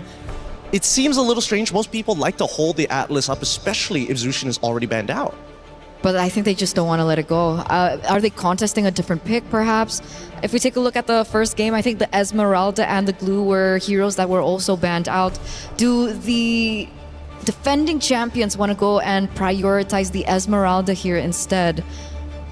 Well, I think if they don't pick it up, it's probably going to fall into the hands of Gen G. And so far, Hirara is going to be the first pick here by Team Vitality. I like it. It already tells you, hey, we've got a quote-unquote setter, a dodger, an assassin, but most importantly, somebody who can progress the game and accelerate it at a ridiculous rate. Absolutely. Hirara pick, it's quite exciting to see because I don't think we've seen Vival go on her signature assassins for so long. I think the last time we saw it was maybe one or a couple years ago. Too long. It's been too long. It's been too long. And her being on the hands of a Hirara, she has such a high ceiling as a player, and I really want to see that come into play.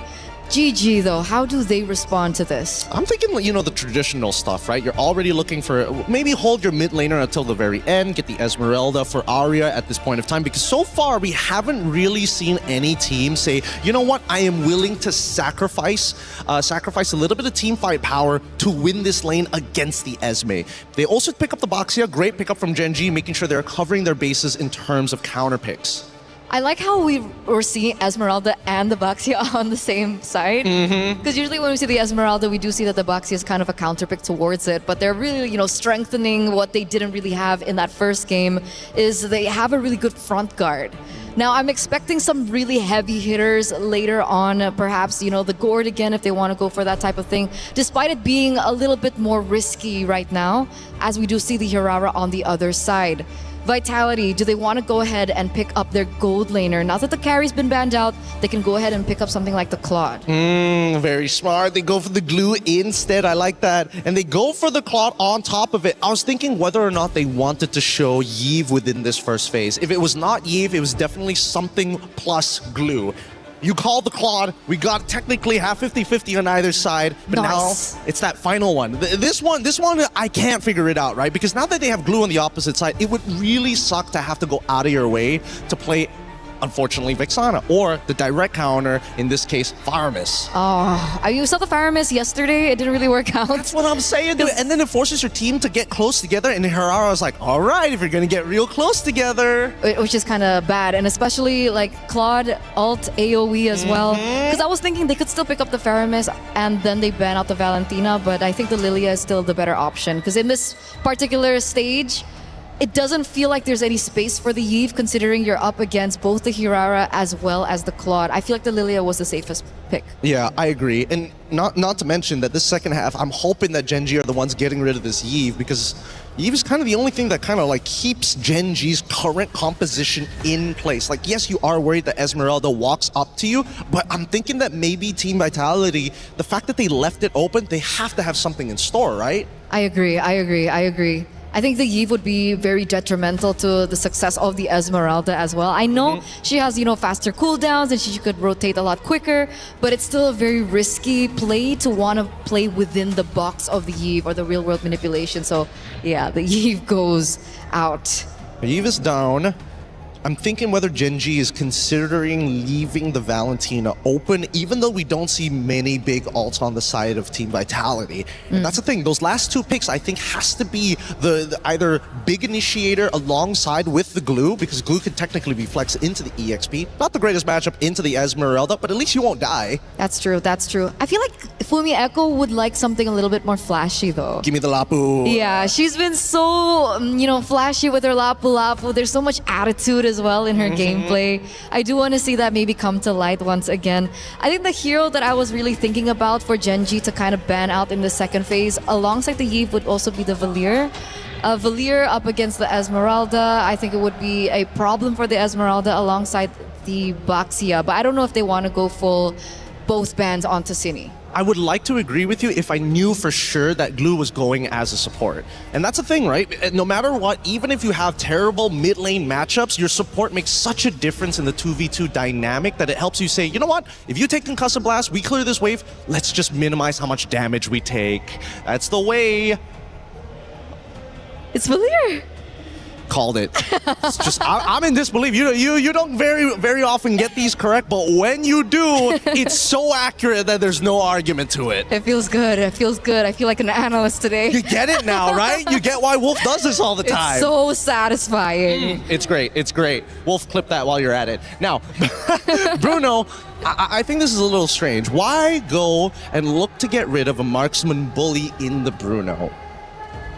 Because I have no logic to this. This just feels like either Cassius knows for a fact that Panda just does not want to get back onto the Granger again, or oh man, what could they possibly do? Irithel already out. Man, no more crit style marksmans. So what do we have left? We've seen Clint as well a few times here and there. Technically, the Clint is a lane bully as well if you want to play the early game. You're right. Unless GG really want to go back onto the Granger. I don't think Granger is going to be used, especially since you already see Glue who can just absorb. Oh, never mind. Take it back. Never mind. They're going straight for Comfort here. Now, hey, I have nothing wrong with Comfort, because if they win that game, nobody's going to question them about the logic.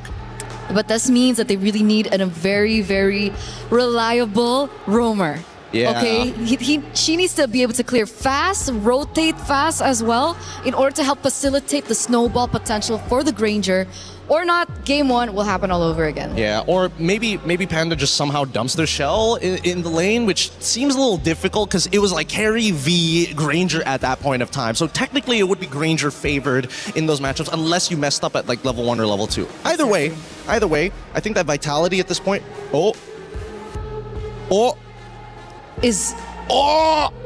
This is a statement. This is a statement. Are we expecting Glue then now to go to the EXP lane? No. Glue is going to be your support. Alice is going to be in the EXP because at least for Alice, she doesn't generate shields. And you know what this means? What does it mean? This means that Cindy, in her interview earlier with Ashley, was talking about like the picks, and now she's the one on the Selena. Is this perhaps her way of saying, here's how to play the Selena? Maybe that's possible. It's tough to say, but now Cho is on the opposite side. They have somebody who can block not only the arrows, but also isolate the targets. If the Throne of Ruin dismiss time, you could get kicked out of position. If Claude tries to go in, the Way of the Dragon could set up to make sure that this Granger gets the stacks. And that's what we talked about, right? That's what we really needed. They wanted to go out of the rotations a lot quicker. They want to be able to really facilitate the Granger. This is a spicy draft reflection. We have Selena on the other side, and this time it's not Ashley, it's Cindy. That's right, and maybe we'll hear in a post-interview if Cindy did it to specifically call out Ashley. It's getting deep in here, but the question is, will Gen G stay alive? Will they be able to finally take down their boogeyman of Vitality? Let's find out. Brigitte, Athena, take it away. Match point is underway for Team Vitality up against Gen G as we are moments away from heading into game number 2. What a statement! I agree. What better way to close it out if not by winning through a pick that was unsuccessful for Gen G in game number 1. The Selena now in Cindy's hands. That is a lot of confidence here for Vitality. And as you mentioned though, it's kind of a bit of a question mark still here for Vitality, right? But let's see, if there is a team that could make it work, it's going to be one of the strongest team or the defending champion. Now for Gen G, they go in for early aggression as well on the mid lane. Yeah, Rui actually stole away a green cap from Vitality's side, whereas Vival just decided to get a green cap of their own. So basically both level 2, but that was a stolen jungle cap, and we're seeing a skirmish in as early as less than a minute into this game. Gen G is trying to be a bit more active. They did not want a repeat of game number 1. They are playing right at where the level is Vitality when it comes to facing here on the early facing of our game, which is what we would love to see, right, for Gen G. Instead of them just going for the counter punches, we want to see them throw out the first punches and then do so onto punishing members here for Vitality. Now, looking back though here onto the composition for Gen G Esports, now they stay in with Ashley's show, and right on cue, she is forced out of her flicker. Yep, a resource already down for Ashley, but at least they got resources elsewhere. City, close call too, but we'll get to dash away from that attempt from Gen G. And there isn't a significant advantage that we're seeing from both sides just yet. I'm surprised to even see that slight lead in favor of Vitality, because Gen G were able to steal away a couple camps, even the Little Wanderer falling into Rui's hands for that first jungle rotation. But I guess this is where things change. Yeah, first turtle up, and we're seeing only Vivian scouting the area for Vitality. There's kind of a bit of a delay here for Ashley, only at level 2. But right on cue here for Arya, Falling Starman committing onto Viva. And that is how she keeps her at bay as Gen G attempts to get the turtle. It's going to be Sayori with the last hit, first blood as well. That's a great opener here for Gen G, chasing down onto Fumi Echo. But still, that is a great statement start here for Gen G. Arya definitely wants to play this time. She wants to be the EXP later. She wants to be seen. This is a different hero that you've handed over to her, and it's going to make a huge difference. The way that she just made sure Vival could struggle to get close to the objective, and if not even just get close, but even put her down to below half HP, enough so Gen G could actually get the kill. But Ashley though, down bottom. Okay, Chell is forced out of her Blazing Duet, but that is it. They just need to survive the early facing Ashley's attempts. But going back onto Arya, we've mentioned she's one of the best XP laners out here in the female team for female MWI teams. And so far, with her Esmeralda play yesterday, I think this also translates into how well she is when you give in a hero that could set up, could sustain, and as well give most of that punches in for Vitality. Yeah, she's just not letting go of Vival. Vival's struggling to be the very high mobility surprise type of Hirara in this scenario where Arya's just always trying to stay around her. That was close for that looked like an attempt for Genji, but they didn't really push through. Probably also got to see Vivian around the area. And now let's see how Vitality are dealing with this rotation. This is how they deal with it. They just steal off orange buffs against Genji, and that's how they slowly build up their momentum. Sayori with a clutch black shoes. Vivian onto the back lanes. That was a really close call. High risk plays here for Genji so far. Yeah, but we're yet to also see how they're really able to convert the threat of the Selena yet again. Mostly, majority of the action is coming in from Arya. It's from Genji. Vitality seem to be waiting for that opportunity to get at least a grab or maybe even land an arrow. So now the plan for Vitality is to send in Fumi Echo, but that's not looking good. But no, that is a great Throne of Ruin. Pandemon caught in the crossfire. Rui Force with a Turtles Passant. It's all over for her as Fumi Echo and Vivian doubles down. It's a double kill for Fumi Echo. The turtle is left untouched. Now there's an action here coming from Vitality. A 2-0 for an Alice early on. Arya still trying to be an annoying Esmeralda in her face, but this is Vival most probably still getting to secure the objective. No! She didn't have her retribution at the time. Okay, it paid off for Arya. Yes, it was very worth it. Now they do have the retribution, but the turtle is up. Genji and Vitality could both make their way to this objective if they wanted to, but things seem to be different for Vival. They might not risk it, not unless they find an opening. But it's so far just really Arya and Fumi Echo zoning them all out. They're really considering onto giving up the turtle altogether. They just want to interrupt the whole process here for Genji. If we could get the turtle, so can you. Right? And for Genji, they're attempting to somehow zone out the members of Vitality here.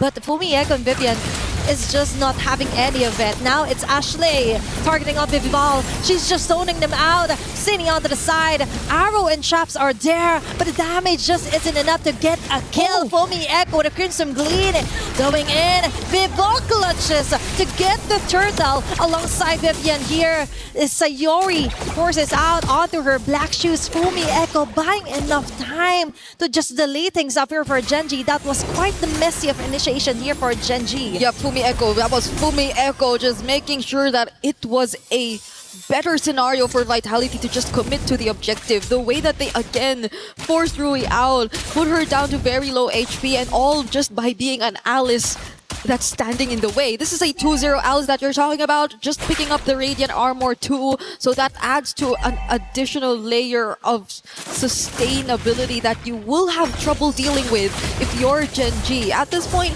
I feel like they might not have enough resources to deal with it head on, as we could take a look at the items eventually. But Vitality, there you go. At least they have a glowing wand in Sayori. And that's it. That is the kit that she needs to actually punish onto Vitality. A body kick here for Ashley, but Vivian and Fumi Echo tries to get away. Damage just isn't giving it here for Genji. And you just mentioned the Vitality. All they needed to do is force out Genji out of mispositions here. And there are numerous healthy resources here exhausted, such as the Flicker for Ashley, and for Vitality. Things just keep getting better. Shell got the most out of her zone onto the bottom side. That's a hefty amount of gold advantage that Vitality was able to get in 7 minutes into the game. Yep, and I feel like Genji could have also went for more aggressive setups if only there weren't as much information. I know we haven't seen much of the arrows just landing yet from City, but I think the placements are also something that matter in this game. The way that they're always just able to scout the movements from Genji, similar to what we saw just now, is being very pivotal in how this game is playing out. Oh, the arrow now lands onto Rui. Okay, that's a very crucial take here for Cine. Ashley commits onto the wave of the dragon. Cine immediately taken out here by Arya. Shell finds a great opening with a blazing duet, but Sayor with a single black shoes will be able to survive that. Panda 1 being cornered, of all people, taken down. The goal laner for Genji is down. Now they don't have enough damage to actually tore down the defenses here for Vitality. The Lord is left alone. It's still Vitality coming up on top, finding the right targets and angles against Genji. Yeah, and I think that's one of the biggest concerns we had for the draft as well. Genji, they do have setup, they do have pick-off potential, but can they actually provide the right amount of damage? Arya, oh, the knockups! She might not make it. Fumi Echo hot on her tails. Ashley in an instant taken down. This is just too much to handle. They're coming in one by one here from Genji. Yep, now it's Vitality. Oh, with the control over this objective. Rui has some information, can potentially catch up to. This is a backer that we're talking about after all, but will they let them through? Vivian blocking the way as much as they can, as well as Fumi Echo. Oh, it's still people getting on to the Lord. Arya finds her way in, but won't find her way out. As Vitality takes her down, that's a 5k gold lead. An objective onto Vitality. All in all, that isn't any in favor or pros from Genji. They've got nothing out of it. It seems like they still wanted to force the fight, however. It seems like they still at least wanted to get the attention of Vitality, maybe momentarily stop them from at least focusing on the objective, but Vitality refused to do so. They were just making sure that they will be able to secure the objective nonetheless, especially with Rui out of sight. If there was anyone who was actually able to approach, it was just either Arya, it was just either Ashley. But Rui was the main problem, and they need not worry about that. Okay, now it's a Lord. Oh, okay. I just saw Ashley activate the flicker just to try and cross that big boulder. I think that is huge info here right now for Vitality. Yeah. That is a huge giveaway right now, and Arya will have a hard time putting up on the front line here against Vitality. Yet again, they're down to the last bits of their base thread. It might even explode with the next bit of minion waves that Vitality was able to control. To BH, the macro isn't really that giving here for Genji. It's all about the map awareness, map control, all onto the side of Vitality. Ashley gets a kick onto Vivian. There's going to be a follow from Arya, but a falling star, but not the damage. The Respo, it just isn't there yet. Vivian goes in with a clutch play. Shaw with a free hit. The two women down here for Genji. They go at it again. Double kill yet again here for Vival. What a way to scout out the members from Genji! The coordination from Vitality, a single failed attempt from Genji is what cost them these 3 kills and possibly even a base turret that will go over to Vitality. The moment that they saw the way of the dragon already down and that multiple members of Genji were out of their base, they took that opening, that beautiful throne of ruin, that entry from Vival and the arrows from City, but Arya wants to fight again. Okay, that is quite a successful play here for Genji. They're just forcing their way in. It's Fumi Echo being cornered out. There's going to be a dashing out. Okay, the bullets will hit from Panda 1, but an immediate response here for Genji. They're still alive and kicking. And they've got 2 core damage here from Vitality. I think that is fruitful enough. The risk was worth it for them. But still, for Vitality, they're trying to survive. Ashley from the back! With a great wave to dragon onto Cine. But still, they weren't able to burst her down. Survival at its finest here for Vitality. The question remains, do they have enough to burst down whoever Ashley eventually finds? Because they burned the flicker for that kick. You would assume they could, because that was Cine who they were actually able to find. But even with the bullets landing, even with Panda actually providing the follow-up, it didn't seem like they had enough. What more if things get a bit messier in the team fights? And we're just talking about a 5k gold lead currently in the hands of Team Vitality.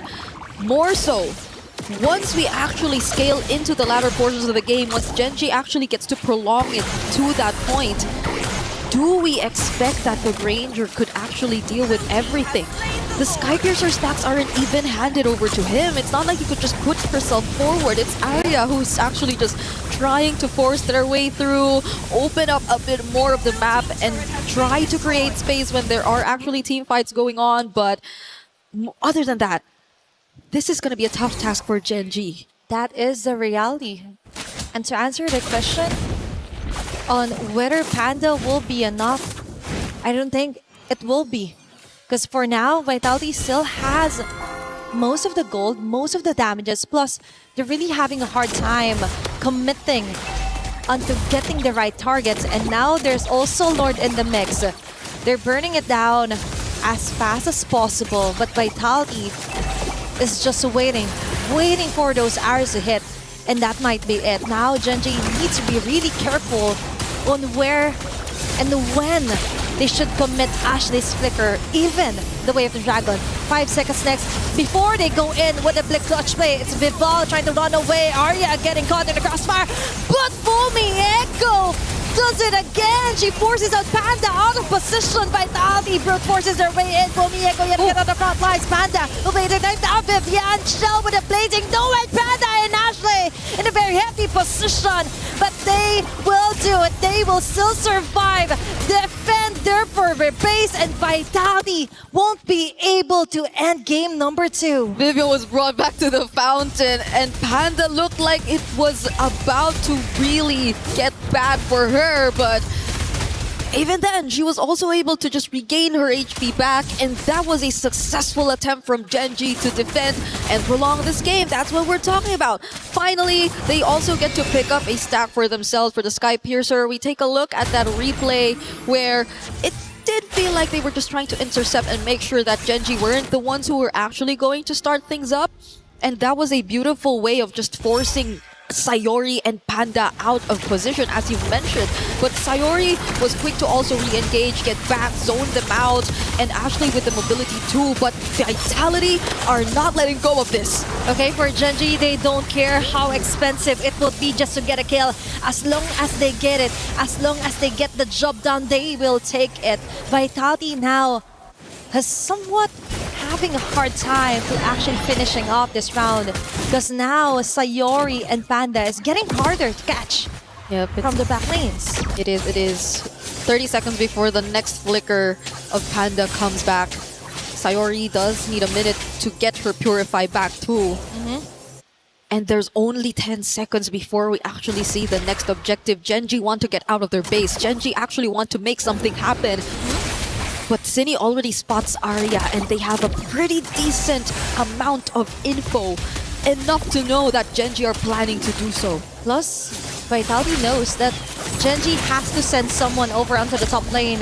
They still have the control over the map. And for Gen.G, they have two things in mind. First, clear off the waves onto the sides. Plus, try and prevent things from de-escalating here from Vitality. But Arya goes in. Okay. That was a very risky call here. If she was caught, if she was dead, that would have been the end here for game number 2. Oh no! But that might be it. Rui! What an expensive overstay there. Just when Vitality finally gets a Lord. Taking advantage of the fact that they saw Ashley dealing with the waves up top too. They've just blitzed the Lord. And what better way to close that out by finding a kill onto one of their most crucial front lines, their jungler Rui on the backsha. How many times have we seen that happen? But does Vitality close it out here? Okay, that made it even better here for Vitality. Foamy Echo from the back. Panda is forced to flicker her way out for survivability. Ashley as well. They can do nothing but stare back into Vitality, brute forcing their way in again. And they go in. Ashley is being held over here by Vivian. And they focus fire onto the tower as Vitality secures the 2-0 against Gen.G. And the results of the rematch remain the same. Team Vitality sweep Gen.G to punch their ticket to the knockouts. And they do it in a very dominant fashion. You expect nothing less from the queens of MLBB. But the way they had to do it with a Selena, I feel like I'm still going to be thinking about that until I get to bed. Imagine finishing off last year's grand finalist opponent with a hero that didn't work onto their favor from game number 1. And Vitality still is very dominant. They're just showing that yesterday, yeah, there were a little bit of cracks here and there, but today, they've all cemented each and every weakness that they found and found strength onto that. We have the winner's interview coming our way, so let's throw it over the stage to hear what they have to say.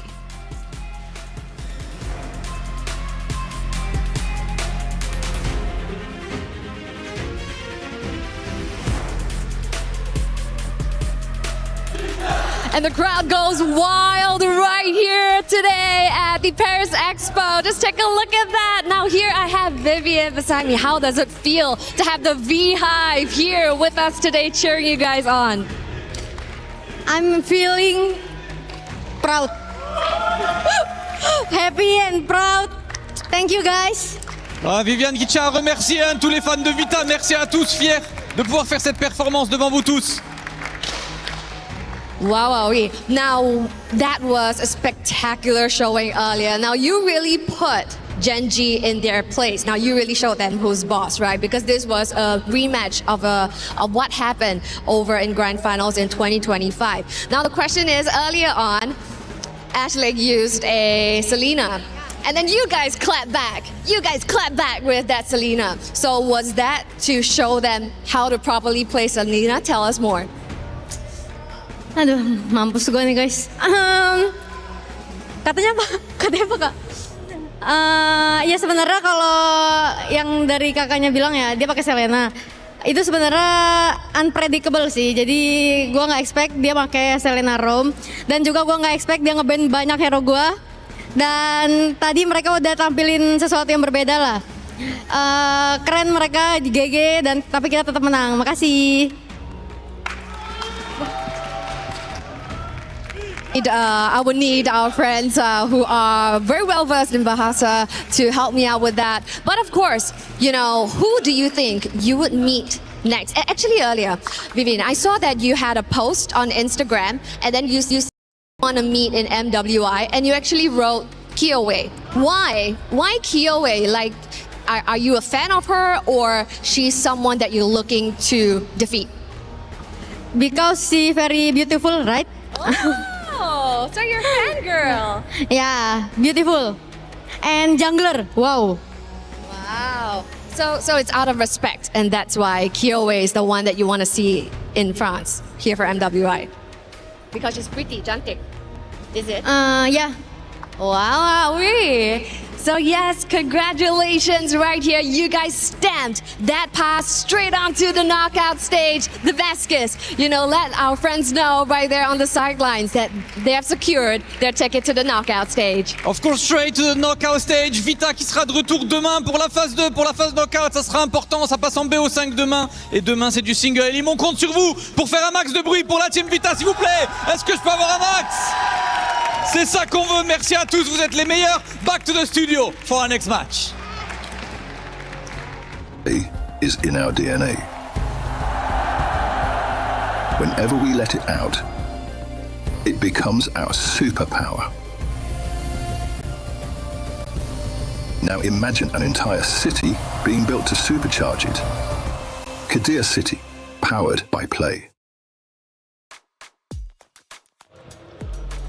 Well, it was, in fact, domination instead of redemption, as it's Vitality getting a big 2-0 win over Gen G, who now has to fight through the lower bracket in order to protect their key. Love the interview with Vivian right after that, though. That was incredible, especially because we get some insight. Kiowe, she wants to face off against her in the finals, which is Geltec, who happened to beat Twisted Mind. So that matchup could be a reality. And we finally found the weakness for Team Vitality. I mean... English interviews. Yeah. Stop. I'm not touching that. You got it all for yourself. Look, I mean, I'm happy to understand a bit of what she was able to, able to pump out there. But at the end of it all, I still think, these girls, they're great on these interviews in their own languages or even in English. But One thing that I am worried about is I feel like they couldn't say everything they wanted to say. Probably not. That's what the team listen-ins are for. We take a look at our brackets, and things are definitely starting to come to a finale, at least for our groups, before we move into the knockout stages.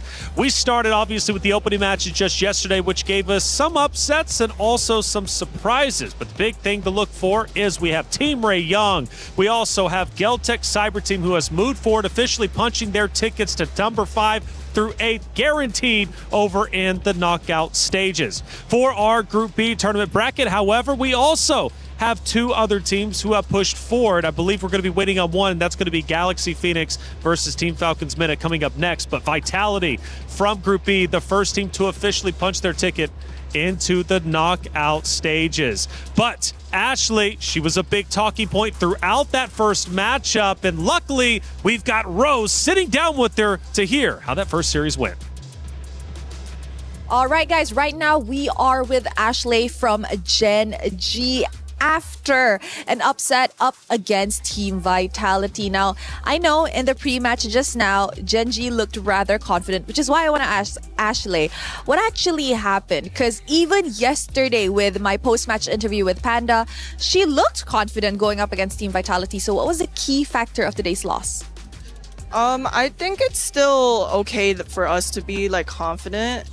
Even now, I don't think like things are looking like impossible, and like, you know, I knew that this could be a possibility, like the results and like the way we played, it could be a possibility of happening. There was also a possibility of us like winning at the same time, but all in all, I still think we could meet them in the finals and switch things around.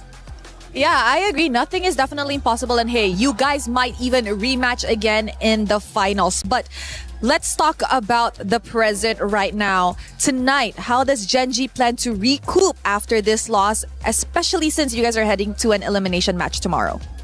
Better preparation. I mean, I'm not feeling too like bothered by what's going to happen, like what matches we're going to play right now. So we're just gonna have to see what happens. Okay, is there any words for the fans that are always rooting for Gen G and you? Thank you guys for supporting us. Please continue to support us, and the dream is still alive. I think we can turn things around. The dream is definitely still very alive. Thank you very much, Ashley. I will see you tomorrow. And with that, throwing it back to you guys at the studio.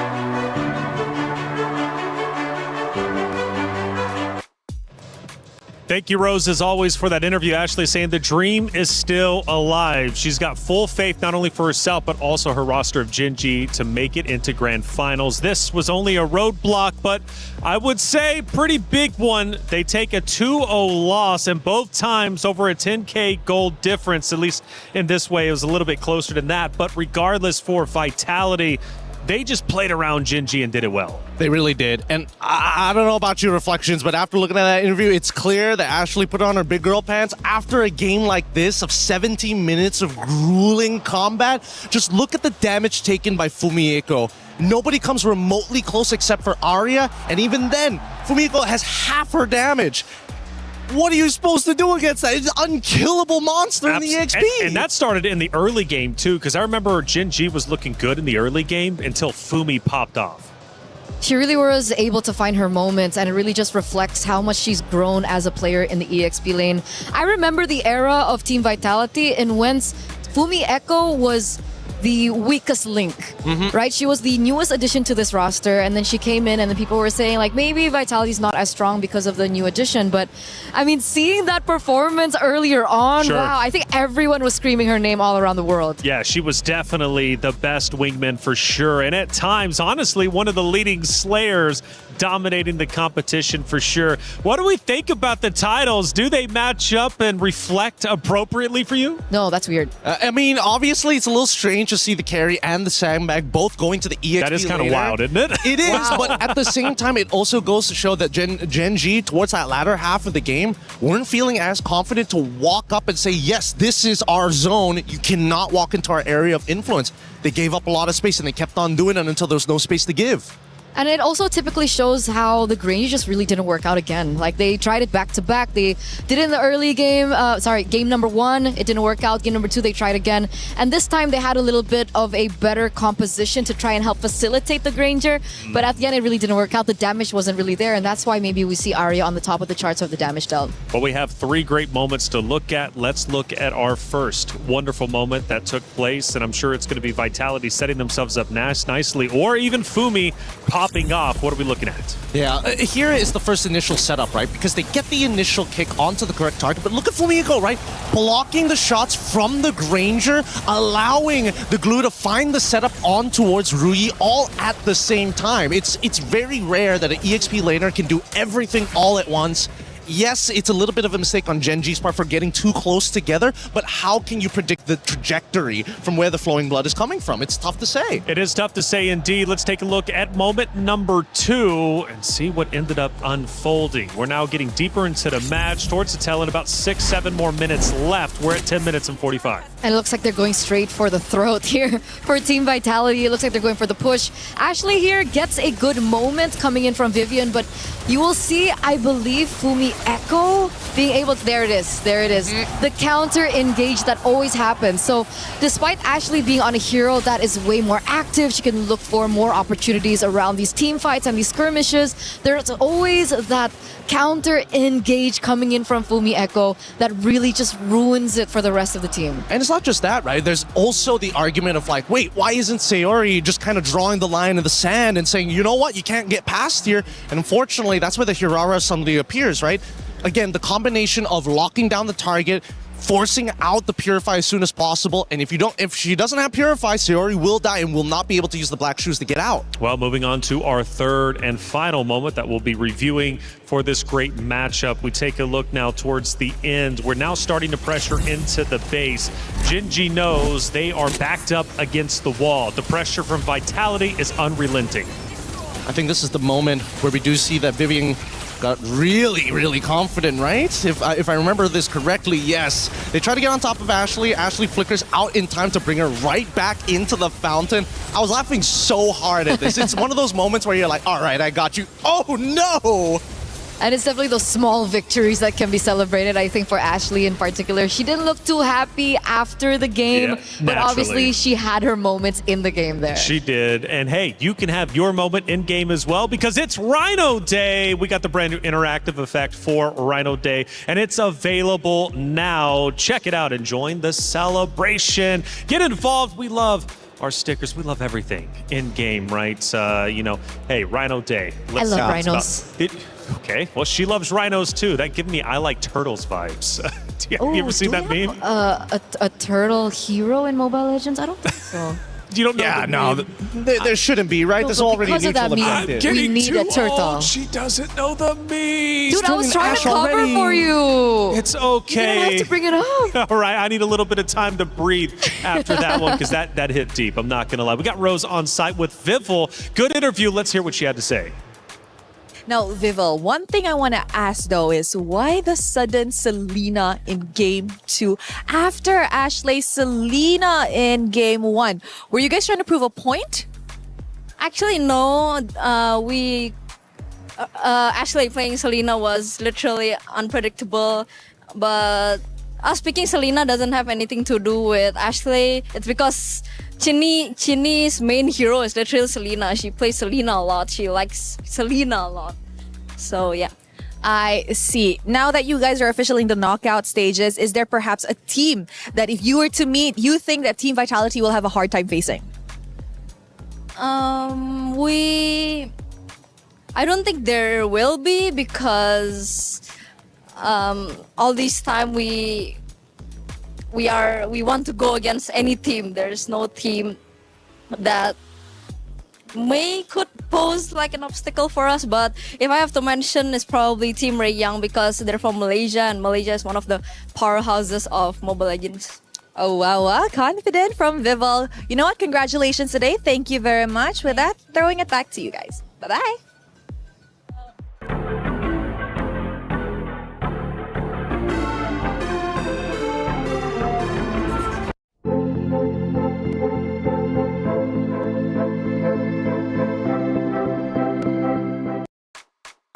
Good interview with Vival as always, Rose. Thank you so much for getting the coverage with the players as soon as they're off that stage and before going up, of course, to hear what their mindset is like as they head in to yet another series.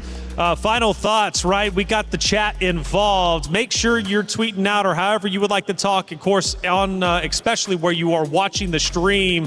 Famiko, MVP for sure. Honestly, after that performance, I would say so. Real. Yep. No, it's hard. It's hard to argue against it. Man, my guesses are really gets me to. Yeah. Oh, people are still doing their predictions as well. Very good. We like that. Fearless. Shout out to you. Get those predictions in, and hey, keep it going. Again, Fumiako getting all the love. GOAT EXP. Is that Miracle? Sadness, I just want to say I hope you're happy. Seems about right. Feels like Mirko. Yeah, seems about right. I think Fearless is Mirko. It's his alt account or something. Is that right? Probably. Probably Mirko. Well, we did hear earlier that he was looking at chat for just a little bit during that Phil section. Maybe he is Sadness, but why are you calling yourself Sadness, Mirko, if that is you? We're going to have and hash that out and figure that out. We need to make him happy. Another series is about to be underway, and this next one is going to be the final one for today, but an important one nonetheless because it moves one team forward into the knockout stage. It's Galaxy Phoenix versus Team Falcons MENA. Both of them take that stage, and I tell you what, this is going to be a big one for sure because there's several storylines to get through. First off, history is within reach for both of these rosters. For their regional battle, the highest regional placing they've got in MWI is 5th through 8th, okay? You get that just going to the knockout stages, but they go a little bit further, they could make history. They're my GOATs. They're your GOATs? Team Falcons MENA are my GOATs. This is the first time I'm hearing about it. Because, Dave, when did this happen? Yeah, I don't know, because I'm looking at Galaxy Phoenix and like the names that they've beaten just to get here. How can you not? That's the keyword. That's the What did you keyword? say? Huh? Beat? He said a sentence, names. though. Names? Names is the key word? Names is the key word. She is the gold laner. She is my GOAT. Okay, Names is the GOAT. Okay, fair enough. You guys must be a duo or something, actually. You guys go way back, actually, if I'm not mistaken, right? 10 years at MLBB, of course, 6 for you. Yeah. Veterans up on this stage. A long time to hate each other. Oh, why do you got to go that way? She was natural. Sadness. She was the Sadness comment out there in the Wait chat. until the next IGN of hatred. Falcons MENA, okay, has a big fan up here. But realistically, do they have what it takes to take down Galaxy Phoenix? Oh man, that's the brutal question because they've been to so many international female tournaments and they always just fall short. And I gotta say, this matchup is really heartbreaking because I think Galaxy Phoenix are so strong. They are the team that has actually played in MPL Cambodia. And that's not a simple task to do. There is technically no restriction on it for what kind of gender going into these MPLs. Sure. But the fact that they are playing on the same stage as some of the best in Cambodia, who's been around for at least 5 to 6 years, and they're the one region that everybody in Southeast Asia agrees upon that they are big stonks. Big stonks indeed. And talking about stonks, apparently we've got the Queens posing themselves. Where were they at? I'm hearing the Eiffel Tower. Let's check it out.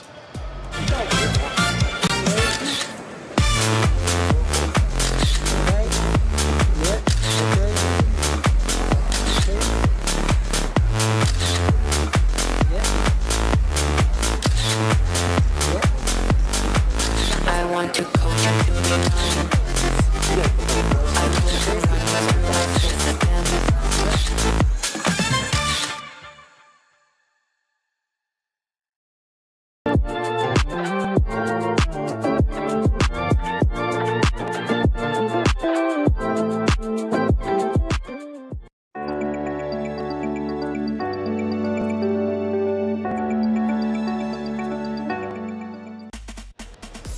Well, that was cool. I couldn't have done it any better than Kiyowe in that moment. Well done. Hopefully we get more of those videos. Super unique. Hey, it's about time to send it to the stage, though. I'm ready to get this matchup started. It's Galaxy Phoenix versus Team Falcons MENA. Cheryl Damascus, take it away.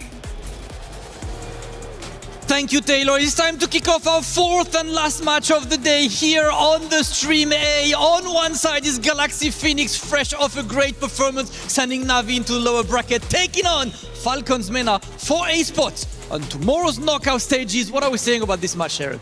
Yes, that was absolutely amazing. And as we speak, these two teams that are about to take center stage right here on Stream A are teams that has flown under the radar. Now, Galaxy Phoenix is someone that you don't want to underestimate. Why? Because they have played in the open circuit. Now, they have been competing in MPL Cambodia. And of course, we have over on the other side, Team Falcons MENA, where they see their open circuit counterparts winning wildcard. Are they able to rise above right here in this match and secure their knockout ticket? Let's find out from you guys at the studio. Let's go. Thank you, Cheryl and Damascus. As always, the stage is set. Galaxy Phoenix versus Team Falcons MENA. We've got at least one big supporter on the desk. Eterna, you're hoping they can get the job done. We'll find out, of course. But again, I mentioned that history within reach. Both regions, going for their highest placings in MWI. Now, that won't happen just by making it to knockout stages, but it at least gives them the setup, the chance to make history for their respective region. Now, we talk about Team Falcons MENA. Let's talk about them a little bit more. Nucci from Falcons, from sub to starter this time around. This year, she's looking to make a big impact. And I love that about her, right? Like the first time I met her, I think was back in the African qualifiers. I actually went to Africa to see her, and she was so nervous when she was able to make it to the international stage alongside names. There are other few members that are no longer there, which is what makes this lineup so special, because technically this is a new roster. They've rebuilt it completely around names, and names is such a household name at this point now if we're thinking MENA, if we're thinking Africa, because she's been the prominent gold laner for so long in that region. And she clearly is getting a lot of love here on the desk, but I'm sure from the supporters in the chat as well. Make sure you're getting loud for Team Falcons MENA. But let's also show some love to the opponents of Galaxy Phoenix. What makes this roster a true contender? What makes this roster so special, Gideon? Because they made it here for a reason. Clearly, they're doing a lot right. Well, I mean, they beat the defending champion of their own personal region. Again, in most of these situations, you're expecting those champions to always reoccur here at MWI. But let's not also forget, they were the ones who beat Navi PH 2-0 in that sweeping motion. And let me tell you, I was 2-1. That would make a lot more sense. 2-0? No way. Everyone was stunned with that victory, and everyone thinks that that's the momentum that they need to make it through to the next stages here in the knockouts. So let's take a look at the drafting phase now as we get to game number 1. We're seeing the Guinevere being banned out. We're seeing Freya. Yves gets eliminated, and as well as the Paquito. Okay, I'm liking it so far because that only leaves for the EXP the big generals of the Phoveus alongside with the Esmeralda. Again, both situational now that the nerfs have started to come through, but Esme has been in a pretty interesting spot. I would like to see whether somebody has come up with an answer to the Esme in lane and not in team fights. We all know how to deal with her in team fights. Just gotta keep on kiting her, gotta space her out. What was the counter to Esmeralda back in the day? Oh, so many, like the Dyroth, you have the Alpha. Dyroth! Yeah, there's so many lane bullies. Do you think there's space for a Dyroth? Okay, you know what? Sometimes when it's a good counter in lane, it is not worth to go for. And that's something we learned between Leslie and Claude yesterday. Yeah. Just because you can make it doesn't mean you have to. You gotta kind of space it out. Boxia, the follow-up band here alongside with the Matilda, leaving Marcel wide open. And now we're seeing completely different from what we saw earlier today, right? From big openings of focusing more on the Atlas, leaving the Freya open. It really goes to show that there is a wide varying hero pool that isn't standardized amongst each of the teams and regions. I really like that you mentioned that, because just yesterday we saw that Team Falcons MENA actually brought in a Carmilla jungle. Yeah.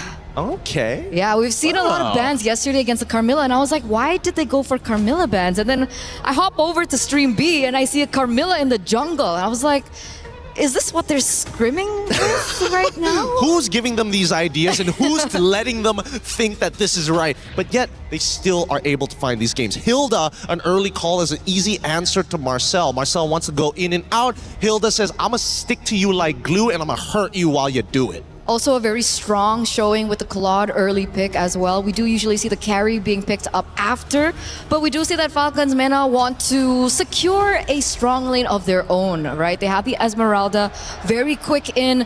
If they still want to secure maybe like a 50-50 lane, they do still have the option to go for Harith. So perhaps the mid lane priority pick was a more decisive decision there. They pick up the Lilia first in the first phase. Yep, they want to make sure that their mid trio is going to be decently strong. They're going to save their jungler for later, and I think the Esmeralda is very, very safe now, but it kind of depends when we see the turnaround. Do they want to reveal where the Hilda is going to go by showing who's going to be the EXP, or are they just going to keep her as a flex? That's true, that's true. Hilda can be flexed into the EXP lane.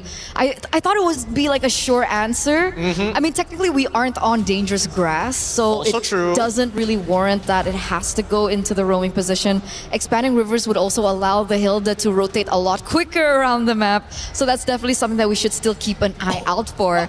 But insta-pick there, the Valier goes in 50-50 against the Lilia. Valier is not the best hero for clear. Yeah, it's not the best hero for clear, but he is the greatest hero at ruining a support's day. Try and engage. Try it again. Oh no, you're stunned. Oh no, you're trying to engage. I'm going to push you away, and then we're going to do this all over again. It's a really frustrating hero, especially if you have no easy way to gap close against your opponent. And even then, you better have two options of gap closing, because that Searing Torrent is ridiculous. I could have sworn you were going to say gaslighting. I thought about it for a moment, but hey, look, maybe that... Did I say it? It's happening! Are you Mirko? You like that? All right, now, second half of it is where it gets a little tough, because I feel like Galaxy... Whoa!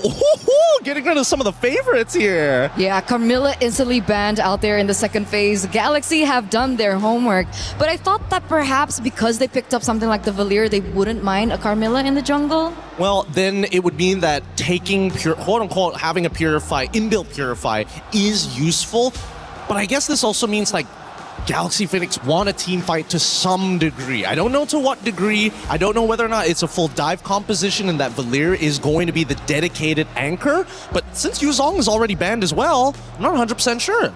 Yeah, how would they go about it if they don't have the Yuzong? Do they have to go for like a Uranus of the worlds? Ooh, I mean, yeah, the Uranus isn't the worst option, but at the same time, that means that the unfortunate truth would be that their jungler would need a scale. So in terms of just raw scaling, they need a secondary win condition. And I don't see it just yet. They can just play for one win condition, but we've seen how that turns out in these games. Too many eggs in one basket. It's tricky, very 50-50. They need to be able to execute it precisely if that's the exact game plan that they're going for.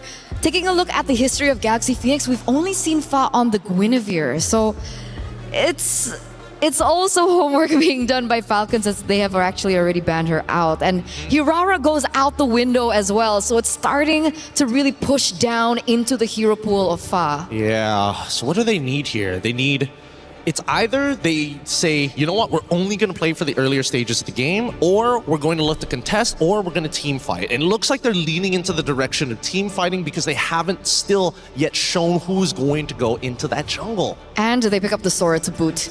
We've seen what the Sora has been able to do so far today, especially now that we do see the Esmeralda has already been secured by Team Falcons MENA. So there's no room for like a sneaky Valentina pick in the EXP lane. So they're really just going to have to battle that out. And I feel like Sora in these particular team fights sometimes has an advantage depending on the timings of the skill usage. I totally agree with that, especially when you're facing off a Lilia. When you see these strong engage tools, you have to take the right battle spells. Flickers could be good, but at the same time, can you react fast enough compared to a Purify? I don't think so. That's a big problem. So now we're waiting on the last two picks here for Team Falcons MENA. They need a jungle as well. They go for the Clint. This is a signature pick for names, by the way. And the Fanny! Oh, this is dirty. This is really, really dirty. Number one, there's not much of an answer to the Fanny at this point of time. The Cloud Shift is good at catching her, but if you can time it perfectly. The Searing Torrents is something that Fanny can force out of Sophia very early on, and there's no real running away. This Hilda has a lot of work to do in front of her. Show jungle. Show jungle? Show jungle. I think it might just have to be a tank jungle, unfortunately. But then that means all the damage would be on one guy. So they go for Ling to scale. They're fighting fire with fire. This is such an exciting matchup, a matchup that we haven't seen in so long. What is it? How long has it been? Like Years. It's been years, Gideon. It's been 3 years exactly. Wow. Well, not only was our hero pick historic, bringing old memories back, but both teams again are going for history themselves, trying to reach the knockout stage, trying to better their region than 5th through 8th. Can they do it? This is just one of those very steps. It's Galaxy Phoenix versus Team Falcons Mena. Miriko, Athena, take it away. A big thank you to the panel, but also to both the teams. Galaxy Phoenix, Falcons Meta, thank you for bringing us out of that tank meta. Yes, the Fanny and the Ling. Yo, I'm excited, Athena. Look at that. Our wishes have finally been answered and on our upper bracket semifinals matchup. Now I'm excited to see what Falcons Mena has to offer with Nana's Fanny. Nana's Fanny or Fuzz Ling. Fuzz Ling, yeah. Vice versa, right? And it's interesting to see it in a world full of jungler when it comes to the utility, but early skirmish here on the mid lane, forcing out the flicker out of Syrinx. Yeah, we've just been seeing this so much, man. Bargain Hunters on a lot of the mid laners. This time, even on the Valir. Sophia's gone over for the... That's interesting. Wait a second. Winnie's gone for the Festival of Blood and Vitality as well. Talk about playing it extra safe against already a lane bully in names and the Fanny in the enemy lineup. It makes a lot of sense. This is some good emblem choices from GXP. Yep, sometimes you just have to get that extra layer of protection just so you could ensure that you would not be bullied here, especially on the gold laners for GXP. Now, talking about Falcons Mena right now, we see some potential great simultaneous connections here, especially with the Marcel being picked up for the roam. Although there were some changes when it comes to the first and second skill as all. But now Nucci and Cyrex be forced on the corner, but still Nana getting a clutch first blood out of Sophia. Something you're going to have to take into account every time you go for any 2v2s or 1v1s across these lanes. The fact that Nana can just walk up. Oh, that is exactly what she's doing. Then Fa is forced out of her Tempest Blades, going for the direct answer. Strix immediately falls down. What a show match of our junglers right now. 1-1, but the junglers picking up kills. Nana. Okay, it's Lemma falling down hard, but still ensures safe escape right now for GXP. Now Nana safely transitions on to taking the neutral objective. She decides here for Ling. Nocturne trying to find a way out to protect Nana from impending danger. Fa finds Nana, following closely behind. It's Sophia getting the last bits of the hit. Nocturne with an answer right back. Syrinx with multiple gloops on the way will ensure another double. And Syrinx onto Lemma, following closely behind. This might be another kill on the hands of Falcon Mena. Yes, indeed, they're committing. Even the Falling Star Moon was actually activated, but now, okay, plan B, focus on the neutral objective. Falcons Mena, after a crazy skirmish where they got both Lings, they went for the turtle straight up. Objective conversion on the board. That's turtle number 1.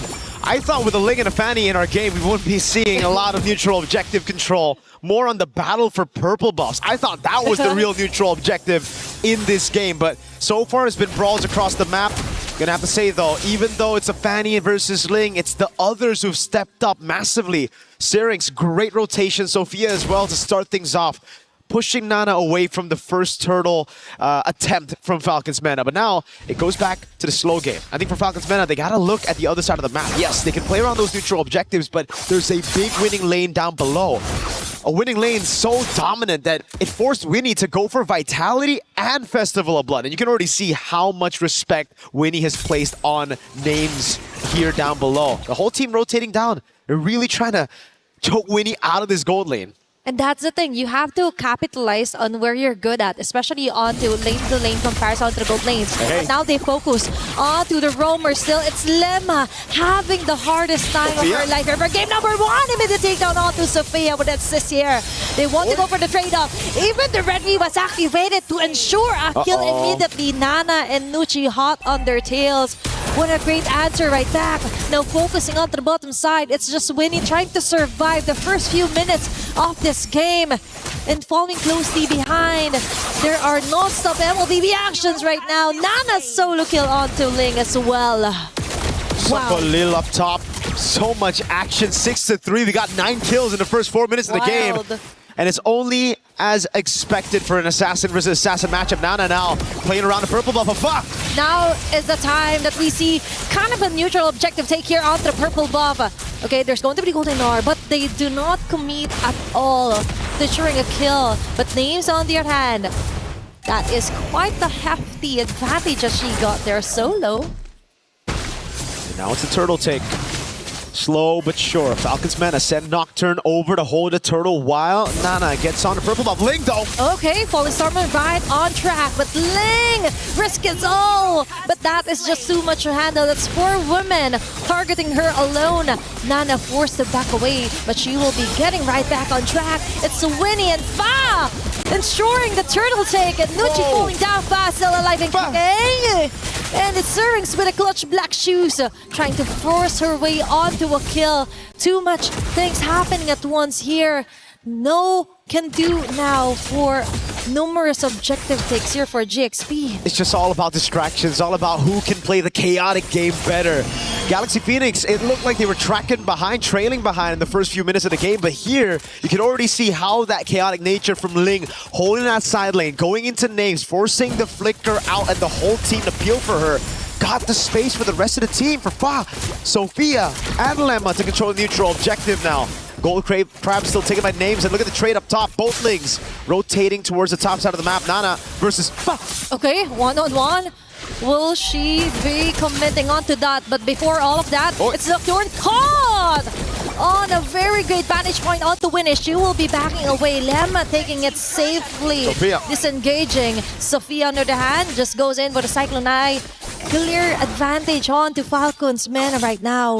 This is the moment, I'd say, for Galaxy Phoenix to try to look for those purple buff takes away from Falcons Mana, but it just seems like Frost is taking a safe route. Doesn't want to go over to enemy purple buff despite the Fanny already seen up top. Nana's getting the job done. Ling! Okay, Fa with a blades here. Going with a double. A kill is free on the bottom lane. Meanwhile, it's Feeny being taken out in the process there onto the top lane. Immediate cross-map trades here for full Falcons and Galaxy. That's all without a purple buff. Nana has gotten a turret and a kill on the Claude with no purple buff. Purple buff still up and available. She's waiting for it to be closer for the turtle to spawn before she actually takes it. So this is a prime time for Falcons Mana to fight now. Nana got purple, Turtle's up in 2, and Foz purple is going to be out just in a bit. Lemma targeted down again. They're trying to bait out the flicker right before the skirmish, and it just seems like for Galaxy Phoenix, they just can't stack up together just yet. The Claude's still up top, playing weak side. Sophia, Lemma, and Ling trying to find an opening for Fa. Okay, it's going to be frame moment. Ling will be able to dodge out of her way in danger here from Falcons Mana. Nana will still be successfully taking down the neutral objective. Surprisingly so, she can do a lot even without the purple buff you mentioned. And even though some may consider it a necessity, it's like just an option for her. She just wants those kills rolling over here for Falcons Mana. Remember, as the panel mentioned, Galaxy Phoenix can just play the scaling game. They have a very good scaling composition. Sophia, though. Okay, jumping in here is Nocturne. Sophia was able to get away with a clutch movement here from Nucci. Nana from the back will get a kill onto Sophia. Winnie with an opening, blazing, do it, open up doors here for GXP. But Nana is still alive, ensuring a double. But there's a double here for GXP. That's 4 women down for the side of Falcons Mana. That is a tough advantage that GXP got. Look at the instant objective conversion. Nana trying to defend. Okay, it's Lemma saying bye here to Nana. But still, it's all about prevention, preventing the mid lane turret from being destroyed by GXP. But Fa will be able to get another turret down onto the bottom side. The instant objective conversion, another fight in the mid lane, and this time they play it perfectly. Nana on the Fanny has been the one to initiate a lot of these fights, going in first, trying to deal damage to the rest of the team to follow it through. But Fa playing like a true assassin, coming in late. Okay, this is a tricky thing. She has the skills to actually go out of her way to get a kill of all people. And Syrinx falling down. GXP, what a great move, ensuring the most crucial take-off.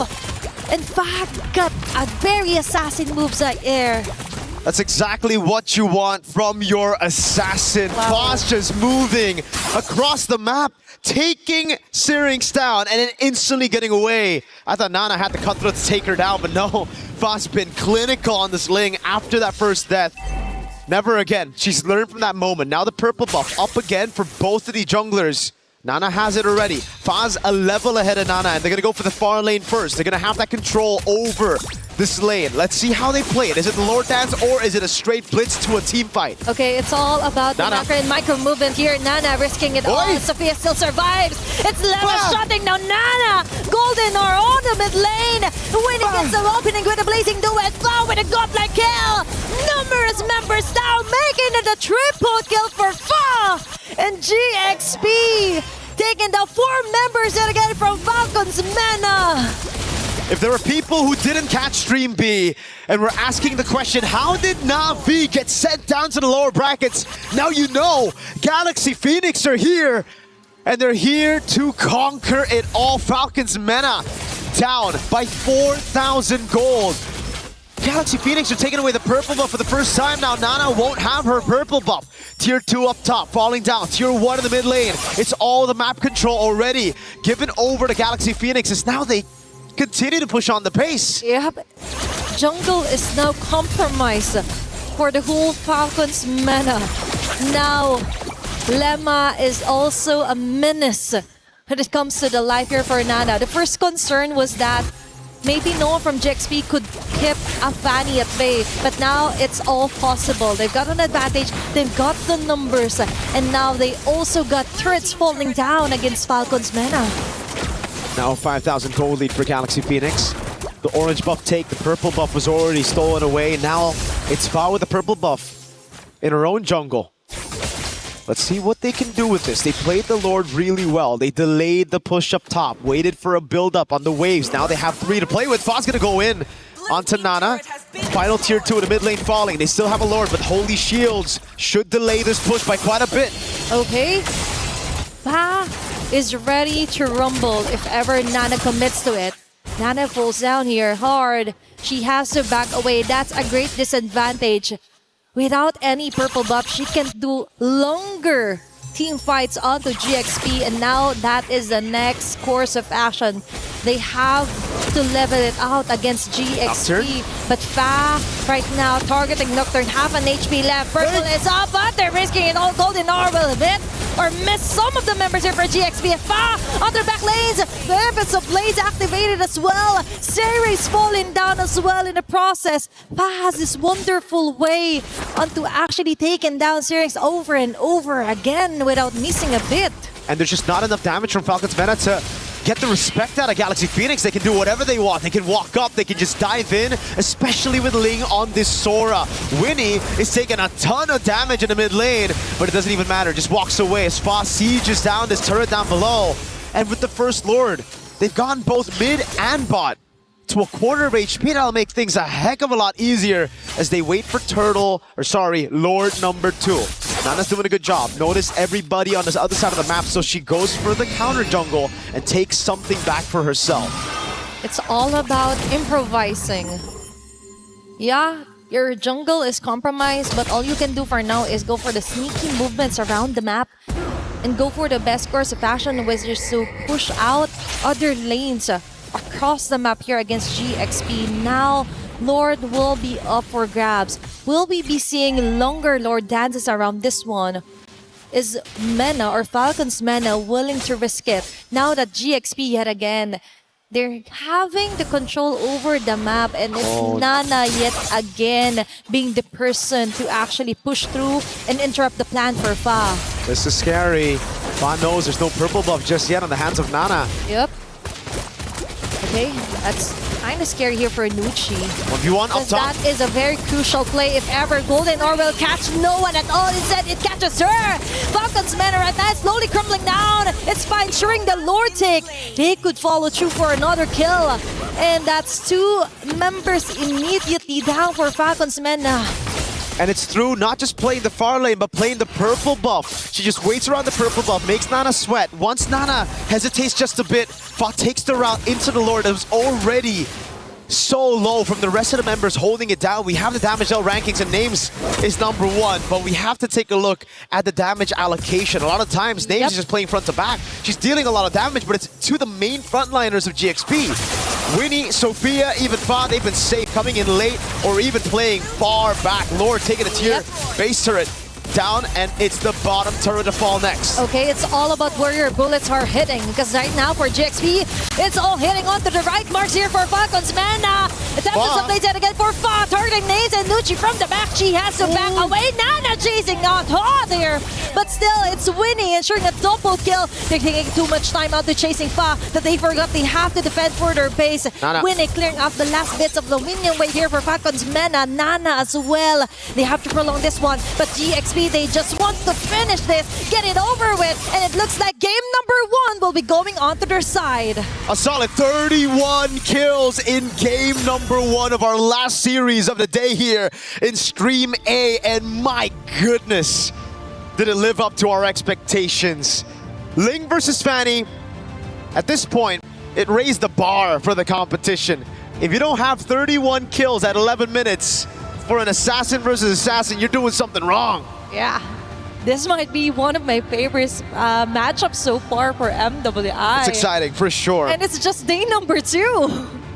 And I think it raised a lot of the doubts that people had on Galaxy Phoenix yesterday, right? We saw it in Stream B, but a lot of people were tuning into Stream A thinking, okay, maybe it was a fluke win against one of the Titans in MWI, but I think with this performance, it's a statement victory to the world that the other teams are certainly catching up, and Cambodian MLBB looks like it's at the top with Galaxy Phoenix.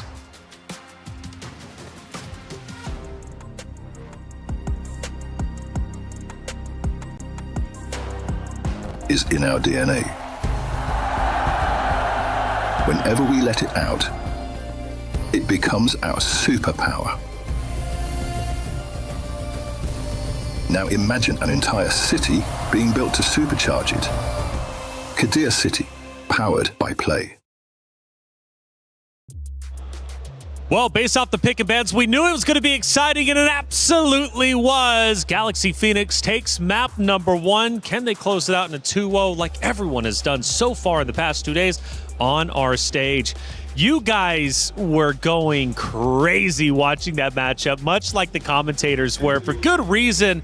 Tanks, they're out. Assassins are in. Gideon, what does that mean for our tournament? It means that this tournament might be super exciting now, because the day when Assassins come back in and the tanks start washing out, you get games like that. High KDAs, high intensities. Every moment cannot be wasted, and every second counts in moments like these. That's why that game was just so exciting. And becoming a color caster, so much easier.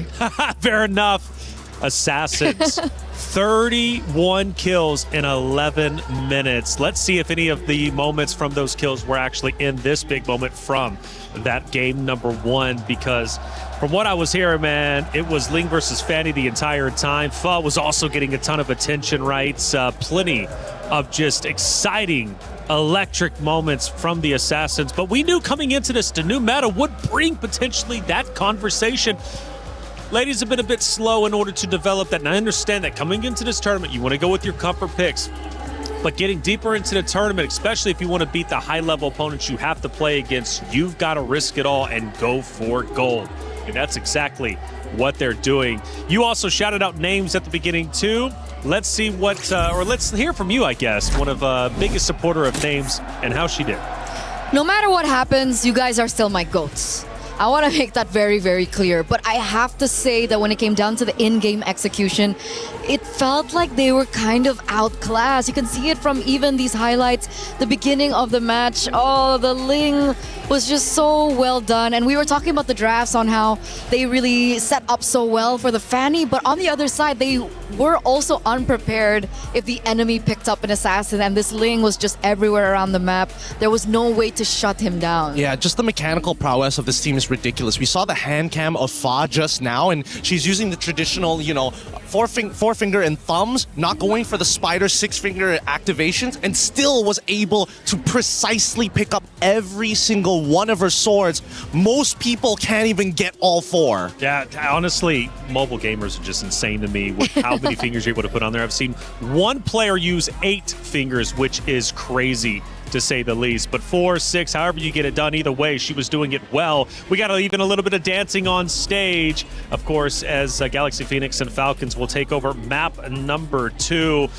But seriously, the Assassins making things exciting overall speeds things up a lot. I mean, again, we mentioned that from the new meta, things would be sped up. I mean, 31 kills in 11 minutes. I mean, how extraordinary is that? It's huge. It's huge. We haven't seen it in a very, very long time. 11 to 20 maybe would warrant maybe a 30-minute game maybe, or like a late 20-minute game, but only a 50-minute game with that many kills on the board. It's already so special. Yeah, I mean, keep in mind, right? Because as many kills as she was able to put on the board, it's a contribution of the entire team. The assassin isn't there to just wipe out every single person. You're specifically wiping out the low targets on the team. You play as cleanup, and if you're lucky, you find a priority target that you could 100 to 0. Which is what was so differing about the gameplay between Nana and Fa, right? We saw Fa coming in the later portions of the team fights, understanding that everyone else on the team could get them a bit low. But for Nana, it was a lot more trickier because it seems like in her gameplay, she went in for the initiations a lot of the time. And unfortunately, there were moments where she got caught by the Sora. Yeah, unfortunately, that's just the truth of the matchup between the Fanny alongside with the Ling. Ling can clean up, Fanny can clean up, but the difference in scaling, Ling does much better in the later stages of the game with the items that he's able to purchase. Fanny, really, really good in the early stages. Like, under turret, you are not safe. Getting a lot of love in the chat, by the way. The stage is on. We saw you out there, Rico. It's so refreshing to watch, okay? Ling and Fanny. And that echoes the sentiment of what you're saying, right? It's nice to see the Assassins come out, see the high-octane play, see the fast action. This new meta, that's what it brought. Yes, absolutely, absolutely. I think so much fun. We've talked about it. The casters were also talking heavily about it, and hopefully coming to this next match, we'll see another assassin v assassin. But usually when we do see the first matchup be an assassin v assassin, game number 2, sometimes they resort back to safety. They resort back to the tank jungle. Well, hey, I tell you what, even though the ladies on stage are vicious, they had a little bit of fun with Don't Touch the Hero. Today we're going to be playing Don't Touch the Hero. Are you girls ready? Yeah. No. Aurora, Sora, Lilia, Freya, Lilia, Aurora. Oh, hell. Freya, Aurora, Sora, Lilia, Lilia. At this point, I'm just copying your moves. Oh my god. It's fine. Okay.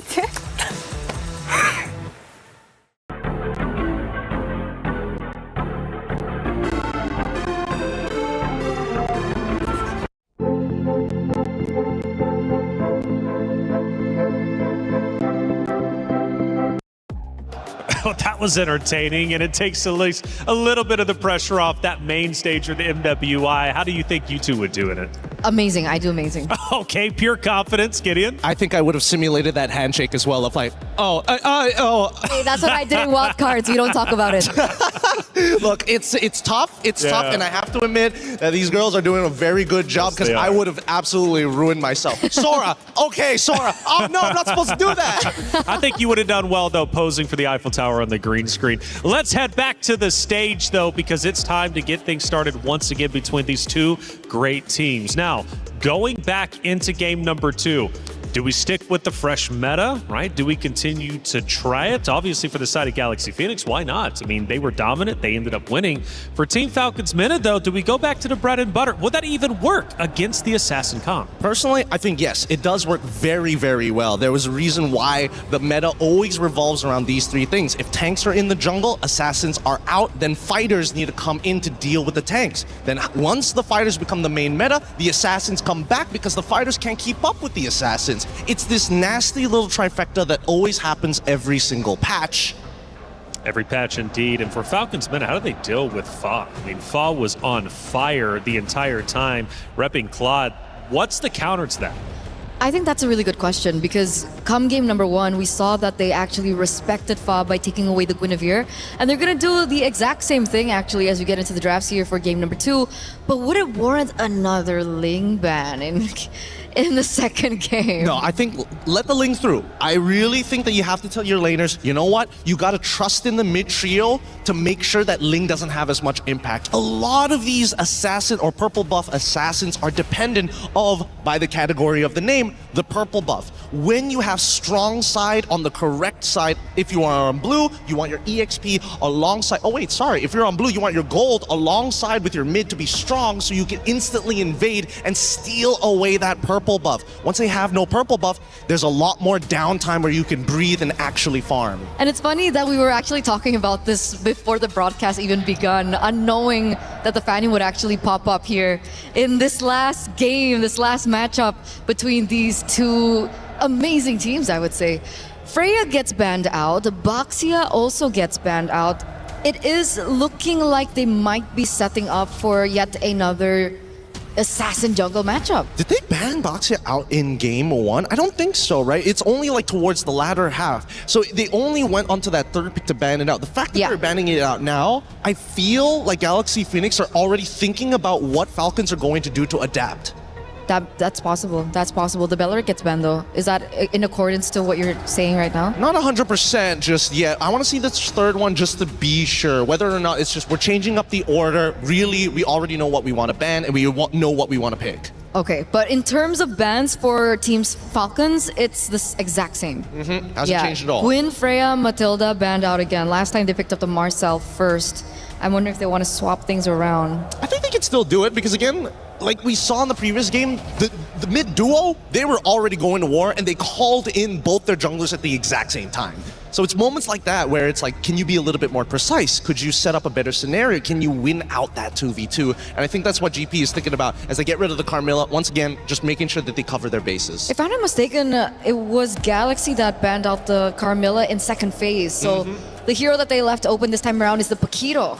And I feel like the Paquito does really well against the Assassins, no? It does. Magically, yes, it does. But Esmeralda is still available. So technically, counterplay is in play. It's just whether or not who's going to make that first move, right? If Marcel shows up here, then it's kind of whatever on the opposite side. Okay. Let's see. It really depends on what this first pick coming in through from Team Falcons is going to be. And this time it's not as decisive. They're actually really thinking about it. Are they considering perhaps a different pick in game number 2? I mean, could be. There you go. Esme, they give up on the Marcel very early on. Do they want to give that up though? That's the thing. The Marcel is a little dangerous here. As much as Esmeralda becomes the super tank, Marcel can peel people off of their main targets pretty well. And more importantly, he's just fast. Absolutely. I think the next matchup here, are they going to once again prioritize the Claude? It was something that really worked out for them at the very end. It could be the carry, it could be the Claude. But at the same time, now that I see Esmeralda, there's a smaller chance of actually going for the Harris. So that's kind of out of the way, which leaves us with 3 potential heroes. One of them, I think, might be a bit better than the others, which is the Moskov. Moskov is particularly good when when the junglers are playing assassins. You have a way not only to create distance, but actually push them away from you. It makes sense if you want, more map control as well. But if they're going to be playing assassins, that could be of tremendous value, and you can utilize that to control the far lane. You can split push and then eventually use your ult to join in on the fights. But they don't bite. It works both ways, but now with the Claude already locked in for the side of GP, because again, we know that GP are going to be the ones who are more likely to go for the assassins in comparison to Team Falcons. So what's the setup now for Team Falcons? Oh, I like this. I like the single target lockdowns. I like the high-lows a lot here. So they learned. They learned a little bit. I would have also preferred the Hilda. That would have been also a pretty good option. Moskov, they are thinking ahead. You know what? I should stop. I should stop. I'm here doing checker moves. They're playing chess already. Absolutely, yeah. The Moskov comes through here. It's something that we did discuss earlier on. Hylos as well. Considering now that Galaxy Phoenix are in a position where they might be unprepared when it comes down to an assassin pick. But for some reason, looking at this comp, can Paquito jungle work?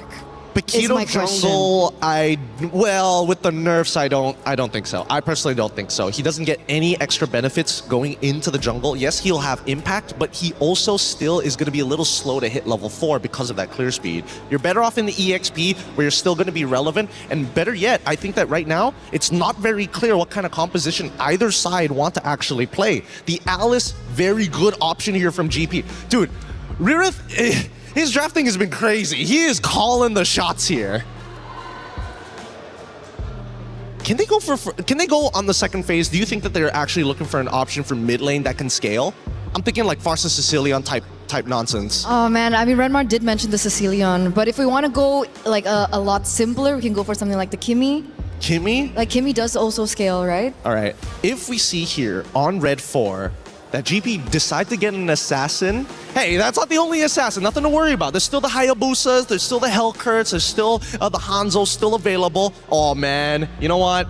The fun ones got banned out as well. Ling on the opposite side is the response. That's why I saw the Fanny being banned out and then the Ling response. There is still space for, the Hirara, the Nolan as well. It's something that we're more, accustomed to when it came down to MWI.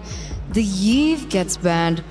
Why Yve? I mean, they're up against the Claude anyway. I would have thought that they would be okay having the Yve on the other side. Yeah, that's what I would have thought too. That's actually kind of interesting. Why get rid of the Yve at this point? Do they want to make sure that maybe they lean into a potential Valentina? And the Yve, is just a really tough lane matchup, and they don't want to lose the early game. Or do you think it's Alice in the jungle? Alice in the jungle? I mean, that's old stuff, but it might not be the worst here. At the same time, we see that Jushin is getting banned out on the opposite end. Yep, very, very intelligent bans here from either side as we now see GP on the most important pick. So perhaps they were just setting up for the Jushin pick. That's what I was thinking of, right? I was like, Yeah. at some point, Jushin has to be entered in before you even start thinking about Sicilian and Farsa. Yeah, that's why they banned out the Yve. They just wanted to signal that, hey, we might be picking up the Jushin, and of course the Jushin against the Yve in the lane doesn't do as well in terms of range and of course as in terms of clear. So as we get into the second phase of the drafts, this is where things are really going to just span down. Because they basically have a mirror splitting image of the exact roles on either side, right? It's not, hey, I'm going to give you a new question. It is, this is what I'm going to do. And the opposite side said, you know what? We're going to do the same. And Selena gets locked in as the dedicated mid laner. It could go into the jungle, to be fair, but it seems very unlikely. It is. And this means that perhaps we're going to be seeing something less exciting in the jungle. Could we be, is it possible to have assassin in the jungle and assassin in mid? Assassin in the jungle, sure. Assassin in mid, I think there's got to be a very clear setup, right? There has to be I need vision so I can do this. And if you have that vision, I think the only one that makes sense would technically be the Hanzo, because he's the only one who can just walk in single-handedly, steal a camp, and then get out. But I want to see what Falcons want to respond, because looking at the Selena, what could be going through their minds? And Yi Shin gets locked in here, alongside with the Gore to deal with a potential secondary tank. Okay, so they have like the bases covered, right? They have a really strong mid laner, heavy burst as well, a lot of high damage. I'm really worried about the front lines coming in from Team Falcons and whether or not Galaxy have enough damage to deal with them right now. What is their choice? Suyo against the Gord and the Esme. Interesting. This is a high-risk comp coming out of GP. They understand, I think we got better mechanics and we're going to out-mechanic them. And I think that Falcons, they got to prove them wrong here. If they play a solid, standardized game, they will inevitably win the longer this game goes. And technically with the Marcel and the Selena, if they can go for heavy invades into the enemy jungle, it could just work out. Well, the team comps matched up before, and it went to the way of Galaxy Phoenix. This time around, Team Falcons tries to play around Galaxy Phoenix. Will it pay off? Well, let's find out. It's game number 2. The two Titans face off once again. Miriko, Athena, take it away. Here we go into the Land of Dawn for possibly the final game of the day. At least that's what Galaxy Phoenix wants. For Falcons Mena, they're going to prolong the series all the way to 3 games, 1 each. Now, it's all about speed when we look at the composition coming in from Galaxy Phoenix. The Suyo, clearing fast in the jungle, together with the Season Hunter Selena. We have to take a look at the emblems later on. If it is a Season Hunter Selena, that means it's all about getting tempo, getting to the individual objective first, and then blitzing it before Falcons Mena can even react. Yep, it's all about snowballing here for GXP, and let's see if they will be able to do it. Because it turns out when it comes to our drafts earlier, it was quite surprising. Okay, now we confirm it with Galaxy Phoenix emblem builds here for the Selena. Yep, the Season Hunter on the Selena. This is classic. Usually you would use a Uranus in XP or even a Paquito. Someone that can cut, someone that can clear really fast. Almost a take there from Lemma. Delays Nana by quite a bit, and this certainly will give Fa a bit more of an advantage to play with. Definitely. So GXP is now playing right to their strengths, making the game faster. It's now all about Nucci being forced out of her revitalized, but it's okay because now for Falcons Mena, they just have to be really careful into giving those numbers rolling in for Galaxy Phoenix. Yeah. Falcons Mena really want to try to match that speed that Galaxy Phoenix are playing with. Thing is though, they just don't have the composition to do so. They don't. I think at this point they have to just give away some of that pressure. Nocturne's already rotated though. Get out the flicker, Mountain Shocker up. Okay, that's a big resource spent. That is, imagine, just to try and prevent the inevitable here from happening from Lemma. Although the flicker was actually used here, so might as well for Falcons Mena. Small wins do matter, small steps ahead of them before they actually try and contest this neutral objective. Now, talking about the speed of the game for GXP, if they are not able to actually capitalize on their snowballing potential, I think that might be one of the cons of what they wanted to do here for game number 2. So let's see it. Level 4 already. They go for the gank on Nocturne. Nucci. Okay, Nucci trying to hold over onto Fa. Syrinx with a successful first blood and Mystic Gush right on her face. Link tried to run away. Also, the flicker force out. That is numerous advantages for Falcons Mena. But Sophia and Lemma just goes on ahead of it, eliminating Junker altogether. Ling falling in with Crimson Gleam. They're keeping it watch here. Neutral objective should be covered now. Fa right on cue will be secured. That one, and Sophia going wild onto the front line, getting just enough of the damage to take down Nucci in the process. Nocturne fighting onto 3 women here from GXP, and she's taking most of the damages, but still not enough to sustain numerous team fights. GXP actually turned the tides into their favor on that one. All in. Golden Hour. Lemma gets away. Nana's caught in the bad spot. Okay, she's trying to run away as fast as she could, and that might be the end for now of that very colorful fight. It looks so good for Falcons Mena. Just for a second, you thought Galaxy Phoenix's composition, their main win condition, got derailed so early on with Fa taken down up top, but then a monstrous arrow. Clinical, crazy accuracy by Sophia, back to back, landing on these crucial targets. And she becomes the assassin. It almost seems like Fa on the Suyo becomes a bit more of a distraction, just to open up for the real carry, who's the assassin in mid, Sophia. Yeah, Sophia, the first one that we saw a very spectacular Selena play today. Although we've seen that play out onto Sini as well earlier for Team Vitality. But so far, for her accuracy rate, is all over on the roof here for GXP. Now for Falcons Mena, we've mentioned that they also have to kind of derail GXP, but also not just derail, but also have to choke them out and compromise their own jungling pattern, because it looks like they're the ones copying or ones just reacting to what Sophia and Lemma is trying to do. Now we see Nana slowly making her way, delaying some of those jungle camps to just try and delay things up here for Fa. One thing that you have to notice as well is the fact that with the Soul Sever getting nerfed in this patch, it's going to be very difficult for Fa to actually look for that damage. Okay. Ling Okay, they may just be able to compensate that if ever they're all together right now. SOD will hit out, and Names goes in. That's too predicted here for Lemma, but at least for Nucci, they still got the kill. Sophia going in hot. Kinda heavy position here for GXP. They had to disengage, and that is exactly what they will do. Looks like it's going to be a free turtle here for Falcons Mena. And it comes through Names and also Syrinx being able to just shred through these frontliners. Link's not nearly tanky enough to deal with all of this damage. Yep. It's a very, very good mix of magic and physical. Winnie, though, was able to get a couple of hits down below and now is starting to go on Names. Wave not in the place for them to dive. Okay. But Fa might just want to go for it. It's all about making it easier for Fa. If Fa isn't able to do it, there are other members that could compensate for the lack of damage so far because of the nerf from Fa. There should be a turret takedown below. It should also be an invade. It does seem like for both junglers, they're just going to trade sides of the map right now. Nana going up top to the Beetle. Ling is playing it safe though. Doesn't decide to blink. It will be turret for turret. Abyssal Arrow doesn't land. Fa. Ooh. That's two ultimates onto the mid lane committed.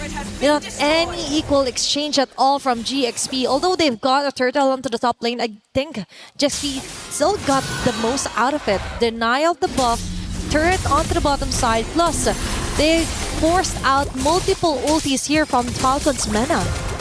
So now it's back to the slow game. And if you're thinking about the slow game, it really should be beneficial for Falcons Mena.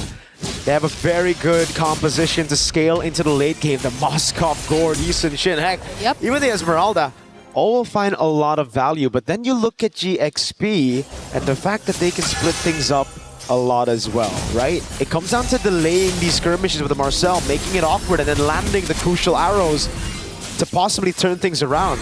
It is a very, very difficult lineup to pull off, but if Galaxy Phoenix does it, that's insane momentum and morale boost to take into the knockout stage. They are really used to high mechanical players here, or high mechanical skills as well. And Fa will get that opening. What a wild play here for GXP. And Ling with a torn of Roman hitting onto two members. Names trying to go for the free hits, but the damage just isn't there yet. Lemma on the other hand will be the sacrifice. Instead, that's two members for one, but GXP still have the chance to overturn that. Winnie right on cue with a PMI, but there is Nocturne just right in the corner, taking advantage of the chaos as well, and Fa onto the front with an evil cooler, and the narrow will just hit or just miss at all here for GXP. And it's the combo of the Marcel and the Selena as well. The Golden Hour locks them in place. The artillery gets locked from the Golden Hour too, and it just auto-connects on the members you see. Ooh.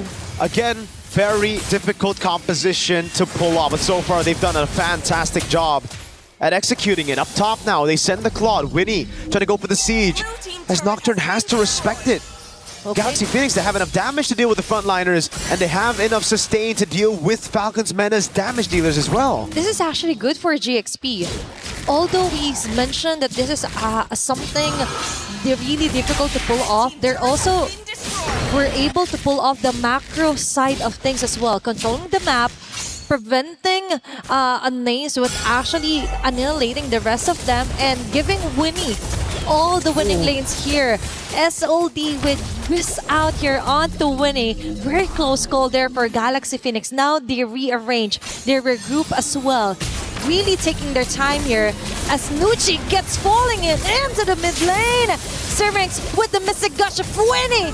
Going in head-to-head on her with a Blazing Duet, all connecting onto the mid lane here for Falcons Mena. Now onto the mid lane, it's Fa going wild. Ling as well, Sophia dodging and sustaining all those damages as well. Sophia still alive and kicking, hitting on those arrow marks. Fa with a double kill.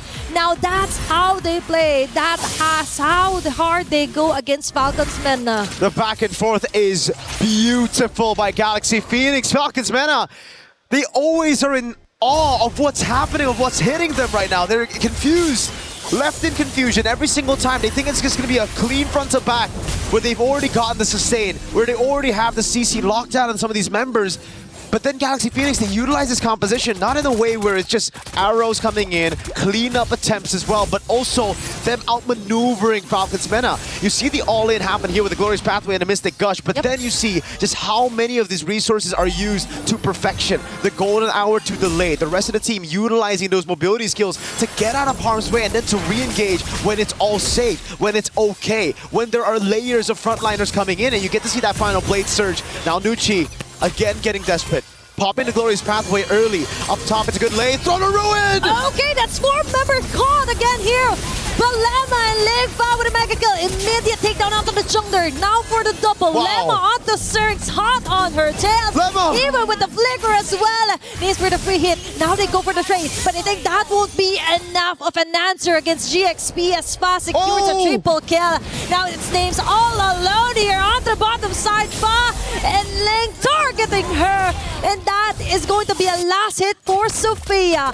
4 members are actually a wipeout against Falcons Mena by GXP. Even when the arrows don't land, it plays such a crucial role in these team fights.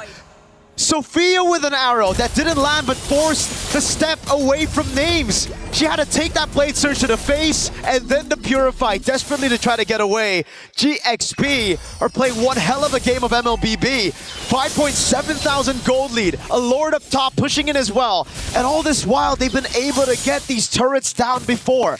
It's a Holy Shield down below. Look at the items. They've been able to get so much, and Fa has a Sky Piercer. I believe it was 60 stacks earlier.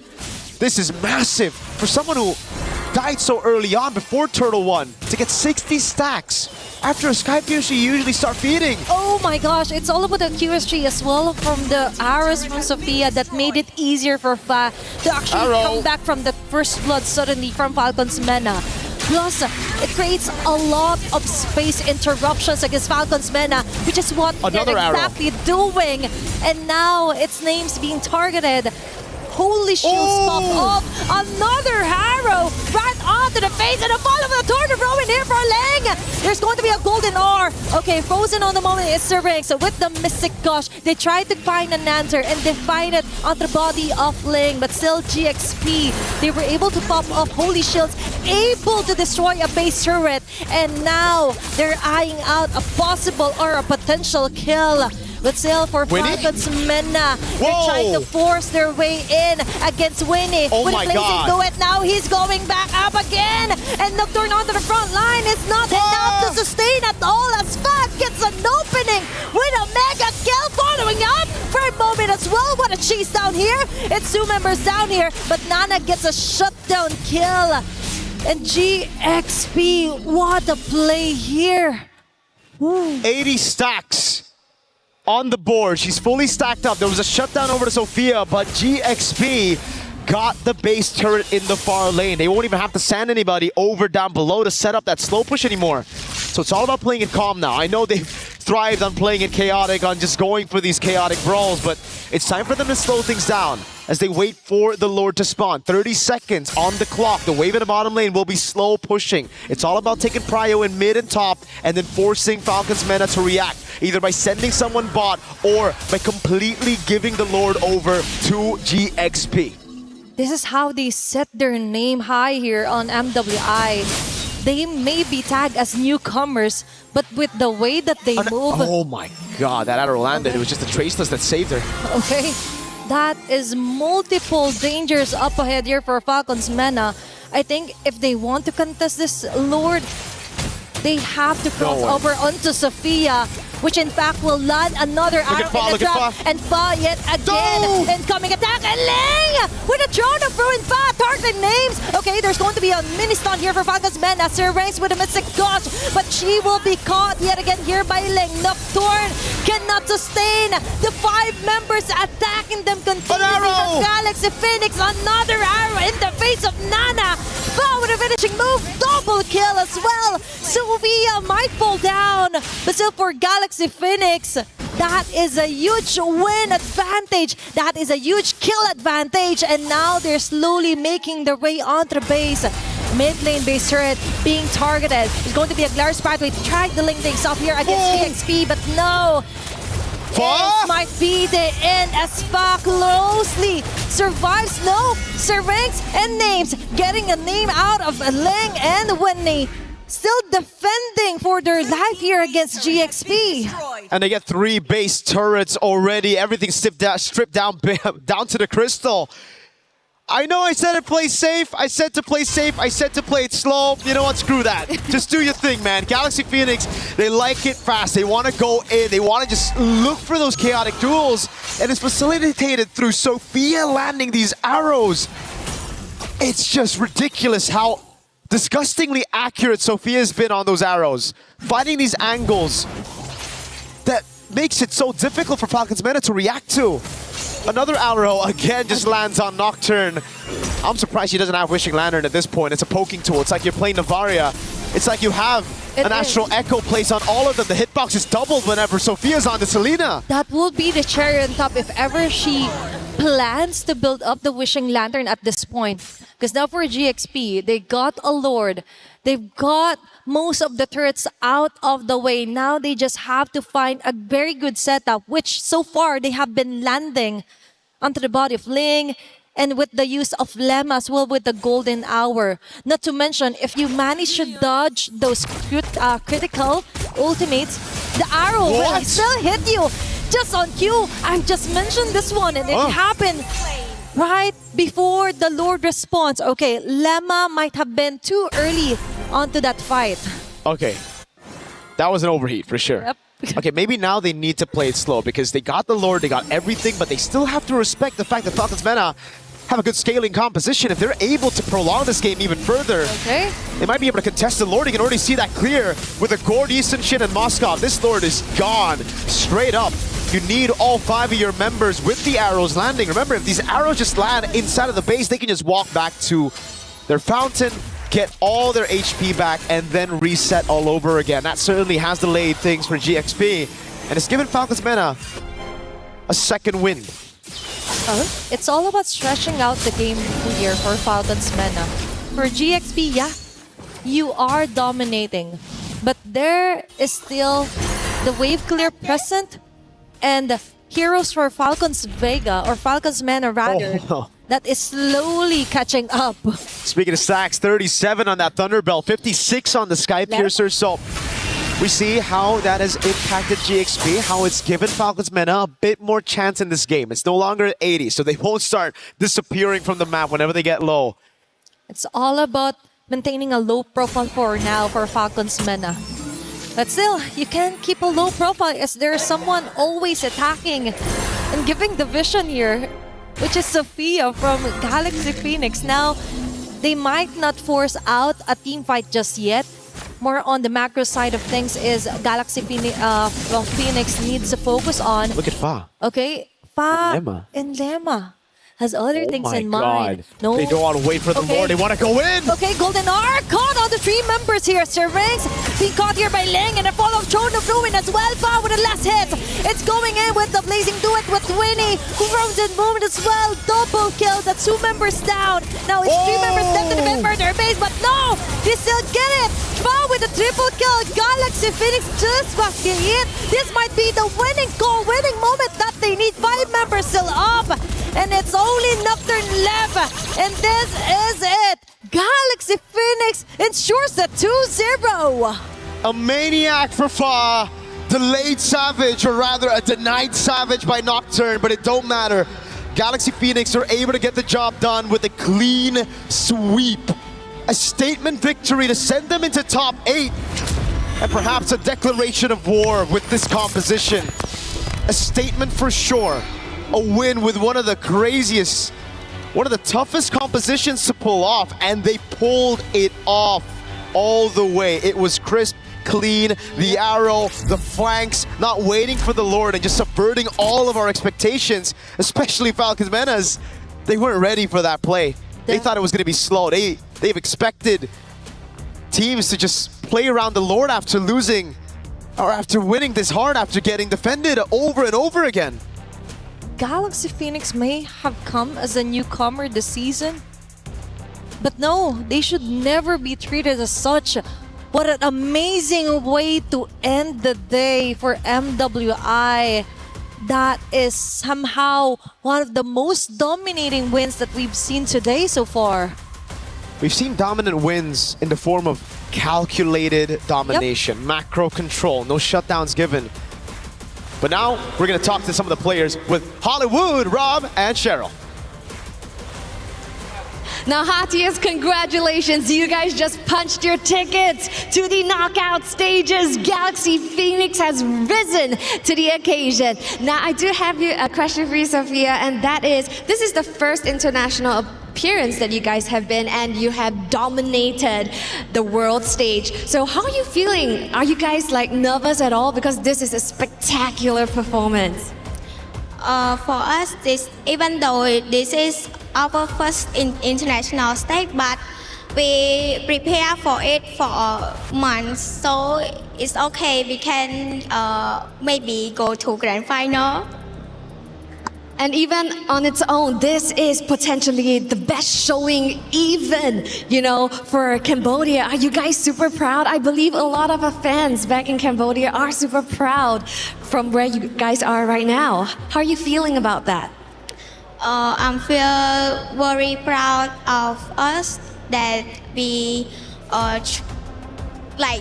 we prepare for train for a long time, so it's time for us to show our skills.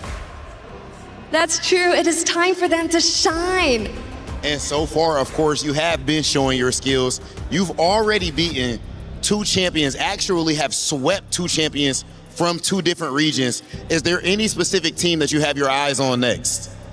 I think Vitality, because she is the 2025 champion. Okay, eyes on the champion. Of course, you absolutely love to see this level of play right here. Congratulations again on your victory and qualifying to the knockout stage. Let's go ahead and send things over to our studio.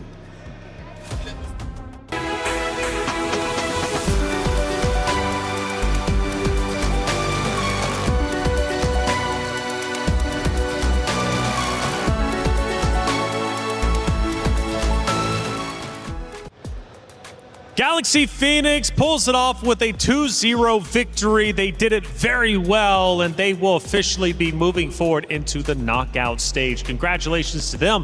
For Team Falcons MENA, however, I know you're a supporter. Yes, they take the 2-0 loss, but they're not down and out just yet. They move down to the lower bracket. So it's okay. It's okay. And luckily for us on Stream A, we don't have to, watch too many elimination matches today. Wait, do we have more tomorrow? Let's see. It's only going to get worse. I mean, yeah, it only gets worse, right? There can only be 1 champion, and there's still plenty of teams left. So at the end of the day, we are going to be crushing keys for the next 3 days after this. We take a look at our Group A competitors, and plenty of teams have now moved forward. We got Team Ray Young, we got Celtic Cyber Team as well. Now, for the decider matches, though, check those out. Gideon, we've got 2 banger matchups.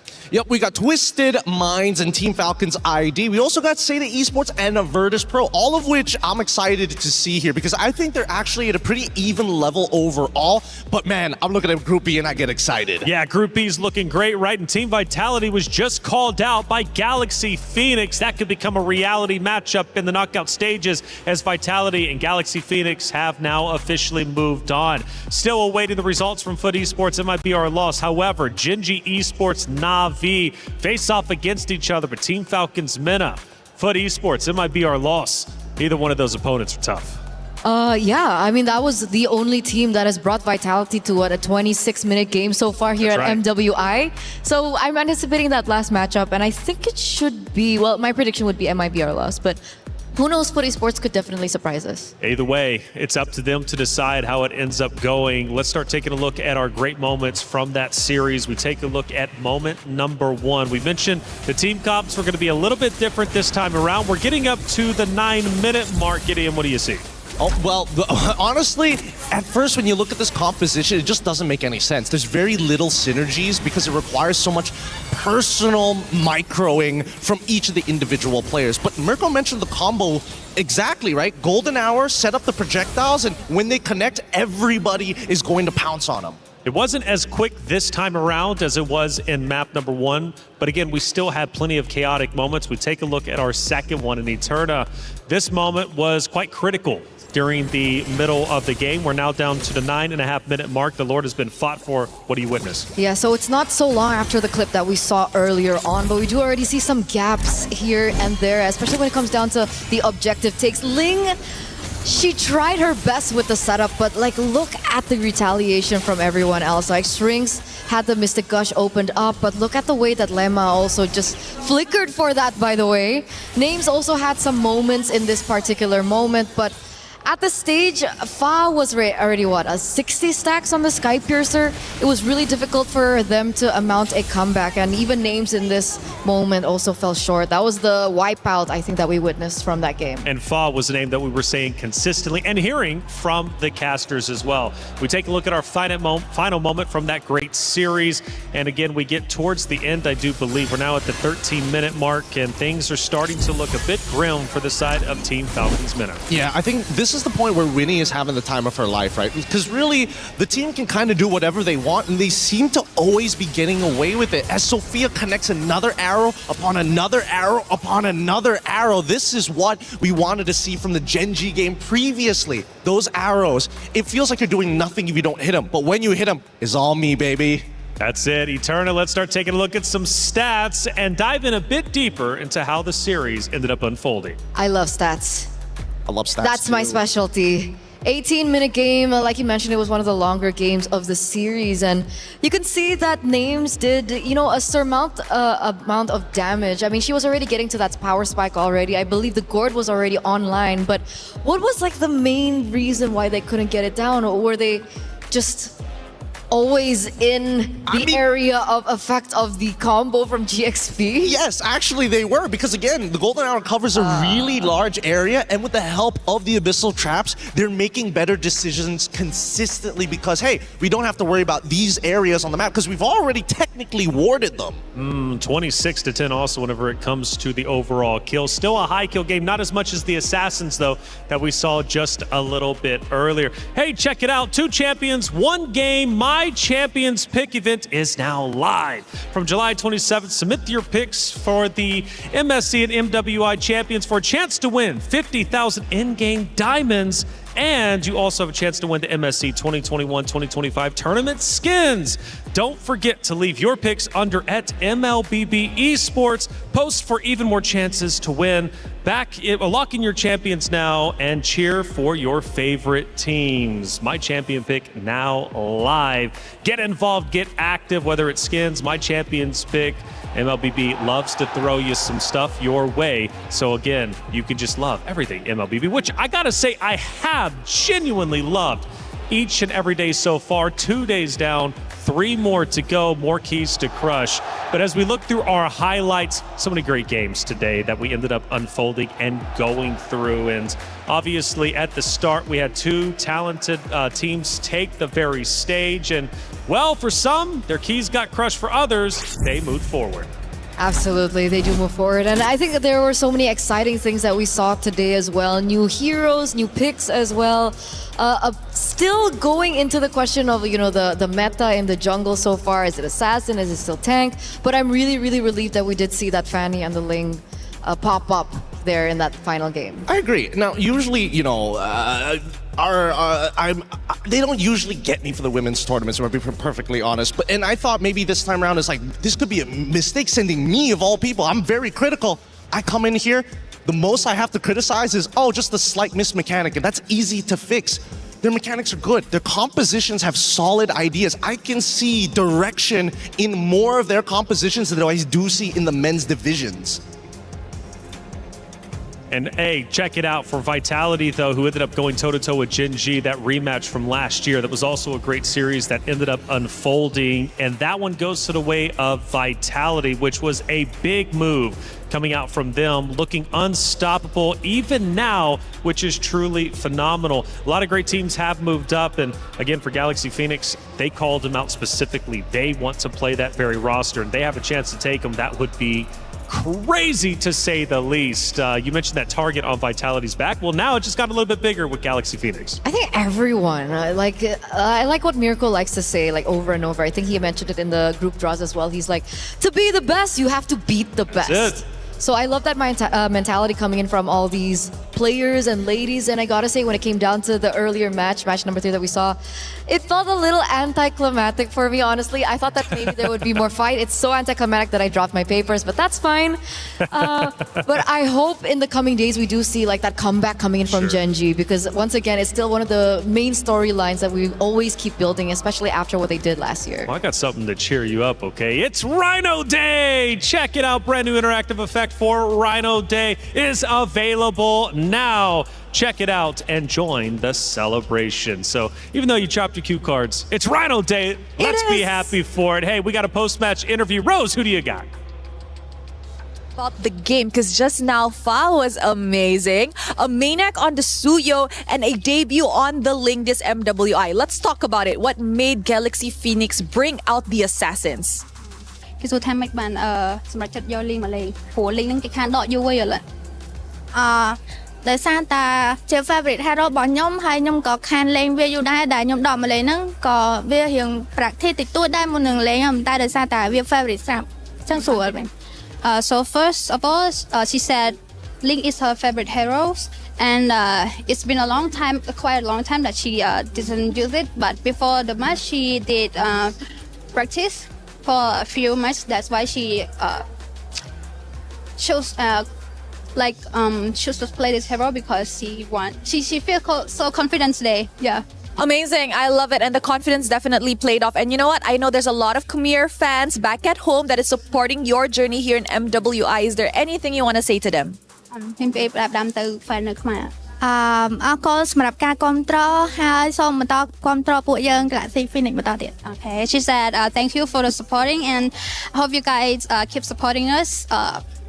Galaxy Phoenix fans represent Cambodia. Yes. Thank you very much, girls. Congratulations. And with that, that is it for this interview. Bye-bye. We were there for every click, every clutch, every respawn. We were there for the years of grind, and we're here. Now, the proud founding partner of EWC, powering the biggest event in gaming, shoulder to shoulder with the world's best, making history. Greatness deserves a stage. Lenovo Legion, reach your impossible.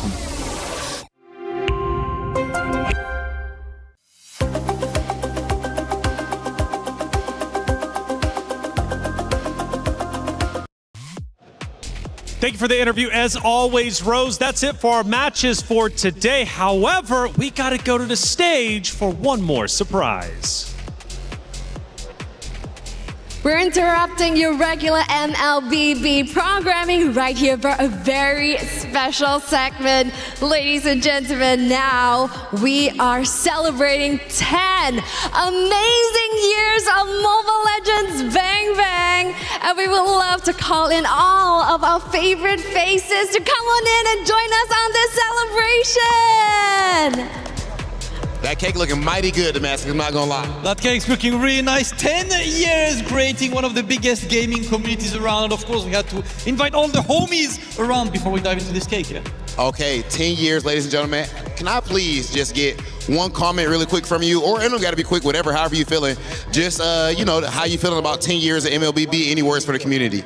We're so blessed to be having these 10 years, these beautiful 10 years with all these beautiful talents. There's so much more that we have to offer you guys, so please stick around and enjoy year after year after year, because we're still gonna be here. Come on, man, enough said. I feel like pretty much right there, that is a mic drop. Ladies and gentlemen, of course, tomorrow we have even more MWI here at EWC26, as we have a few more losers bracket matches, and of course we are starting our knockout stages. You do not want to miss it. We'll see you guys tomorrow.